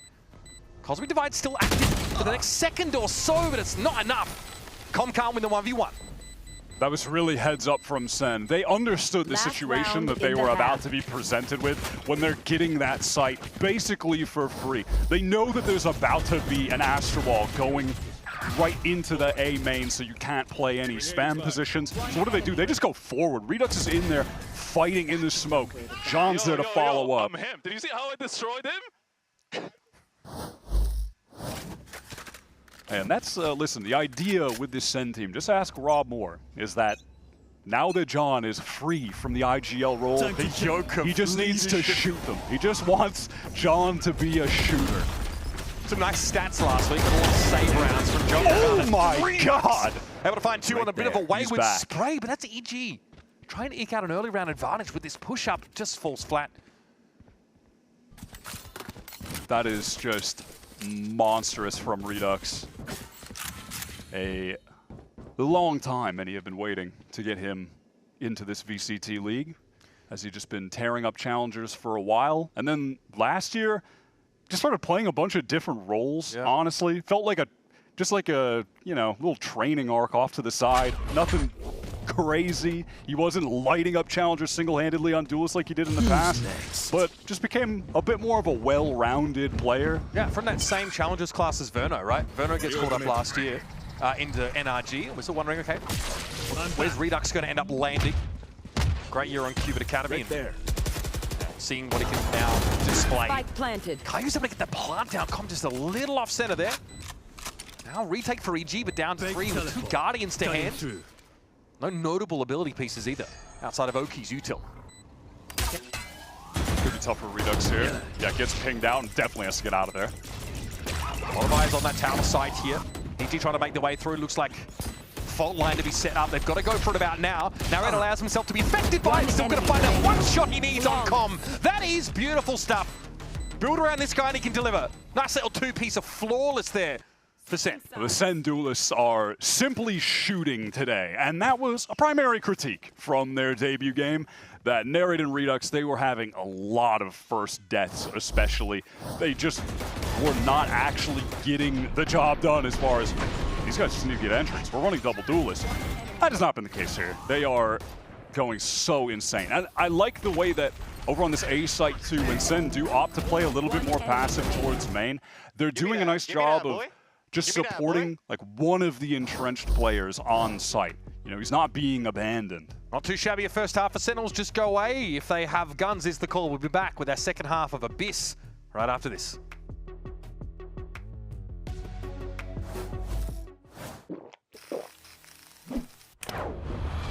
Red Bull gives you wings.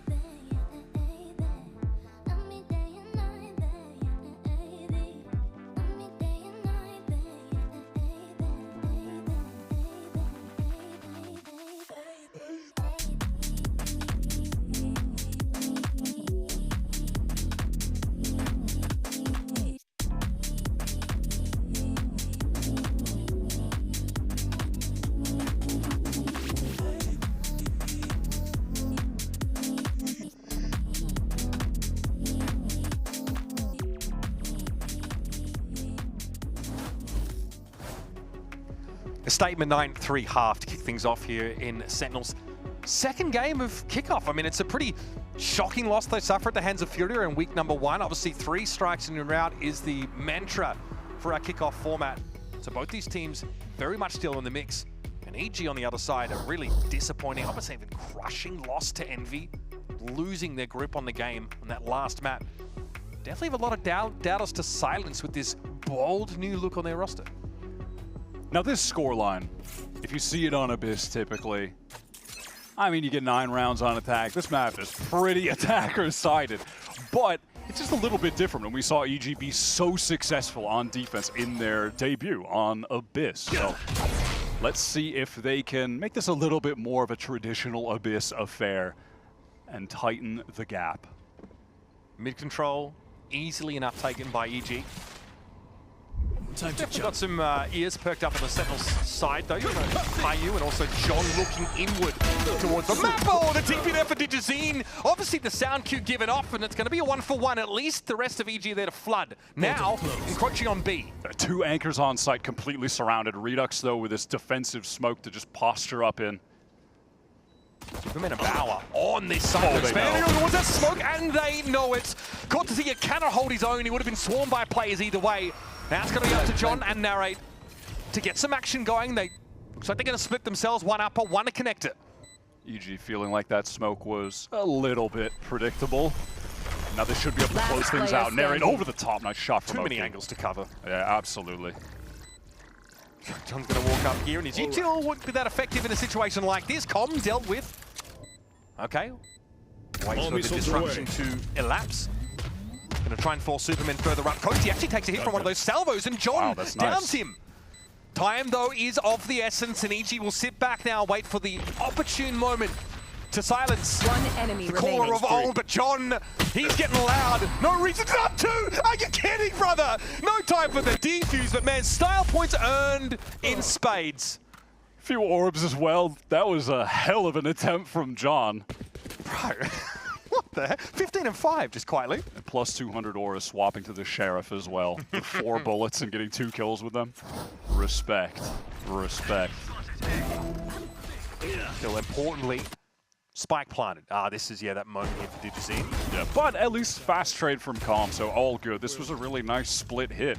Now, there are 2 anchors there from SEN, but you could just feel from their point of view that, just overwhelming status that they were in, right? Yeah.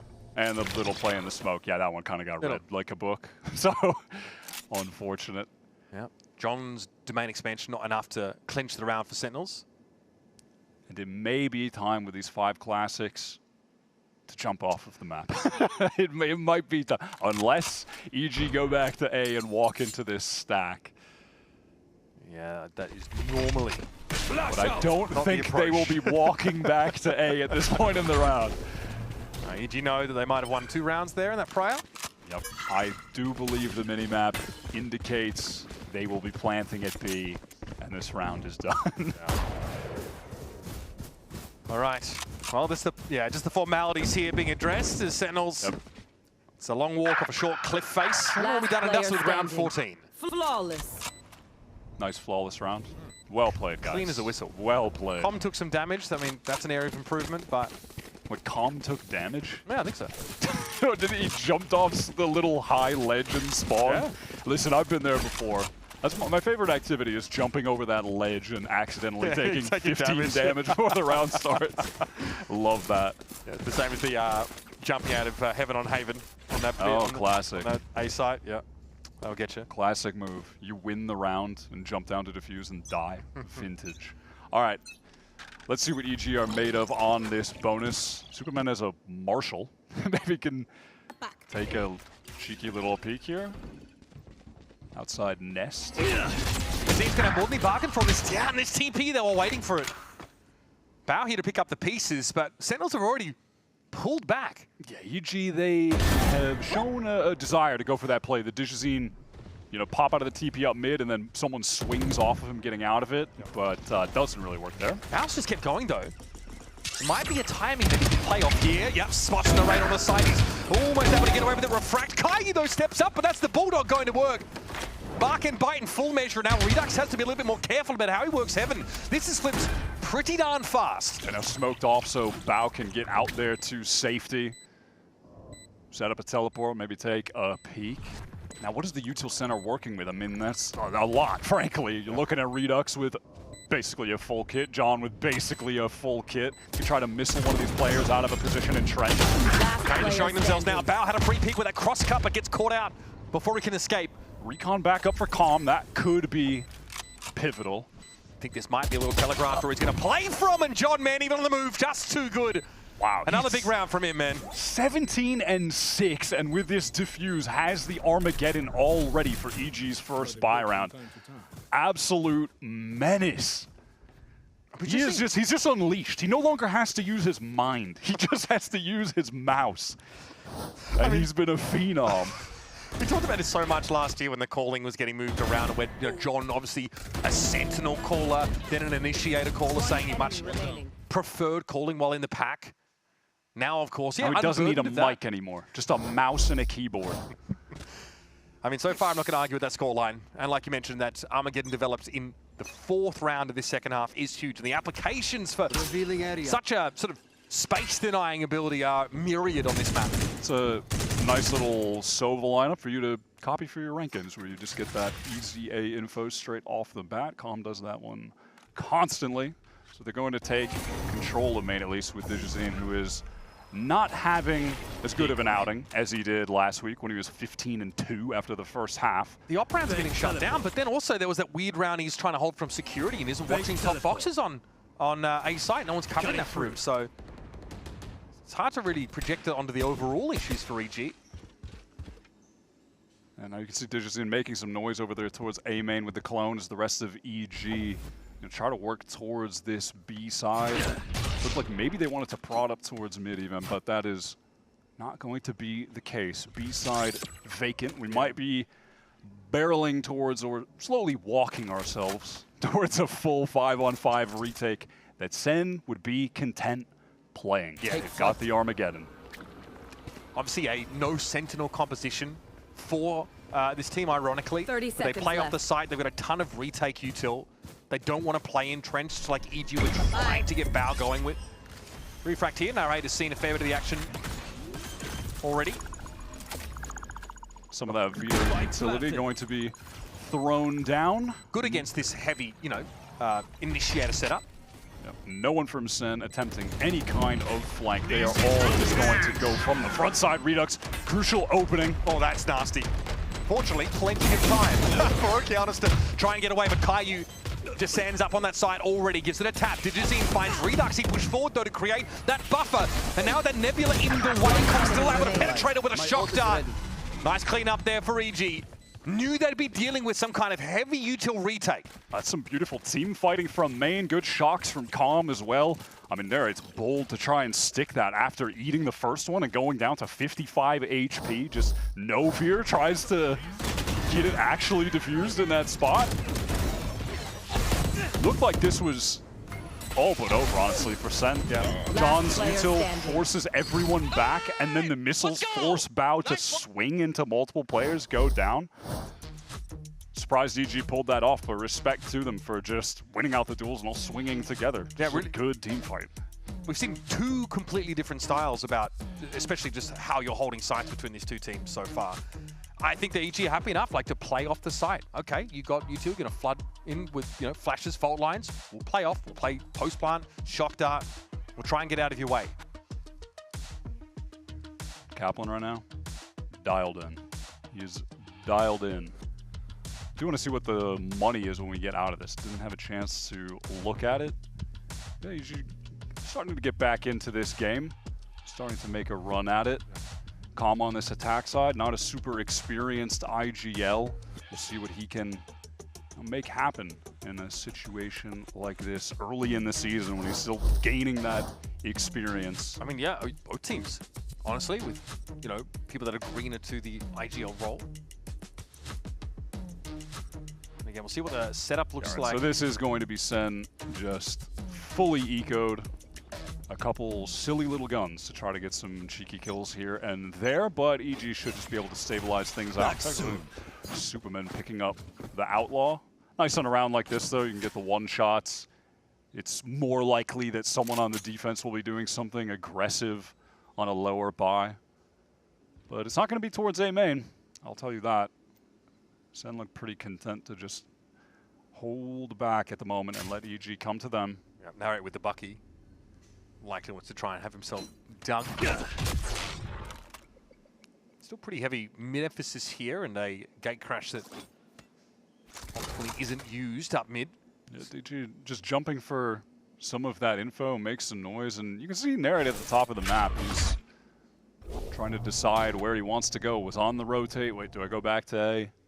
Am I rotating back? And it's going to leave just John here with just a classic. So, I mean, free sight for EG, 5-on-5 post plant. There's no reason they should be losing this. But the Aldrone kind of heralds... Not to curse it. But the Aldrone gives EG's game away, so you can buy it a bunch of time. There's a ton of stall util, but SEN aren't convinced that this is a true A, so no one's really made the move across yet.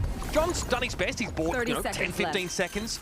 He'll have to fall back off this and wait for the rest of SEN to rotate in. My ult's ready. EG have the Rolling Thunder. They have the Hunter's Fury. Bao can use the Veto ult that I don't know the name of, but you know, he gets all the superpowers, man. Be right back. What is that one called? The Evolution? Right, of course. You got it. No, you nailed it. Now you're going to be able to refract on back, but Digizine is in. Ready now to try and fight off anybody tries to make their way in. There is some tower presence. John up there only with a classic though. Tough to break in, and Narrate's been trying to force that Bucky issue all round and never had a chance to make use of it. John gets his, and EG exits the round with 3 up. No, listen, I don't play Veto, man. I'm still a cringe Cypher one trick. even with nerfed Cypher, buddy, I don't know what the abilities are called. I just play against them. Chokehold, cross card. Very powerful kit. So, still seeing the adoption rate for Veto. John QT, you Climbing. shameless stat player, you're a bad boy.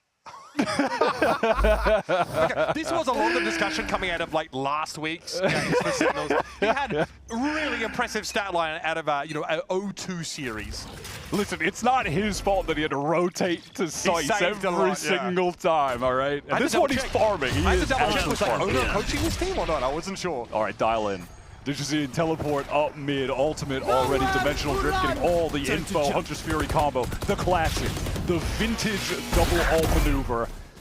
And this time, Com's going to be able to find something of that Hunter's Fury. Tough for Sen to get a foothold here. Narrate does his best, and Kai's able to get out on Heaven there. Oki taking low. Caillou himself has seen better days. It's on John and Redux now. John going to be late to the party. Trying to play off Redux, and again, it's always at least the one. Guided Salvo should give them a little bit of space to encroach towards that coast position. And Redux gets it off the flash. Digizine looking in the wrong direction. And this two-man tour de force for Sentinels has torn EG apart. That was gorgeous from John and Redux. They did everything they could have possibly done perfectly in that 2 versus 2. That was lovely. I mean, John sending out those missiles back sight forces the players from EG to the left side where he's got the stun waiting. At the same time that's happening and their positions are disrupted, Redux gets the flash into teleport to fight them. I mean, that was genuinely beautiful. And that is the in-the-moment synergy that SEN were just totally lacking in their debut. It felt like no one was on the same page in any of the chaotic moments. And that right there is just an example of an extreme juxtaposition from that. Yeah, they worked those 2 angles beautifully. You saw that Digizine was looking in the Redux direction as John actually swung coast. That's because he forced him to look that way. And honestly, Narrate only gets the 1 frag in the round, but exits with like over 300 damage. So, you know, that damage he does getting on in there to pave the way, yeah, it makes it much harder for EG to hold on. That was sick, man. Yeah, just a general point too, I mean, aside from the fact that John is getting a lot of kills, we have seen this Taeho util get tons of value throughout this whole game, both halves. His ults have been really good. I can think back to the first half, that one he sent out when EG were on the retake, they were all in spawn on A. Like, he is getting serious value from his util and from getting kills. He's having an all-star performance to start this series. Cross back over to the game. It's a 4-round difference. The crippling loss in that previous round for EG still means they got weapons to work with. Rolling Thunder, of course, there. The sites have been less difficult for EG to get into. It's holding on to them. They don't have to play up against the Sentinel. And Sentinels are giving them that space before snatching it right back. Yeah, the comp is just so potent on a retake. It's that A main dart again, quick flash just to take that space. Evolution being used right there by Bao. The ultimate activated. Bao right now, the one guy shooting on EG as they go for one of their classic maneuvers again. It's just Digizine teleporting up towards top mid and then Crosscut for Bao, though. Yeah, that's cool. A double face here that threatens to shake John out of position. He has a premonition about it, though. Trying to buy more of that time. Special delivery fall back, and they had the refresh of the guided salvo. And man, the guy's just too good. He falls back, so he's got Cortizia watching him. Ooh, nice little jump spot as well. Those Supermans there to flash into the swing. This is just not the same team that we saw in week 1. Now, they give it a little bit of that space, but it's always double-faced. It's always backed up by a piece of util. It's like, yeah, EG, get that plant down. Sure enough. And now, that Rolling Thunder comes on out. It's not going to connect with anyone, but confirmation now. The back of the A side is clear. Oki, though, this late little re-wrap has thrown a spanner into the works. And finally an opportunity to get this Rolling Thunder off as well. Timing's good. Not a whole lot you can do about this one. Ugly. Last player Narrate, though, able to avert it for the most part. Kai has to give it a tap, but he knows he's going to get hit from 2 angles here, and there's just not really an option for Sentinels. An important round for EG to take if they can. Caillou doesn't have the time. And yeah, fist pump for Oki. Needed that round badly. I mean, we're talking about mid-round, how good Sen are looking, and then somehow EG just come out on top in that. I mean, mostly due to some really nice late-round play from Oki, who is delayed on that wrap into heaven, gets the free kill, and then finally has this prime opportunity to get the Rolling Thunder off from a really good position too, like sending it, you know, kind of horizontally into the site there is perfect. I got it. And it's the displacement on Narrate as well, that puts him out of position, allows Oki to step up and find another to leave Redux on his own. That said, we've got 2 Duelist ultimates up for Sentinels now. The weaponry, though, leaves a bit to be desired. Them onto what feels like a rare eco right now. Digizine with one of his weapons of choice. Time to jump. It's just anything that has a scope. Yep. Laura at the ready. There's going to be a flash to try and knock him off this line. Okay, he gets sent into the site. Fake smoke, what a clean up again. Poetry in motion here for Sentinels. Able to snap up 2. I mean, you are joking. That is a crazy team fight for them to come out on top of. I'm a little bit stunned here for a moment. Just trying to replay that in my mind. Yeah. Like there was util coming at them as well, and then just smoke drop, boomed with Sheriffs. That's nasty. Okay, good fault line timing here as well. EG forced back. clock bled even further. Now there's a real question about whether they want to attempt to work this B side. This is one of the rounds where Sentinels are actually anchoring on this B side. Yeah, kind of a pick your poison situation here. You know, if they hit B, there's going to be a lot of Sen players there. If they leave B, Sen can probably go pick up the rifles that are dropped and have more guns on a man advantage retake with like 2 ultimates. So this is going to be tough for EG. Coming into this round as massive favorites economically. Narrate just close angle here. Knows what is coming, but it's John again, man. Always seems to be where he's most needed. And now Bao has to turn tail. 17 seconds left in the round. This has completely fallen apart for EG. Bear in mind, a single rifle brought up in this round by Sentinels. It's going to be a quick hop, skip, and a jump over to the A side for the plant. That is close, but he got it, I think. I mean, that was, yeah, he's good. Planted. All good, like 0.18 or something on the clock. And yeah, here's that other situation where they're able to grab one of the guns, but do they even need the guns? I don't think so. They're just killing everyone with sheriffs. And also, they have 3 ults, man. They have 3 ults. Not even that. Flash, fault line, stealth drone. A ton of util to sort of spin something up on a dime here. Yeah, dimensional drift, fair enough. Give yourself that foresight. Oh my god. I mean, you'd hate to be Oki in a situation like that. Hindered and plundered. Straight out of the round, it's going to be on Bao. And John steams him. Sentinels will get up to 12 with a very unlikely fight back into the round. Surprising EG by entrenching on B, not giving an inch. I mean, glass half full for Oki, he can be like, damn, I'm really him. They had to use a dimensional drift into the convergent paths, into the stun just to deal with me. That is tough though, man. If you could take an ego boost for a lost round, I strongly suggest you do it. You hate to be him in that situation. It's that first team fight though from Sen is just crazy. I mean, that is nuts. They just drop the smoke and kill everyone with sheriffs. All right, John is 24-9, man. Look what they've done to EG though. They recognize that those ultimates are well spent on that previous round just to decimate their economy. 24 kills. And only 9 deaths. Yep. Having a hell of a game. And no stat padding, bro. His util has been so good. I've never seen so many good special deliveries in one game. You hate using the name for that ability, bro. Usually, no fake TP that time, and it does kind of bait Cortezia out. So EG get a crucial opening to attempt to stay in this game, get to 9 rounds. Sentinels are activating here to maybe push off this B side. This is being watched for, though. I mean, yeah, that could absolutely be their undoing if they go a little bit too far forward. Great angle work there, and almost haphazard work from the upper there by Superman. Tries to have a crack with the Sheriff. Maybe the weapon disadvantage here starting to show up for EG. They're going to go for it now, but it's feels hurried. This feels ham-fisted, and the Nares Narrate steps out and takes one comfortably. Then a refrag to get him in a bit of a dangerous spot. Super handers him with the Sheriff. It's 3-on-3. And Caillou flashed through the wall, and Bob's your uncle. 13-8 Sentinels. Strong start with a 9-3 opener. And I love these retakes off this heavy util. Look for them. Stunning comeback. Sen so proactive in that game. Moments like that to close it out. The instant decision to just flash. We're swinging together. It's those timings that are so much tighter with the util and those aggressive plays compared to week 1 that have them coming out on top here. And in addition to that, Redux, he said in like round 4 or 5, he's like, I'm back. Yep. I mean, he's obviously playing way better than he did week 1. John with a stellar performance as well. Senno looking good right now, stealing EG's map pick. 2 things not present that we saw from EG last week that stood them in good stead. It's Dipsy zopping and it's Bao being immovable on these anchor plays. They never went his way when EG had guns. Sed read into that really, really well. And just dealing with the Mosquito comp is a nightmare as a Sentinel. The Waylay's just getting past everything, man. Stepping away, but up next, maybe the analysts are going to break down map number 1. We'll see you in a sec.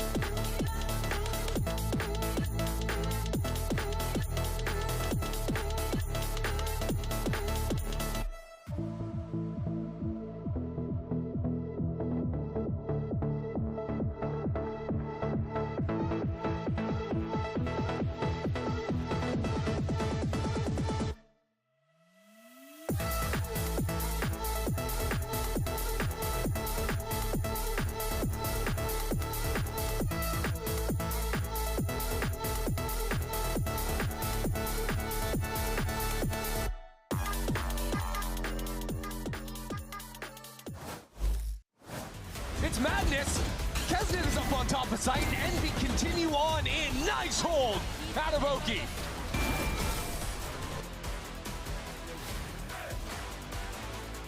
Pulling them in. Tries to stay alive as long as he can. How does he get that? Giving John a chance. John finds it. That's insane. Kaplan, this is a dominant look so far. Very different SEN we get to see this week. How many things that you worked on this week are checked off the list? Checked off a lot regarding how stressed I can be. No, we thought the first match was preseason. We misunderstood the schedule, so we just kept doing our thing and locked in this time. Okay, yeah, no, that sounds fair. It's an easy mistake to make. Best of luck on map 2. Thank you. So Kaplan today actually just told the team that this was another Sentinels put-on tournament, and then Right. they were locked in and ready to go. Welcome back. We just watched map number 1, pretty close with a bit of a comeback towards the end.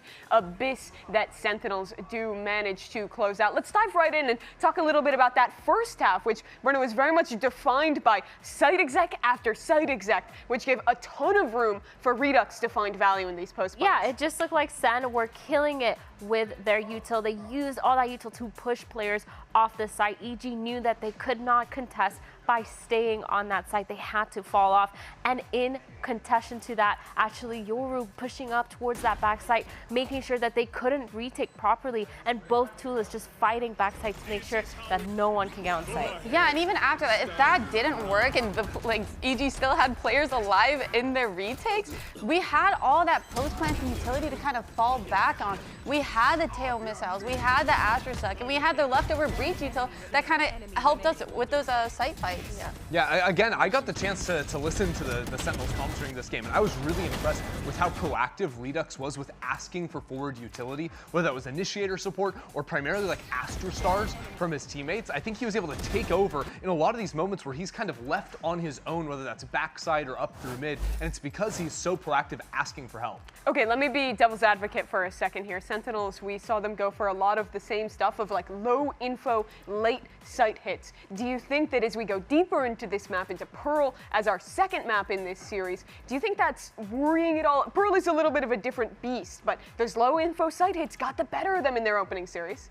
Yeah, it feels like for Pearl, it's going to be a lot harder because we saw SEN struggle on a lot of their mid fights, for example. Felt like their util wasn't really there and they were struggling with that. They weren't able to get a lot of the picks that we felt like they should be getting. Sure. And so I think that will translate into Pearl. And again, you have that long space on towards B. You have to really fight for A main in order to take and burn a lot of that util to get space. So definitely a lot to give and take here, and they won't be able to just full exec like you say. Yeah. Oh, sorry. We'll have to track that as we get into the second Whoa. map. One thing I do want to keep our attention on, though, as we reflect on that first map, though, is Bao, who I think even in that loss for EG, again, was finding a ton of impact on this Vita. Yeah, and he was like one of the main points on why the first map actually went to them when they were playing against, I forget who they were playing against. Who was their first match against?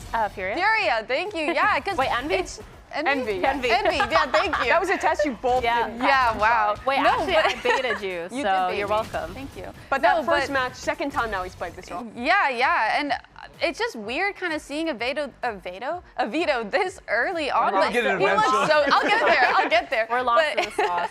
No, he looks so good on it, and I think the fact that when he popped his ult, that he was able to kind of avoid all the utility that Sen was throwing at him, it was really cool to see. I think also we have to give a huge shout out to John QT. Oh, yeah. I mean, he stepped off that IGL role and then he just started fragging out like crazy. I think that's I told you he was going to save this team. He's a monster. Yeah, you did. I want to hear more about what you have to say, though, because again, as you mentioned earlier, you were taking a bit of a listen in with Sentinels. What were we learning from that and how the dynamics of this one work a little bit? I want to hear more about that, though. But first, I do want to get a chance to look at map 2 here. And I think maybe even get a word from Potter in a moment as we do get ready to go into Pearl. I can give you some Potter fun facts. You have a Potter fun fact for me? Yeah, there was one moment where she asked Calm to sing Shake It Off. Really? What? Swift. Yeah, I love that. True story. Was we that can find helpful? It. I thought it was helpful. Okay. They proceeded to lose the map, but It was a good start. Did he sing it well? That's a vibe. Does he have a nice voice? Of an angel. Voice Really? Of an Maybe angel. that was the problem. You gotta troll a little bit on the vocals. Yeah, make everyone that's laugh, beautiful. Okay, crack 'em give up. me a snippet though of what you were hearing from Sen. From Sentinels, it was interesting. I thought there was a lot of voices that were contributing to the conversation. Like, it seemed like a team dynamic where everyone was allowed to give options of how they wanted to like pivot in mid rounds or plays they wanted to try to make. So it's not like one person like controlling the entire field. The whole team is coming up with ideas so they can very quickly react inside of rounds. Talk to me though, from you guys' experience, how does that team dynamic differ from a team that does have one strong leader who is setting kind of a clear vision from the team? Because there's definitely some upsides, but I think also drawbacks with playing that style. Yeah, but I mean, when I'm looking at Sentinels, and we've talked about Caillou on the IG role, that's what I like to hear, is that the team is contributing. The team is supporting him, so it's not all on him, especially when he was struggling. Sure. Yeah, well, let's now get that word from Potter, see what she has to say as she readies for map 2. Potter, I want to talk about team dynamics and inner workings or growing pains, if you will. You got to be reunited with Com this year, this time in an IGL capacity. What's it been like to work with Com in that capacity? How much hand-holding are you doing? Not too much hand-holding. You know, Corbin, he's a level-headed, he's an incredible teammate, and he's just blossoming into the IGL role, and he's having a lot of fun with it. So I'm there for guidance, and I'm definitely there to kind of show the winning ways, but Corbin knows what he's doing, so I just had to remind us, we got to fight for these sites. We're playing too much retake on map 1, so in map 2, we should be fighting a lot more. All right, let's bring it back on map 2. Thank you so much. It is interesting to hear her perspective of getting to reunite with Com, but in a different role, having to step up as the IGL for this team. And it's good to hear that confidence that that working relationship is in a good place. And I think that just having that can really go a long way to forming a team that does have so many new pieces to this level of play. Yeah, and I will say from the small things I listened to on EG's camp, like besides even down a lot. the singing. Besides the singing, no, like it was actually like it seemed like even though they were down, they still felt very confident round after round, like a very good atmosphere among the team. So I don't think this is a team that's going to take a first map loss here too tough. I think that comes too with a lot of the experience that a lot of these players have. They're constantly kind of in that role where they have to be stable for the team. And that's why earlier I talked a little bit about firepower and how EG is so disciplined and reserved. I feel like we saw a little bit more hero plays. I feel like we saw a little kind of glimpse of them being a lot more confident in the server, going for a lot of those peaks. There's actually one of those rounds that we saw where EG was playing back, playing their post plant, and it didn't matter that they were smoked off and that they were down numbers. They just held their ground and really felt that they were going to win the round just with the util. So I think overall EG just did a good job. Yeah, well, let's see if that's enough now as they get ready for Pearl. Map 2 of this series, the lower bracket looming if EG can't push us all the way to map 3. We'll find out how it goes with Uber and Wyatt after the break.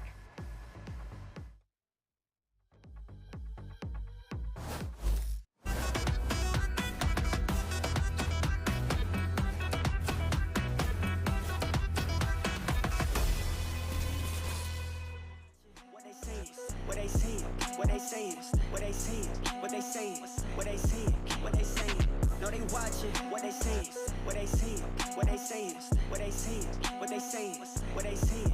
No, they watching. Whole lot of views for real, just like a real for real. Gotta re-up the deal. We got the mass appeal. Whole lot of facts on facts on facts on facts on facts for real. Major League World Series Game 7, whole lot of cap for real. We better be gone. I used to just do it for fun. For real, now we gotta get to it and hustle, man. We gotta get to the funds. The pressure been stacking up tons. We on our way up, just trust. Baby, we winning, they throwing the ones. Baby, I'm saying it ain't what it was. Okay, no, they watching what they saying, what they saying, what they saying, what they saying, what they saying, what they saying, what they saying. No, they watching what they saying, what they saying, what they saying, what they saying, what they saying, what they saying. No, they watching. I turn an L to a lesson, okay? I turn a curse to a blessing, okay? All of my time is invested, now it's not a preface for greatness, I'm destined, okay? Can't do no minimum wage, I'm out of your...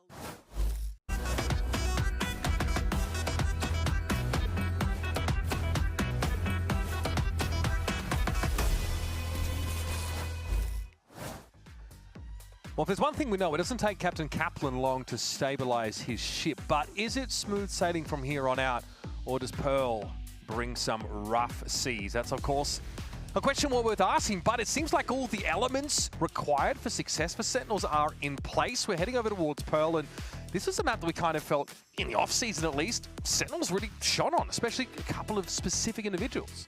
I really liked them on this map when they were playing in those SEN City tournaments against some of the other Americas teams that we're seeing now this year.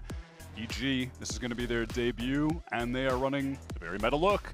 Again, you got your Yoru, you have your Waylay. Your Waylay's going to be running it down B, dashing into heaven with a shorty or a bucky. It's just what we're seeing. It's just the meta, man. It is just the meta.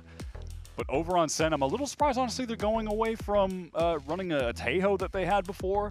They, I mean, obviously have a great Taeho player on their team. We saw John go off on map 1, and they're running the Fade as well, but this time they're just swapping to a solo. They have the one Sova instead, just also leaning into meta stuff.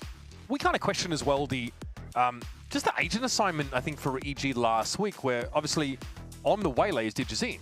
Yeah. Now, he's trying to op on that, particular pick, and the Yoru of Okeanos is obviously, we're kind of expecting those roles to be switched, and they do, right? We obviously see Digizine play plenty of that Yoru when it's up, and maybe there's a single duelist look here, but it felt like there's some interesting TP setups from Okeanos, so they weren't always able to help the weak side of the map on a couple of those. Corrode, I think, is one example of this. Their tactics with the Yoru were not ideal in the latter two maps of that first series that they played last week. And I want to see Digizine on more Yoru just generally. It's just better for an opera. And also, in a strictly mechanical sense, I don't know if this is still the case, but I remember a couple years ago, Digizine was the player with the lowest mouse sensitivity in the league. Just purely mechanically, I don't want that guy on Waylay. That's like, you need to be, if you're playing Waylay, I need you to be a part of Gen Alpha. I just want like running around, going nuts. You know what I mean? Like, I think Digizine, his aiming style is very smooth, slow, calculated, which is also why he's a great opera, and he's so consistent with it. A Waylay requires you to kind of be a maniac with your crosshair and flicking all over the place, to dash, to throw the hinder. I want to point out, though, that Nagzed is back in VCT, so I don't think he has. I don't think Digizine has the lowest sense anymore. I think Nags was in the league when I just made that stat up. I see. I mean, I said made it up like I made it up, but it's a real thing. I'm pretty sure Nagzed starts a fire on his mouse pad every time he tries to turn 180. So, you know what I mean? It's, he knows how to make it the nature. Regardless, my point stands. My point is my point. And they have Oki on their team, who, when we watched Oki back in Challengers into playing double duelist with Sato on Liv, he's like the guy you have playing Neon because he's a maniac. Like, I think it just feels more natural, but anyhow. Well, not too far away. The longest diatribe of my life about you literally said, let me do my thing. But also, listen, we got a delay, buddy. Podcast time. I'm gonna fill it with something. Had an audio issue, and then we gave you one by having to listen to Wyatt discuss that sensitivity issue at length. But we're jumping into Pearl here in just a moment. Sentinels, really strong start on Abyss. 9-3 half, good clean finish at the end of the day. Now, this was a great map for them in that offseason. Cortesia, standout player on this Killjoy. Eyes are definitely going to be on him to see if he can carry that forward into the season. Oki pinged out, but does not feel any threat. So just going to stand his ground. And that drone does not do much in the way of pushing anyone back away from B. Sen just content to play slow towards A as well. If you look at the mini-map, I like that one. I don't think that was optimal. I think Caillou just wanted to see what the neighbors in the next, sub-water Acropolis were up to. This one, though. Hard to say. To glean any information away from that one, we'll have a pretty well-held setup here with, obviously, this KJ util able to cover the push onto site, plus this link play. Pretty slow from Sen. Not too much in the way of aggressive prodding. They just slowly walk up into A main after watching for aggression on B. Work into an A split. We're outside of the gate crash window for Oki, so he's not going to be able to assist here. Nice little light speed on the side, but a refract from the raid. He's seen enough, apparently. Digizine holds his ground for one. Now here's the walk-up. Spike's going to be recovered, and quickly is going to be taken to hand. Now with 20 seconds, is there any attempt to fight from EG? There is a flash, and Oki gets the burst. Redux has to push this, and he's not able to quite complete the second. Cortezia, in for a penny, in for a pound. He's got to go for it. Superman stands tall. Not a great start for Cortezia there, unfortunately, and Superman, he needed that. Map 1, he wasn't really doing all too much in the way of getting a lot of kills. It was a slow start for him, so nice that he's able to collect a couple very important ones as well early to get EG this win. All right. For those at home, yep, saw that one away. Time to go back to the laboratory. I mean, all across the round, though, felt a little shaky on the Sentinel side. There's obviously the dash into the smoke by Narrate, instantly sort of pulls back, has a player swing off him there in main. It ends up being a pretty rough trade. All right, Oki now picking up that Outlaw. Obviously, that sightline on B. You just want a scoped weapon over there. Yep.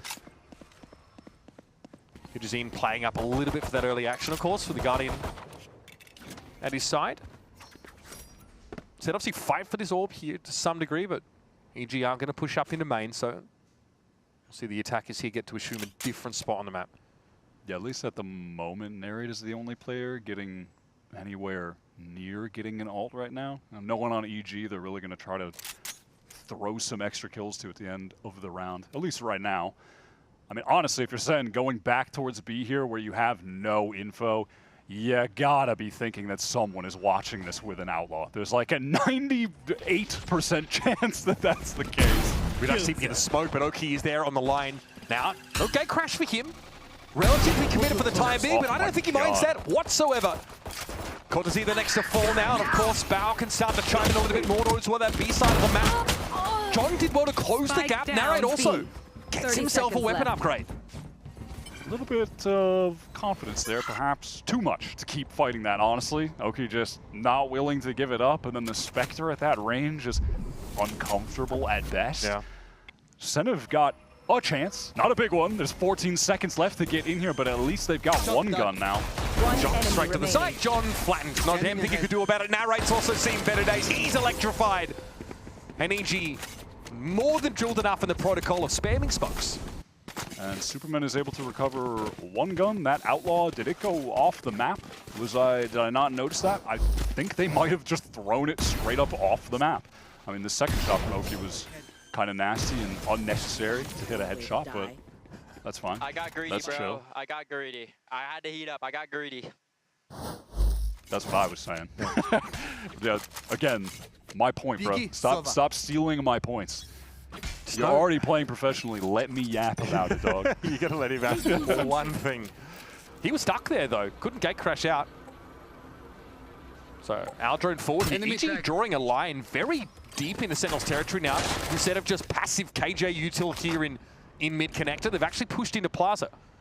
With that turret down, and obviously the Nebula as well, top mid, SEN have to feel that there's some level of threat for serious aggression, like a full walk-up, right?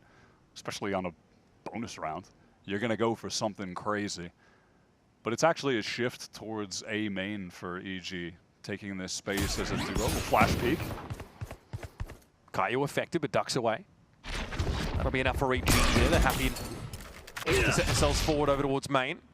It's okay, crash out here. So SEN might actually re-hit that part of the map now with less than a minute left. They've got good link presence now, which is not been covered whatsoever. Yeah, SEN might catch a nice timing to just pinch these two anchor players, not getting baited into going B where the majority of EG players are actually at on account of that A aggression. So this site really should be theirs for the taking. Park could be an option. Now Red goes in. Kaio just guns Superman down as he tries to get ahead of the issue inside that smoke. An easy refract away. 24 on the clock. Still no plant as of yet. But EG have to set to flood back in here. Shocky on Kaio. So EG is still playing very far off this. And that's all they have to do, right? They have the superior weapons, especially at range. A couple SMGs for EG. Should have this covered. Here comes EG now stepping up. They got high-low setup. Digitines have an undo Redux. Oh, no! Call it util in hand. Kaio and John able to recover things though. One enemy remaining. And Saturate thrown over towards main. Vulnerable to is common, in no position to have any say here. EG say, okay, we'll have to settle for 2 guns stripped away and a proper buy in the next. These two ships are about to cross paths. That'll be Sentinels getting on the board. All right, recovery from Sen. John with a good swing out towards Art side there. Ultimately, right, they still do have the numbers and additional crossfire set up even after their duelist crossfire was dismantled. A nice tap from Dijazin, and then, I mean, yeah, that's honestly just kind of a misplay from Nere trying to get the ult off there. Yep.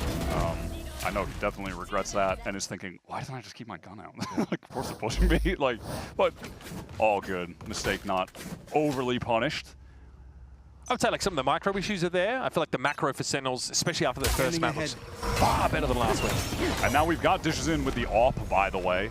It's over towards B, so not a factor in the early round. But yeah, it's back to this waylay AWPing. And like, yes, you can take the one nice peek on defense and then just refract and get away. But it's not like on a Yoru when you can be teleporting multiple times in a round, immediately setting up on varied angles across the map.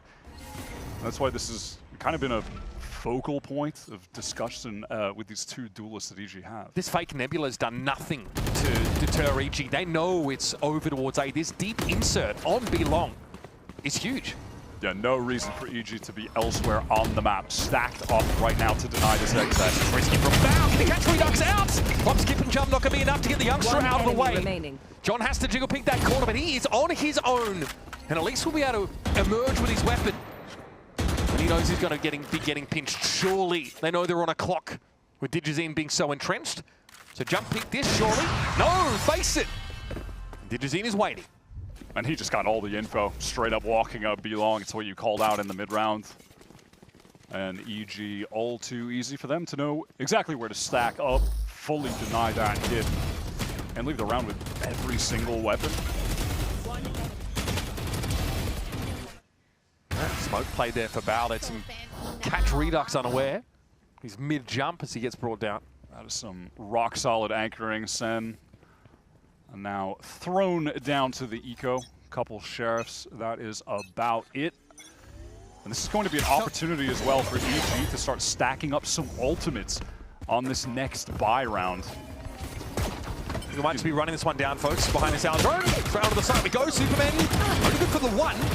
A Bandit actually ringing out. Bao also takes a little bit more damage than he otherwise would have bargained for. This will open the side at least for Sentinels, but the spray through the smoke from Com will deprive them of the Yoru. Of course, the Nano Swarm there will make an early plant quite difficult. It's looking like an awkward situation for EG for but a moment, but they've absolutely stabilized. Well, I mean, okay, all good, all good. That Bandit, man. Little haphazard. Satisfying enough here for EG. Also building towards some pretty important ultimates. Yeah, Lockdown at the ready for Bao. That was really just what I was waiting to see coming out of this round, assuming EG were going to win. Was worried for a second, but didn't have to be. It's Bao leaving this with the lockdown. Superman leaves this as well now with the wall, so EG have got a lot of options headed into the next buy round to try to get another big win. Okay, this time it looks like, I mean, this might be a really nice little call here from Sentinels. Pings towards that big of the map. Of course, our opping waylay. Yeah, I mean, this could just be a straight up classic. You hit B, you plant safe with the Astra Wall, and you have a bunch of stuff for the post plant. You know, you could get one of the players that's one orb away from getting their ult to get the spike plant. You have the Hunter's Fury for the post plant. Just keep the game easy to have these ults. How much equity can Bao buy on this B side for EG? Behind this Sentinel util. There's an inkling for Evil Geniuses to come this way, and now, of course, lockdown in play. They want to save that wall for later. They just get Cortesia the orb, throw the lockdown in to force everyone back, and then the wall after the fact. All right. And they can place that wall deeper. I actually love this. They get the wall in deeper because they know they're forcing all the players off the site. All right, Narrate is an absolute maniac. But then they can take the forward positions because of that. Yeah, flashing themselves now through this wall. They want to make sure EG don't have a staging ground, but Bao holds his own. Redux out of the picture now. Hunter's Fury also committed by Caillou. Healthy enough squad of EG that Oki gets himself onto the side. Clone through the wall, thinks about the flash, but thinks again. Over the top, happy enough to have kept Sen at arm's length, but now this stall util is in play. Com, though, is able to give it a tap. Can this be interrupted? Yes, Nova Pulse is going to be there, but he just holds through it. Down to 14. SEN can't hear a damn thing on the other side. It's that counter wall from Superman gets massive value when SEN are just ultimately forced back. But I mean, both teams used like the same ult play against each other, but it ended up working out for EG. I think it was honestly a bit of a mistake early too that Narrate. I mean, he went for that kill, and then he has to get all the way out. Everyone is, forced out from that lockdown. They're not able to get into any positions to break it. That's tough. It's tough when they're all just, sent back to B main. And so I don't know. I get it's an opportunity for him to try to get a kill with the shorty, though. We'll probably have to get out anyway, but it's tough. Obviously, like that Nova Pulse doesn't interrupt the defuse. I don't see where the Sentinels Gravwell is there. It might have deterred an early plant. You can see John trying to continue to set up stars on that plant location because they're walled off, but there doesn't seem like there's a reliable mechanism for SEN to get back in past that wall themselves. They've used a lot of those util pieces to try and fight ahead of their own wall at the start of the round. You just mentioned Narrate trying to come forward. It feels like they didn't have options to flood back in after their push deep into EG spawn, which Bao shut down, fell flat. Yeah, absolutely. So EG being able to, on that prior round, on the anti-eco, stack up all of these ults, brought them all of the value in the world. SEN still with enough for a buy into this, though, getting that spike down. And with the loss bonus coming through. Dimensional drift for Redux. Still going to be contending with Digizine. I mean, yeah, they might just be keeping things simple here, honestly. Just pressure towards A, late lurk from Cortezia, back through mid into Art. We'll see. Okay, no dash up onto the high box for Narrate, though. Plenty of the Astra smokes to allow them in. Okay, Oki this time is rattling the cage, showing that deep duelist presence from the defenders. Yeah, and at this point, because of Oki being that deep over towards Belong SEN, I mean, the A is definitely not an option in that moment. They can't go because they can assume that EG have stacked up more heavily towards that side of the map. And they're actually going to go back over towards B, try and force Oki back. This time the gate crash, though, is in place for a couple of seconds at least. Yep. And they're going to have to use this dimensional drift close because they don't have a drone to go towards Pillar. Careful here. Oki is going to be spotted out. He does have to retreat. Instant pivot back here by EG. They're trying to get position. Looks like at least Bao's able to get into the site. He'll play halls. Yeah, they want to commit to anchoring. Redux maybe unaware. Has to go for a shoulder pick. Sees, though, the player and is able to take the fight. Now Narrate flashed out, though. Redux is going to be there to cover his back. Both duelists dive into the back of B site, trying to shut the door on EG. 30 seconds left. How can they get back in with just 3 players lacking util and an AWPer? This is going to be extremely tough. Yeah, what is it, a saturate? Digizine doesn't want to be pushing up like that. He can only passively play from under. The real hope at the moment is just if someone on SEN over pushes. That's a nice hinder, but look at that Gravwell count. Enemy remaining. No over push this time around. Com will be happy to extract the 1 kill. Redux on for the ace. For the ace, and he'll have it! Nicely done, Sentinels. Bounce back from an early battering. They're happy to challenge into that single Yoru on B-Long. And EG aren't too pressed about that situation. They're going to go for it because they do have a lot of money left. Oh my god. Yoru waylays. I mean, it's just insane. It's just ridiculous. It's so good. Habibi, welcome. To which establishment? He's back. Huge, huge work. Yeah, it's funny. Like, Narrate just flips around like Tinkerbell. Redux is able to follow up and be that second player. Dishes in, able to afford another off. Posted up early towards A main, much like the last round. Wow, he's going in real deep right now. Refract and just, again, it's Digizine playing in a pretty aggressive spot. Dangerous. With the off angle not covered. That's such a dangerous position. Same thing happened on Abyss when he's playing out of security. Yeah, he's taken some massive risks with his off positioning, and they have been punished by SEN. Yep. That's so early into the round as well. They have an opportunity to work the map. Look at Redux's TP. It's all the way over towards A side. They can pressure heavy B, pivot back if they needed to, but it looks like ultimately they just want to go B. Bao has no utility to play off here anymore. Simply just going to try and fall off the site without being picked. Got the alarm bot to cover his rear. That might just be a flood out of connector here with Com hoping to capitalize. Hunter's Fury out already here for EG. Is that a viable option? Nova Pulse heralds the arrival of Redux, who sprays him down. 5 into 3. That's just good maths, baby. And there's still more out on the field for him, but he's low. The post plant, Sentinels can scramble over this B side of the map. And that round's done and dusted. Redux is just playing with zero fear right now. Absolutely feeling it. Started slow last week, but I really think people were overreacting to that. His off-season performances People were overreacting to a slow so Sentinels good. week 1? That's crazy, right? That, I can't believe Bro's trying to evoke the deep magic over here. That is a fixture. But no, it was him and Cortezia in the offseason that were lighting teams up as a duo, especially on this map. We haven't seen Cortezia get too active yet, but his KJ here had been pretty insane. Yeah, look at this from Dijazine. This positioning. He's just fully exposed to that left side. It's not like he's going to be able to teleport faster than someone can shoot him. It's a misconception about how far up Sentinels already are. That is very quickly put to the sword. Yeah, but there was a timing to do that because there was a Nebula down. I don't know.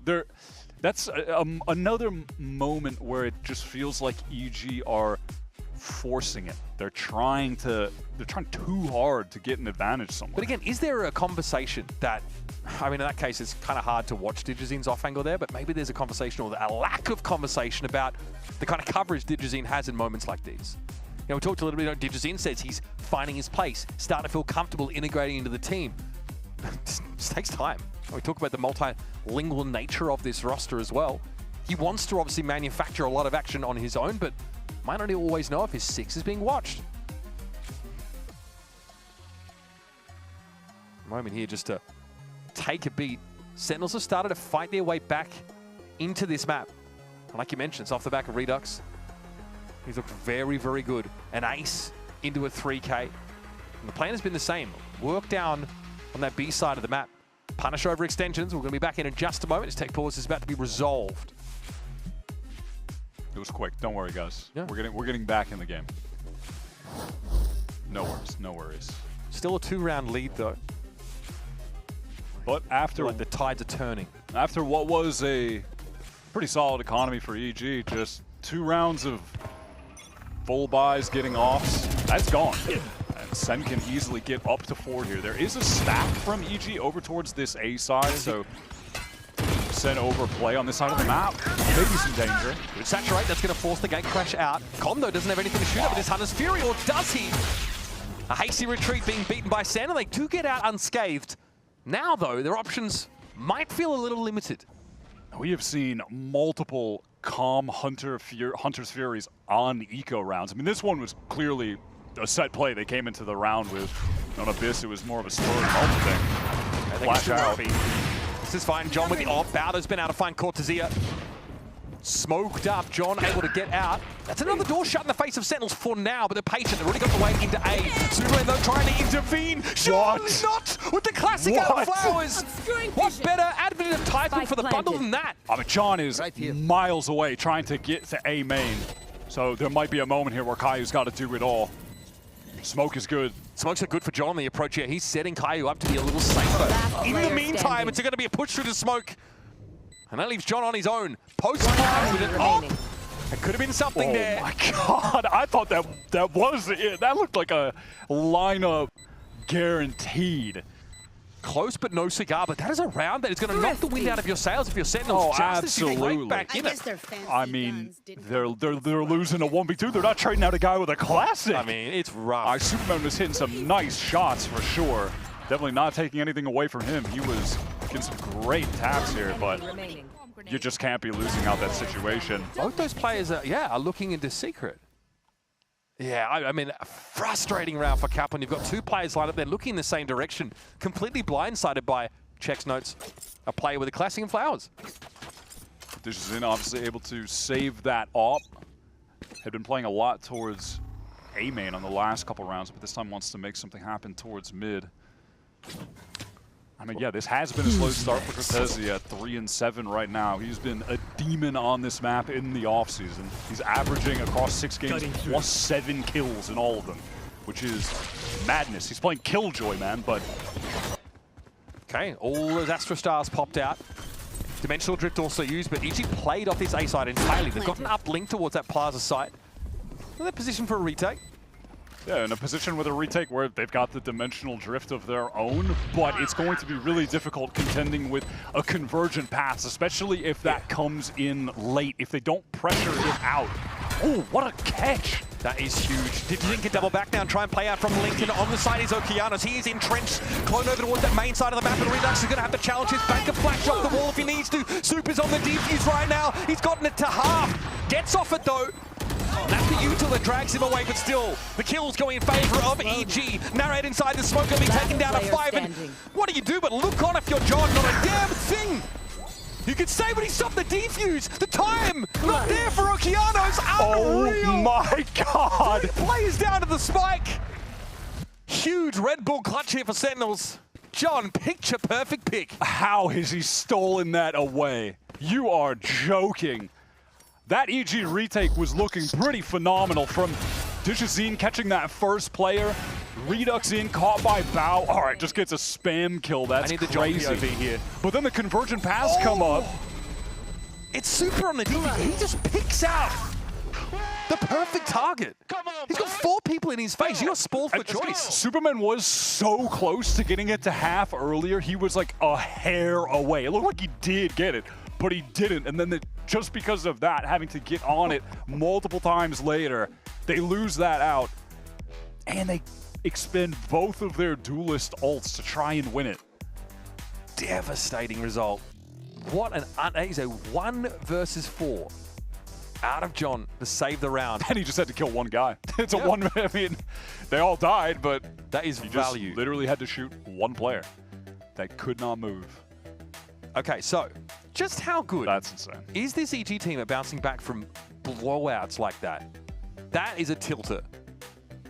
You got some loud voices here, you got some very hungry, driven players, but that one is definitely going to take its toll on the mental. You got a classic pot of timeout, though, as EG still have a 2-round lead with 2 left in the half. SEN have definitely been winning the more explosive rounds, you know, like they're getting aces, they're winning a crazy clutch like that. That honestly, in a way, it kind of feels like EG aren't in the lead because SEN are just pulling off some crazy stuff. Yeah. But I wonder how they feel, right? Because if they might have to remind themselves that they're actually up by 2 rounds. Oh, yeah, they're like, we should be up by, like, we should be like at least 7 right now. All right, play hero going to be long. Okeanos stands his ground for a time, but is pinged out by that. Be right back. Bolt. A lot of damage onto Narrate. See what? Okay, that's a refract. Oh, good. Cutting through. Full stack from EG over towards this B side right now. And SEN, they have an idea that something like this may be happening. And now you're contending with this Cosmic Divide, fighting back into this A side, but this is another round where EG have the retake Cosmic Divide at their disposal. So SEN don't want to make use of that flood utility too early on. Maybe they don't want to fight too far forward ahead of that divide this time. Cortesia hears everyone from EG running through spawn towards A. So he's just telling the team, get out of here. But he's caught. That's the danger of playing such a forward position like that. But EG are slow deducing that Cortesia's presence there could herald an early retake for Sentinel. So they can be a little slower to beat. We could see a situation much like a previous EG round window where they are going to throw down the lockdown and Superman's Cosmic Divide to force everyone from SEN right back out to B main again so they can get on the spike. And now at least Bao has a rifle to work with. Lockdown to send them out to long. And Cosmic Divide to keep them there. They're doing it, yeah. EG, they're taking this risk. Bunch of Fury to counter it, yeah. Okay, lockdown dealt with. Now EG flooding it at the same time. Sentinel's going to be quick to respond to this. Narrate in Hall. 1 by 1, they're pushing him. Flash can't even help them. Narrate and Redux combined in Halls yet again. A Bao can only swing that wall a couple times. SEN have got this game back to 1 round.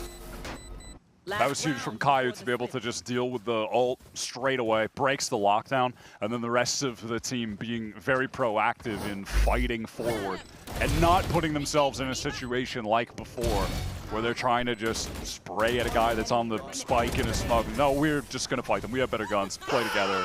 We will kill them. boys. Let's go. And Cortezia being the hype man that he just like suddenly turned into halfway through last year when MIBR desperately needed someone like that, and he's just still that guy on SEN. Yeah, bringing with that confidence. Raw passion. It's not something that Sentinels are short on, that's for sure. Now we have an Odin in the hands of Caillou. Just how permeable will And this one A for side Calm. be? They both just, I don't know, they mind melded. And they both got Odins on this final round. Both playing towards the same side of the map. Okay, lockdown though. That's a consideration for EG, I'm sure. And of course, they do not have Comms Hunter's Fury to answer it as easily as Caillou's did. About to do with that recon? I'm just curious. There's about to be a recon and some Odin spam, I'll tell you that. Okay, Oki forced off the site. Oh, some though. Not an opportunity to do it. Lockdown's expired. Slowly, Digizine is on this sort of wrap. He might have to pick up the pace a little bit though to be a factor in this round properly. SEN are happy to sit off this. Play post finally got the Odin spam. That's going to be a big problem for EG if they walk into it, but Narrate and Redux get cleared. The duelists are gone. Now it's on the A main presence. A little bit wayward here, but nice saturate there from Digizine to make sure he secured that elimination. And now John will step up around the corner. Caillou spraying down for 2, but he's being pressured. The pinch finally comes in as Digizine gets himself a Vandal, gets EG the round. I'm going to need to see that Oki spray transfer real quick on the replay. SEN have loved to play these post plants with their duelists entrenched, and then support from other places on the map. Wow, that was nice. So fast onto Redux. Good little play from Digizine. Let's go, with that Daddy, saturate. you're home. Okay, man. The little kid. Why are you looking, bro? Why are you looking at me like that, dog? Now he's trying to break the fourth wall every time he can. Okay, a little bit of a frustrating end of that first half for Sentinels. EG finally get their explosive round win, right? They want to really get some wind into your sails heading into the break. We'll be back, of course, with more of Pearl right after this.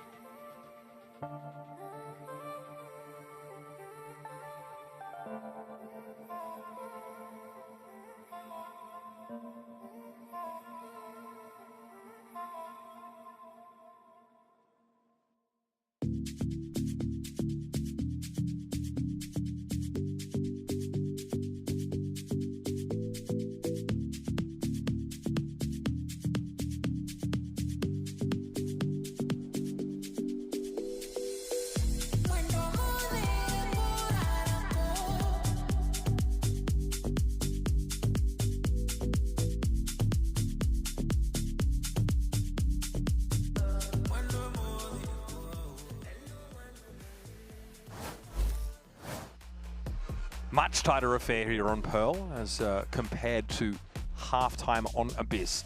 Sentinels definitely bearing their teeth a little bit more in the latter half of that first half, but EG hold it down. Some hero play by Okeanos to have an insane spray transfer, flatten both Sentinels duelists, get him back into that A side and clinching the round. It's a 7-5 ball game.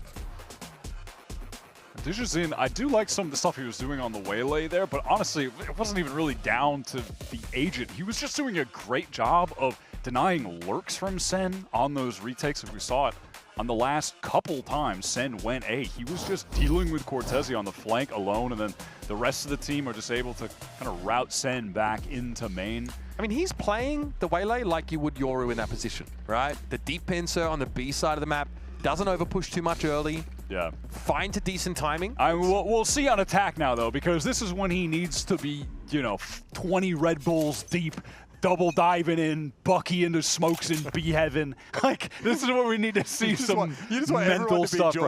This is just what you do on. It's just the agent, man. It is just the agent. We did see that from Narrate on a couple of occasions in the previous half, so. But that's what they're going to need from him, though, to be a crazy entry player now. It can't be as slow pace.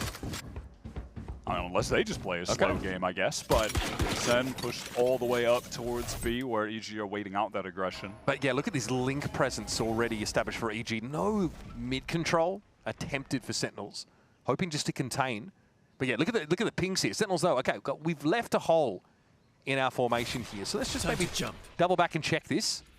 I mean, this they is pulled off A. Honestly, wow. Yeah, we're a minute into the round, and it feels like Sen have Obscuring vision. little to no map control. I mean, they're pressed up a little bit on B, but you know, the fact that they even have to watch Sewer right now with a player is like removing John from doing anything particularly relevant on a site. Having their bluff called, yeah, they were forced to voluntarily give up that A side. Yeah, now over on B, they're fully aware that Sen were pushed up. Time to take A. They get that entry onto Cortesia. That's really nicely done. Spike planted. And John will wait.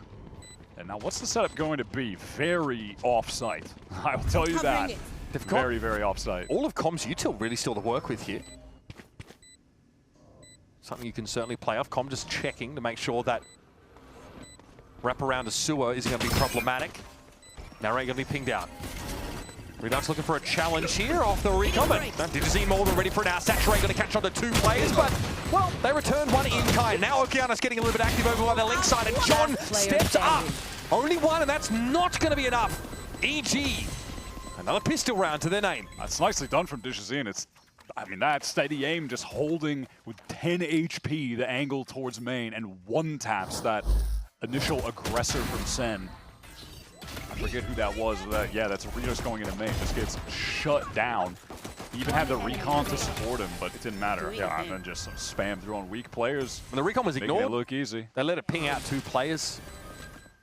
Digizine just wanted to fight there. But ultimately, when you go back to the beginning in mid-round, Sen just gave up so much of the map to EG. They walked in A for free. They had no control over the mid connector. John needed to watch Sewer from spawn. Cortesia's all the way back in Flowers.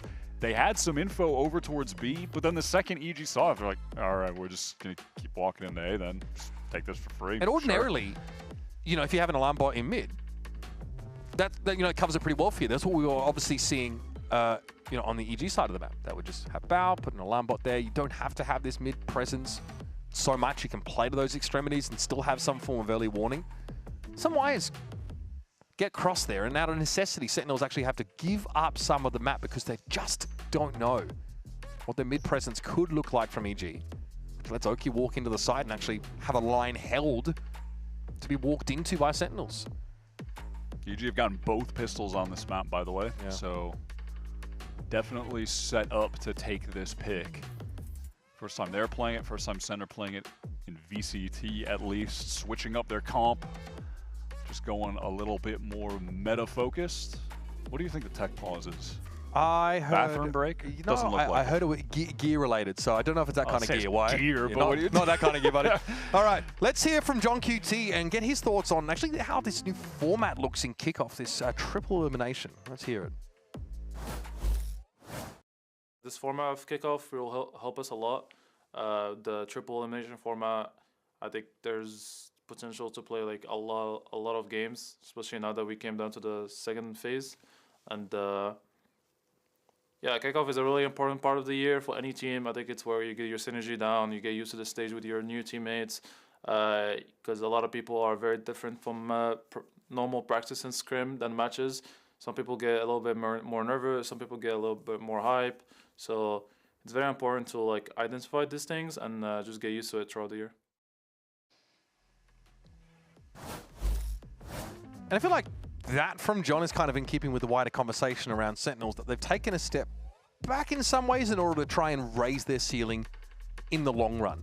And this sort of elongated Kickoff format feels like it does give you a lot of reps, a lot of chances to get yourself organized. But let's not forget, there is still a Masters on the other side of this. Like there still are stakes. There's something very real, very tangible to play for, the chance to represent your region at a global. Yeah, absolutely. And listen, it's the SEN org. They're trying to be at globals, man. I mean, that's what this org is built for. One of the most storied ones in VALORANT. They're trying to get there, even though they've gone to the well of the challengers players and the Qbert Academy guys that they trust to bring up. But they've definitely wanted Redux for a minute. A while. He had been ready in terms of his gameplay, just not ready because he wasn't old enough to play in the league. But yeah, I mean, kind of from talking to Rob, I think they did a good job at SEN in giving him different skills as a player Not just in terms of what he's doing in the server, like obviously playing a ton of duelists in the past, like back when he was playing like Mitch and Verno, but then, you know, with Qbert flexing to different agents, but also with that team, getting actually like a leadership role with those guys as well. So, you know, kind of growing personally, like taking his time to get a lot of different traits that when he's in the league, he's well-rounded, you know? Compared to some of the other younger players that join up, and they're crazy shooters, but you know they have other lessons to learn, and he's kind of got those. So there's a lot of positives. Yeah, he comes with a lot of those qualities. He comes into VCT with maybe more of those qualities built in as a result of that sort of academy pipeline that Sentinels have been able to put together. All right, here we go. It is round 2. EG, they won their second pistol on this Pearl map. All classics for SEN. No risks being taken at all. Oy. Well, suffice to say, cat's out of the bag. But the number of EG players set up here. At the end of the wall, but SEN responding by trying to get some link presence, but they get caught flat-footed. Caillou not quite able to join up the rest of his team. And that's that Sova util off the table here in this later part of the round. If they want to try and fight back, and they're all coming from Link. Oh, SEN taking time to go out. Okay, Val's going to find himself too, though, but again, the Spectre so well apportioned on this part of the map in that scenario. This leads Narrate forced out, Saturate thrown, and it's retreating back. Messy there for a moment, because like the Nebula was going up and down while the flash came out for SEN to try and fight through Art, but most of EG were still at main. That was a weird little situation. Could have gotten even worse for EG, honestly, but... I guess they're trying to catch the timing and flood back onto the site, but without any advance notice of the Sova, because Caillou gets picked off before that, it's just a gamble. Basically here, you know, for Dijazine, just stay in the corner. Don't do anything. Leave with your gun and let the other guys take care of business, and you're good to go. Yep. No map to jump off here, really, so...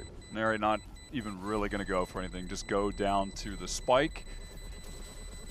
So EG, a nice opening. Okeanos close to that dimensional drift already, so you could definitely see a world where EG try and put some emphasis on getting orbs for him in this round. Just easy away. This is obviously going to open it. Now, I mean, SEN make a play, but they really are just shooting in the dark a little bit to try and determine how committed to the side of that point Evil Geniuses are. Something you notice on Breeze from Narrate, he's so aggressive into the chokes early in the round on defense. On that Breeze A side, he was constantly pushing up, harassing, pulling back. See how active he gets here on this defense side, obviously. Sentinels are board up now, and Caillou immediately goes for the Odin. So EG not getting too proactive and actually trying to take control of either extremity right now. They've given up a main and obviously know that SEN have it, given they just got an orb for free. Yep. Yeah, instead, emphasis going towards hard. They're going to have to break that alarm bot at some point here. Yep, and they are able to make their way through that. This is SEN grouping up on this A side. You can see them scrambling back. They don't want to get pinched if suddenly a split execute was actually activated. Gatecrash also thrown towards that small direction. It is in perfect position for Redux to join them. And EG, you know, similar to that pistol, it's like they're getting a lot of map control right now, but they don't actually have to commit to anything. They still got a player in B main watching for a push-up, and now they're applying some pressure with a drone towards Link as well. A lot of this is about clearing that KJ they're util. all the way up in, you know, Link themselves. Cortez has to watch Sewer. Now, when there was a blackout in the middle of the map in that pistol round, Sentinels had to give up that A site entirely. There's a similar situation brewing here. Honestly, EG have so much map control, I think their undoing could be like indecision because they have so many options. Look at the way they're spread across the map right now. 23 seconds trying to get into A against this Odin. Dangerous for Caillou as well. He gets taken down to 39, trying to give him health. Trying to run the spike back to B. And it's going to work as well. Bow's walked in. I mean, it'll work unless Redux gets in and just starts shooting. I think Bow's going to be a kills him. He's thinking, no, Redux is up there, but the spike gets intercepted. Bow's still able to make the trade. Narrate gets taken down. Redux able to avoid that grab. They have no time. They have no time. Oh man, I hate to say I called it, but I literally called it. They had just too much map control. They didn't know what to do with it, you know? Oh man, it just fell apart. So much of that round though, it feels like EG are following the game plan. Like, hey, let's safely push up and clear this KJ util. Can we pull some rotates? Can we get a clean sight? I just don't think they account for the spike carrier being picked like that. Maybe there's a chance you try and run with Com, have a trade opportunity. Yeah, that's a bit of a one for the blooper reel, folks. What's the move here from EG? Are they going to get a little more aggro trying to fight for A main early? Because last time they just straight up gave it up. They are anti-dart positioned right now.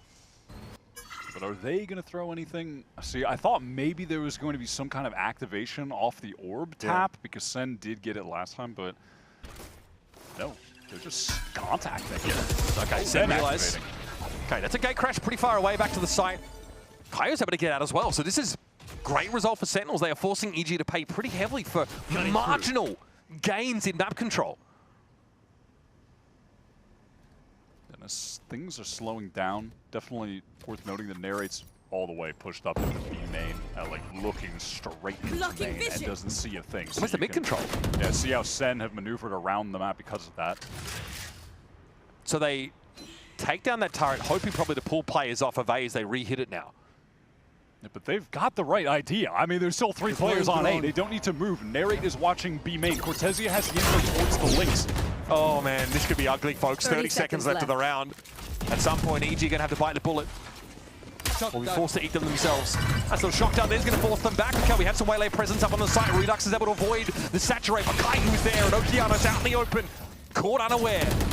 Now, it's a time game. Superman steps up here. This could be disrupted though. Some shots are coming through. Relay bolt. Spike planted. Or the recon. One Look at enemy that remaining. recon. I mean, it lights everyone up. There's too many players from SEN. The spam is just way too much. They knew exactly where EG were going. They had on that round, as opposed to a couple of the others, all the map control in the world. I mean, they knew nothing was happening from EGB main. Cortezia was controlling Link and had the alarm bot art, so he knows basically what's going on in mid. I mean, that round was just so free for SEN, it felt, honestly. The pathing outside of the spike run over towards the B site actually looks pretty similar for EG though. They do get in mid, they clear turret, they get into Link, but it happens way later in the round. They don't have any mid control until like the last 40 seconds. And even on the execute, I think it looked like maybe one of the smokes towards Flowers was late, and that's when Digizine got killed crossing, because I saw a star on the ground. I don't know, would have to rewatch it, but... Oh, they're fighting for this. Right, yeah, this time EG are not playing around. Okay, Okeano's somewhat committed. Redux, of course, the one left behind, but he has his ways of getting out too. And gate crashing all the way over towards the B side now, so there's a window for EG. They've been really uncertain. They've been ponderous here off this early round engagements. And now they've got this dimensional drift for Okeanos when they get into a late round hit. They've been leaving Superman on a lot of these rounds, just a lone man, just watching B for any serious aggression from SEN. This time, the first time really, just pivoting back to him now so they can get into a full exec. You can see, yeah, I mean, they're definitely hitting the site, obviously, right? Who's next? DP's going forward, pop the ult, go into it, clear out that entire B site while the rest of the team run forward. Now, is there going to be help for Okeanos as it comes out of this drift, though? Can Digizine get into that side quickly enough? Yes, he's actually planting at the moment. Superman can wrap around and help him. Those heavy smokes in tower help. EG need to play forward because John is going to be able to throw down this Cosmic Divide. Good saturate, that's what you're looking for. Digizine tries to assert himself, but he gets traded out in the end. Still good Hall's presence, though, from the attackers. Narrate cuts into wood for the trees, and he's got to go and fight his way into Halls. Okeano's flattened by the shorty. Caillou just awkwardly lumbering steps up on the tower. Is dealt with, and now SEN are down to 2. Pivotal round here, folks, and time is running out. The Cosmic Divide dissipates. They'll be fighting on long, but Narrator's going to get himself there. Now there's just Com on his own. Shock Dart's not going to be enough, and frankly, it misses. Narrator looks to challenge. John has to get off the spike, but time is short, and Com has done this many times before. Cool, calm, collected as Com. The Red Bull clutch keeps EG ahead. They did a great job fighting together there when that Cosmic Divide came down. Like the Digizine was getting forward, was able to hinder that player towards Link, put the pressure on SEN when they were trying to get back in there. One enemy remains. John got a couple good kills, but yeah, that's not going to be enough. Ooh, that could have gone either way, mate. Yeah, just the fact that he lives and gets off, knows that John is, he got it to half, but is off, that, you know, basically seals up the round. All right. Eyes on Hunter's Fury here for Does that Caillou. go to the alarm bot and Link? It doesn't break it. Yeah, I don't know if I I'm wonder if quite... that happened before, then like Cortezia minigame moved it somewhere else. I don't know. Yes, Interesting it is actually more to the left than it was. Yeah, maybe that happened on a prior round, so switched it up. Clever. Reminds me of the old Icebox mind games on Boiler. EG are quick to get into art on this round. They definitely want to be breaking those alarm bots that are being placed in either art or Link ASAP. I mean, that's kind of the goal here, right? It's like, okay, if it's Link, hopefully the Shock Dart breaks it. If it's art, then we're going to go there and break it. It's a very deep alarm bot from Bao. Look where he's got that. Yeah, and Sen do have to be really concerned. They just lost A main because Redux felt like he needed to teleport away and get towards B, which it's looking like that's the right call. And they've actually re-picked up A main, so Sen are going to be stacking the right site here. They have had the right reads on defense. Okay. Cosmic Divine time. This cuts off Tower, of course. Conversion paths committed to the fight. Here's John in position, expecting a fracture. Comes later, he actually turns it too early. This is awkward. Taken low, but still somehow emerges with the frag. Digizine finds Redux, but John is at fire, but he doesn't seem to care. It takes Calm in the end to bring him down. Now it's on Caillou and Narrate, both coming from under. Narrate a little bit slower, should at least be able to get a high-low setup as Com is revealed. But the spike is down. In time as he gets Sentinels. The numbers game also stacked against them. Just Caillou alone. This spam, that's not going to be enough. And even at that, Calm is able to escape to long, so not even in a position where he's going to be susceptible to it. Players are low, though, for EG. Maybe there's a chance. Nowhere to run! Harness Fury reveals Com's rather obvious location. Caillou again, another tap, another tickle. It's Bao out of the picture. Does he expect a second player? Com eventually steps in. Bit of damage, but yeah, not going to be enough. Well done from Com. Another late round situation where he's coming out on top. I mean, Digizine is getting some huge kills there, bro. I mean, he's literally just like walking around and shooting people because he's got insane aim. How does John get 2 kills on that site, though? Yeah, it's crazy. That flash was mistimed. He was waiting for it to come out from Redux, thought it was coming. It wasn't. Then he got flashed, and he still lived and got a kill. It's crazy. Like, huh?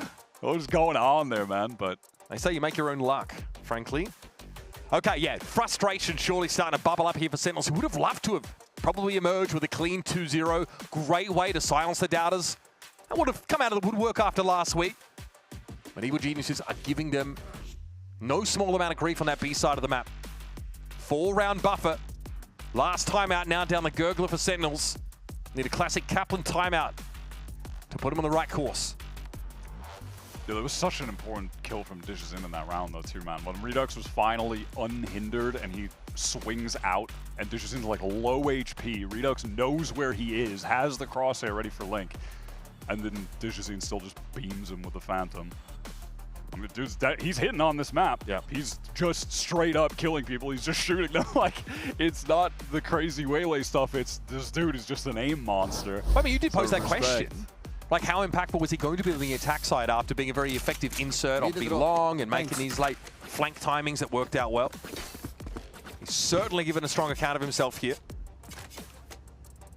All right, Sentinels, crucial full buy, or EG are going to get to this match point. They've got to go for a stinger for Cortezia, though.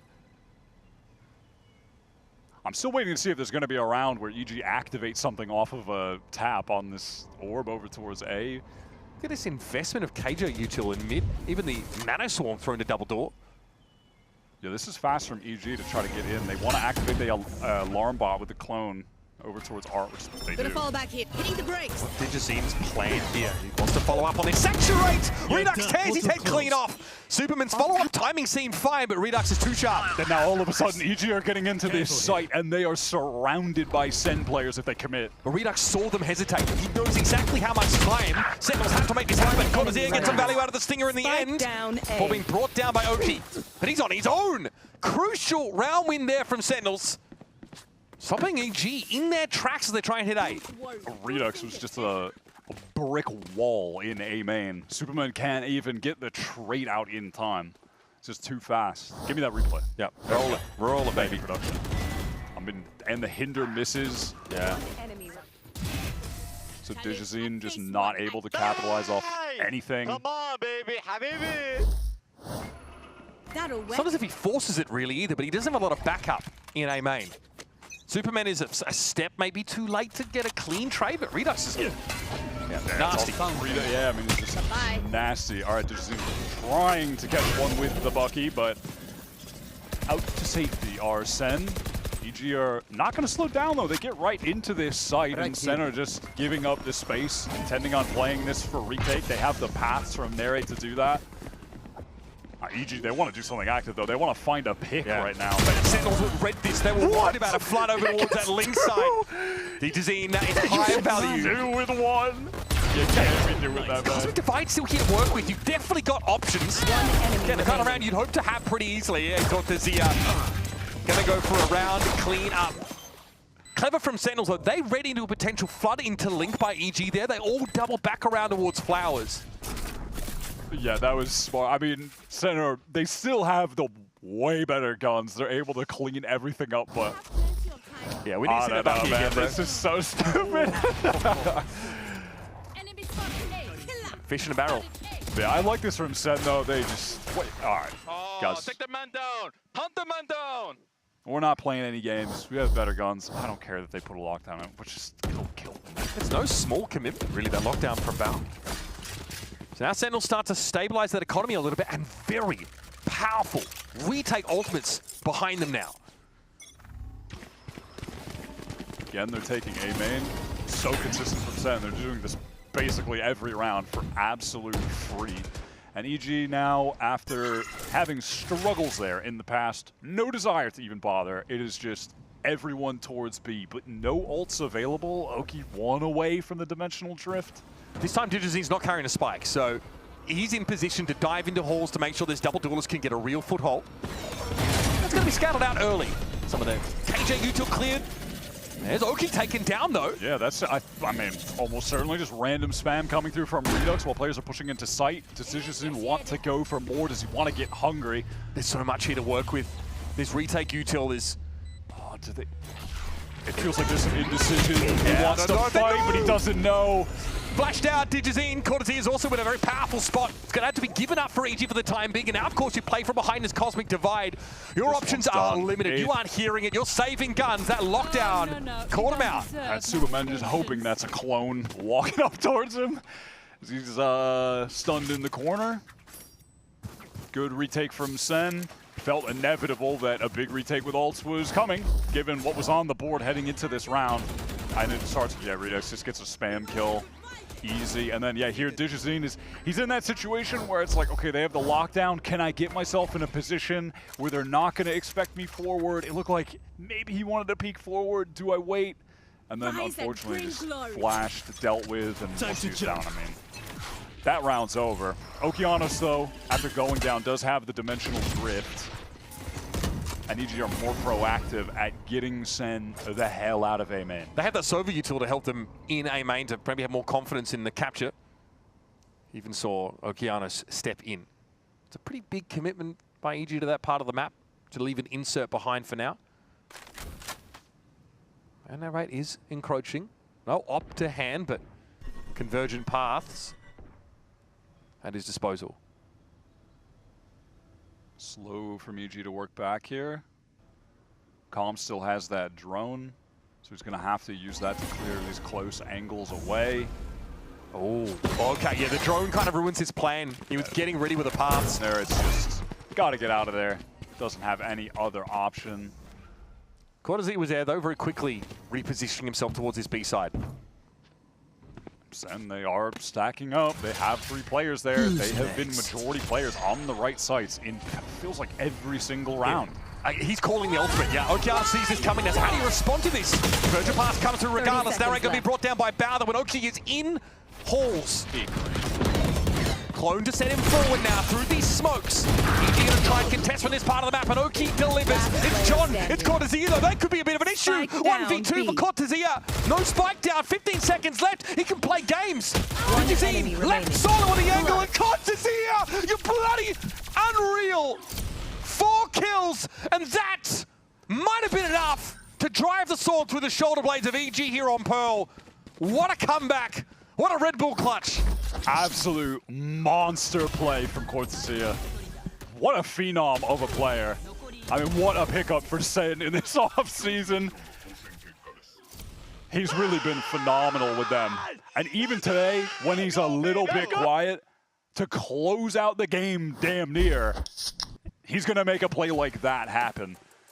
When it comes to the aim, I mean, listen, enough said. Do I even need to bother talking about Cortez? I mean, like, mechanically, he is just... He had the highest the headshot sickest. percentage for, at least for kickoff last year.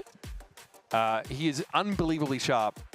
But that is a guy who's been in the system now here at VCT Americas for his second year, really coming into his own, stepping up, being a voice, and then getting things done himself when he has to. Yeah, I mean, he's been keeping the team hype. He's also like, I mean, yeah, he's keeping them hype, relaxed, having fun, monster aimer. Incredible pickup that SEN got during this offseason. Now, a slight audio issue here. I think young Marshall was looking a little perplexed. So this is not just EG trying to ice the kicker. I mean, and look, this is, bear in mind, EG winning both pistol rounds on this map just to have things now tied at 11-11. Like SEN on the gun rounds, they are overall playing the better game right now. This is a... Can EG close this out in the last second? I mean, their economy's got to be pretty rough here. Bro, on this defensive side, SEN are always stacking up the right sites. And if they're not stacked on it, it's because they're playing it for retake. Like, they have a full understanding of what is happening from the EG camp. I mean, I think the only like, maybe there's like the pistol round EG kind of threw them for a loop, and then after that, it's come down to like EG winning, like Calm wins the clutch. They're winning things late in a post plant if the trades are going their way, you know, but... There's been some indecision though. Like the clock has definitely burned down significantly in some of these rounds for this EG squad. Now is the time to be decisive. They're gonna have to do so with a little bit of a haphazard buy. It's patchwork at best. Superman, oh, I'm gonna speak Glass Cannon Guardian. Very rare pickup. No ults for a soul in the server. But Calm being just one away is definitely something EG can try to play to. He is the one carrying the spike at the moment. Yeah, but are they going to get into any of these sites for free I like like that? this from Redux. Out of this moment, he picks up the off going towards Art. Yes! Unreal! That is really such a heads-up play because EG have just been constantly going through Art, constantly trying to break that alarm bot position, taking that space on the map early. We haven't seen a lot of opping or any at all from SEN. Perfect time to mix that in. EG might get funneled here in towards a link that is being heavily watched, especially by Cortezia, a hero of that previous round. He's falling back off pretty familiar timing. I've seen this from him a number of rounds in a row, just in case there's an attempt to run the spike elsewhere on the map, which, as you'll notice, Bao is considering back there at Plaza. Is going to show himself breaking that drone so they can leave Oki inserted, who's now throwing his teleport away.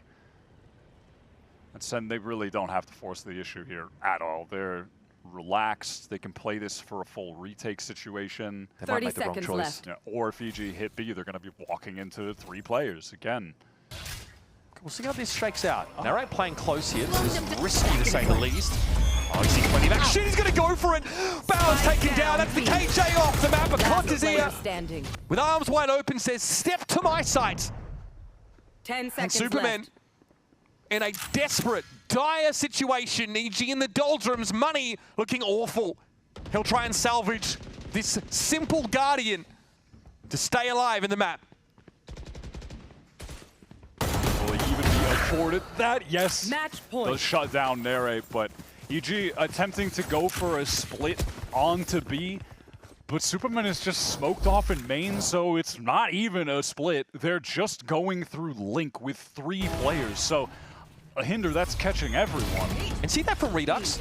We got that from him round after round after round on Breeze, and he was getting read into, he was getting caught out, he was forcing it. That's the first time I feel like this map we've seen that kind of forward posting from him on defense with that op. That's an important kill to take momentum away. Look at the center picking up 2 outlaws in this round because of EG's money. Okay, we'll see if that pays off. They've also got the Odin for that early damage. Okay, Hunter's Fury built up by Com in that last round. He's going to let it go, but it is speculative. Doesn't tell us too much about what the action is, and Okeanos gets deep. and gets downed. Digital is so weak right now. Superman trying to press forward with that Guardian, that save. Okay, finds himself another. Probably going to get up. Bao tucked around the corner. Clone giving off the flash. It's Com and Bao to make this happen. Back to back on the side. Bao pushed up. Nova Pulse avoided. John biding his time. Sentinels can slow it down. The spike is out in the open, in their purview. And EG are the ones that have to make the move. Cortezia is slow, just watching for some kind of push, maybe a wrap towards Flowers. Oh, they give themselves away. They're going to clear the corner with that Nano Swarm. But they telegraph their swing around the corner, and Sentinels bounces back. They're 4-5 rounds behind at some point, but some really demoralizing round losses for EG, and all of a sudden, they are floundering. But that is a tremendous bounce back from Sentinels in terms of the team play. When you compare it to their debut match last week, they were firing on all cylinders in terms of just being proactive, playing off of each other. That was really nice to watch. Redux, obviously, as an individual, bounces back in a major way. That's possibly, that might be the A story coming into this, honestly, is looking for the Redux bounce back. And it was there. He played a really solid 2 maps. John was a monster, Teo, on map 1. He was phenomenal. And I even think on map 2, he was just quietly getting a ton of kills as well. You just like, and then chilling. Even when he doesn't get kills, he 1v4 clutches. So there's just some the uncanny moments clutch as well. That's when John shoots Bao on the defuse, right? In the 1v4. That was a nuts one. And I really do think that, like, you know, as rough as the game was for Sentinels against Fury, there were those moments, right? This is a team that can give you that excitement. They are explosive, and it does hint at a ceiling. Once all the nuts and bolts get tightened, this team could be solid. Now they've averted that second strike. For EG, they're on their last legs here in kickoff. One of the first teams, of course, to fall to that dreaded lower bracket. The lower bracket, yeah. And look, obviously, this year has just started. Not like we have a ton of data points. Yeah. But it feels safe to say that what we saw from SEN in week 1 is not going to be representative of the SEN that we're going to be getting the majority of the weeks going forward. Like, that was what feels like some serious nerves maybe just coming into the league. And now that they've kind of shaken that off and also feel like, all right, we need some vengeance. We know that wasn't us. They come back looking real nice. EG, there is plenty of data points for them to go back and look at, right? We saw some great moments from Com. We feel like Digizine is continuing to get integrated, but a couple of those really close judgment calls that he makes don't go his way. Clutched on multiple times, tough to bounce back from that. But let's now send it down to Zoe for the Verizon post-match interview.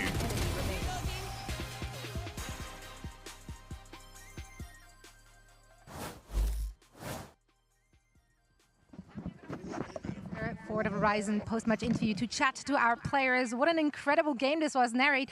I think it was round 8 or 9 or something. Player cam was on you. You started doing breathing exercises. It looked like you had to go dig really deep to bring this one back. What was going through your head there? Yeah, I mean, the game was really hard for me.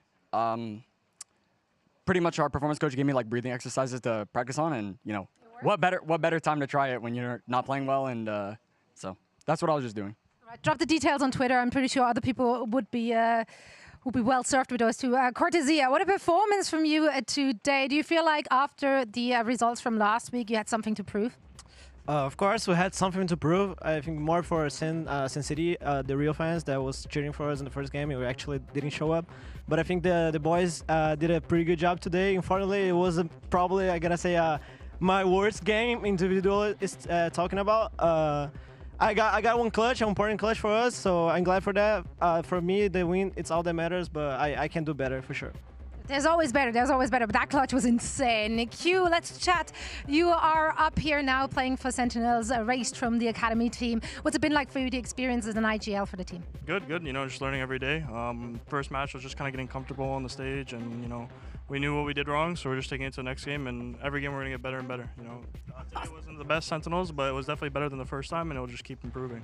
And whatever Marsh said, he played amazing. You know, he did his job. Scoreboard, whatever, doesn't matter. That's right, IGL also got to be the cheerleader of the team. John Cutie. Who is that? Huh? Who is that? This is our luck charm. He's 1-1 so far, but we're the future is looking red. It's a 50% win, so that's good. We take that. You're gonna go up against 100 Thieves next. What's your read on that team currently? They're really strong. They had a really good game against G2, so I believe they will be very confident against us. But I think we just needed the first win in our belt, and everyone's getting more confident. So we'll definitely be scaling for Sunday game. Right on. I mean, what a comeback it was, right? Bringing it back 2-0 the score. Redux, you're one of the players when the roster was announced. A lot of people are looking to you to be a star player for Sentinels. Of course, it's a household name in VALORANT. There's lots of eyes and lots of pressure when you're playing for a team like that. Is that added pressure that people are looking to you to kind of leading the charge? I mean, I guess there will always be pressure, but to be honest, I don't really think about that stuff. I just had to get the first game jitters out the way, and then now I'm feeling comfortable and confident. And that win felt really nice. The ace felt nice. I'm ready to play. Right, we're ready to watch. Thank you so much. Congratulations to you and the entire squad. And we're now getting ready over there for match point. Thanks very much. So yeah, we have two players just around the corner, John QT and Redux, who will be joining us on the post show. While we wait for them, let's just chat a little bit about that game, because especially that map too really looked like EG was going to close it out, and SEN basically only stayed in it due to some insane heroics. I was going to say, hold on a second, vouch for me here, because I said I believed in Sentinels the whole time, no? Yeah, sure. That's ridiculous. That's ridiculous. I mean, you remember didn't believe when in the them, prediction showed up and you were like, oh wait, I voted for Sentinels. Crazy. I No, feel the like that was heroics what were there. happened. This play from John was sick. He has to find the thread right there. 1 versus 4 with that was so no close. time left at all. Has to hit the headshot there to win that round, and only wins the round by 0.23 seconds. Yeah, that was crazy. I feel like John QT as a whole this series has been absolutely insane, but winning out that round makes sense. And then even Redux, man, he has been on fire too. A lot of these rounds, loads of multi-frags going the way of these players in Sentinels. It just felt like, yes, we saw the hero plays. We saw a lot of that fragging power.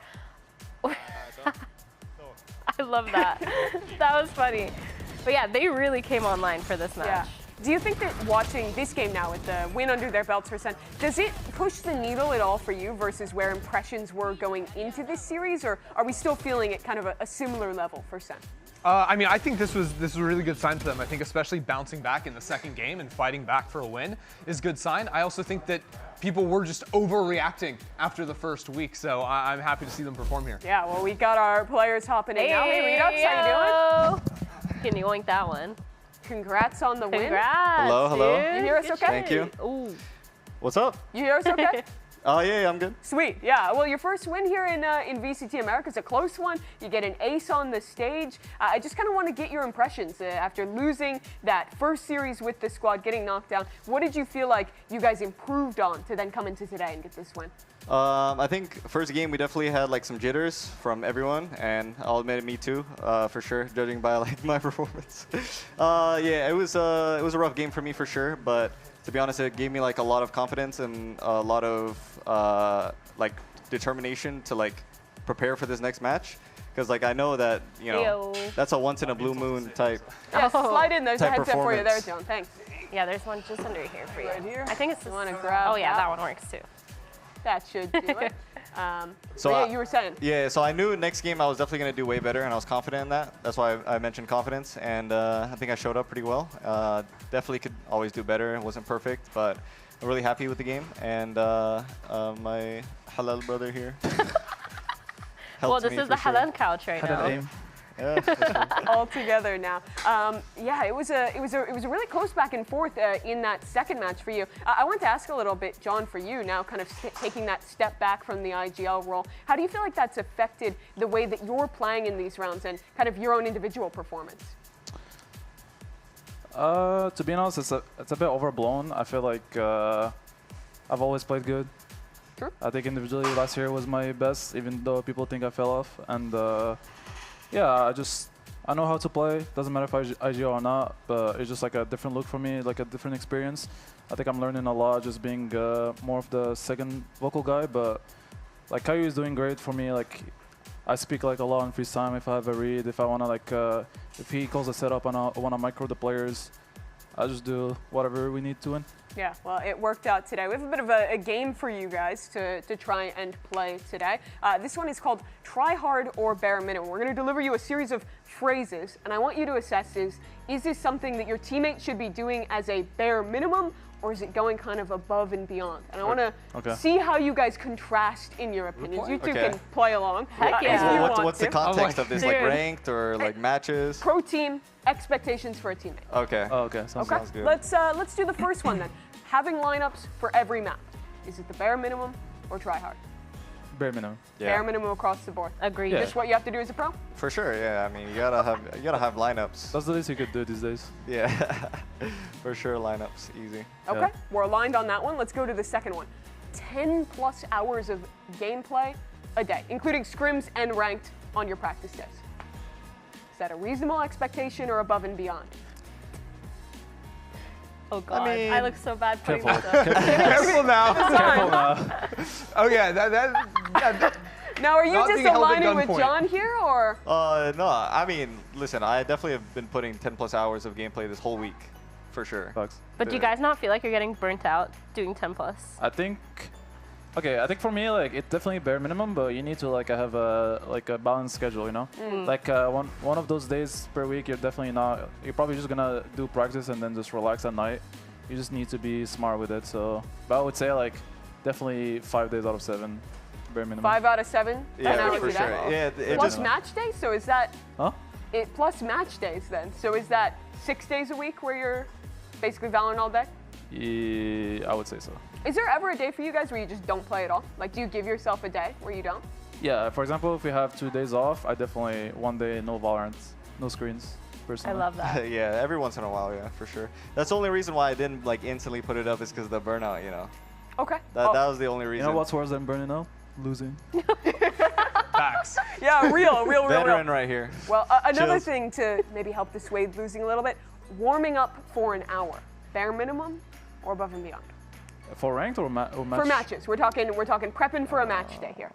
Oh, bare minimum for sure. Yeah, I mean, I would say bare minimum. I think we have like, we get a lot of time in the prac room. Sure. Here. What about for ranked though? Try hard. Yeah, For sure. There we go. Fair.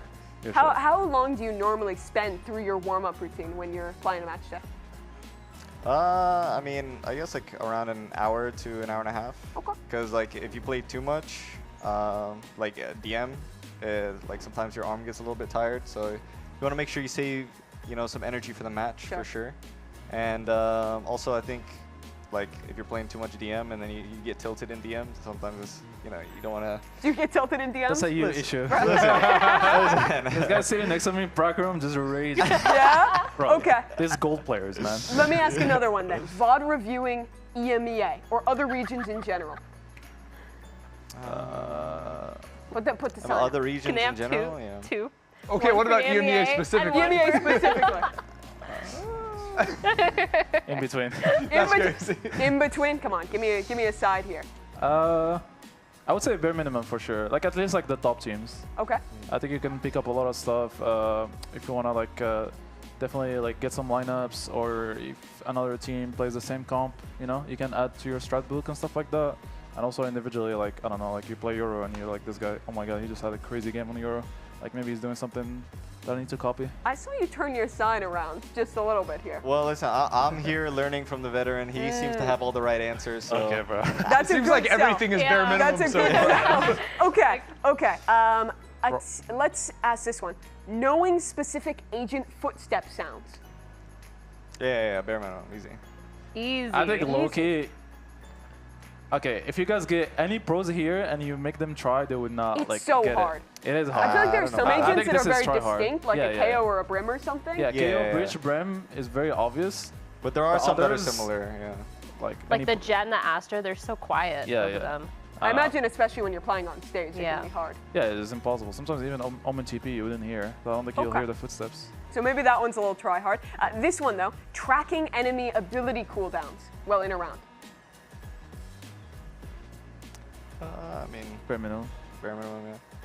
Depends on the player though, I imagine, because you probably don't want expect Not that. Do you everyone expect does that out of this. everyone or No, just no. out of some players No, on the team? I would say, yeah, I would say definitely the IGL or like second caller keeps track. Like obviously, like if a Silva darts at the start of the round, like you would know when he would get it again, or like Euro TPs, like you want to fight Euro TP when his thing is fading.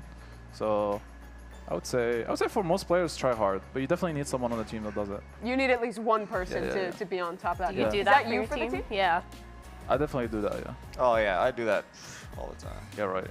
What? What? This guy doesn't even keep count of his Yeah, CP. cap, bro, cap. Nice cap. I'm playing. Got us on top of that stuff. Let's take a look at the middle bracket and where we land after day one. With that win, you guys will be playing again on Sunday against 100 Thieves. It's an opponent that you've played a million times on SEN before, but someone new for you. Any expectations going into that game? 100 Thieves is the best team we're expected to lose. Hopefully we keep it competitive. You're expected to lose, you said? Yeah. Okay. Good to know. Anything to add, Rita? He doesn't know what to say. You're like, what is that? I thought we were I trying did to not win. expect that one. I mean, it's going to be a hard-fought match for sure.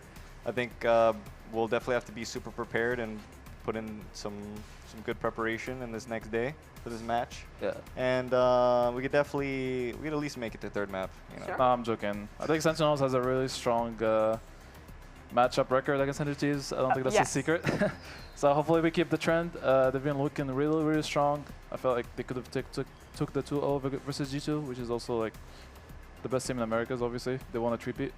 But I think it's going to be a fun game overall. Yeah, for sure. That's to look forward to on Sunday for you guys. Want to give you some time to rest and recuperate. That does it for day one here of week 2. More games from the middle bracket coming up on Saturday. Same time, same place. We thank you guys so much for watching, and we'll see you tomorrow on VCT Americas.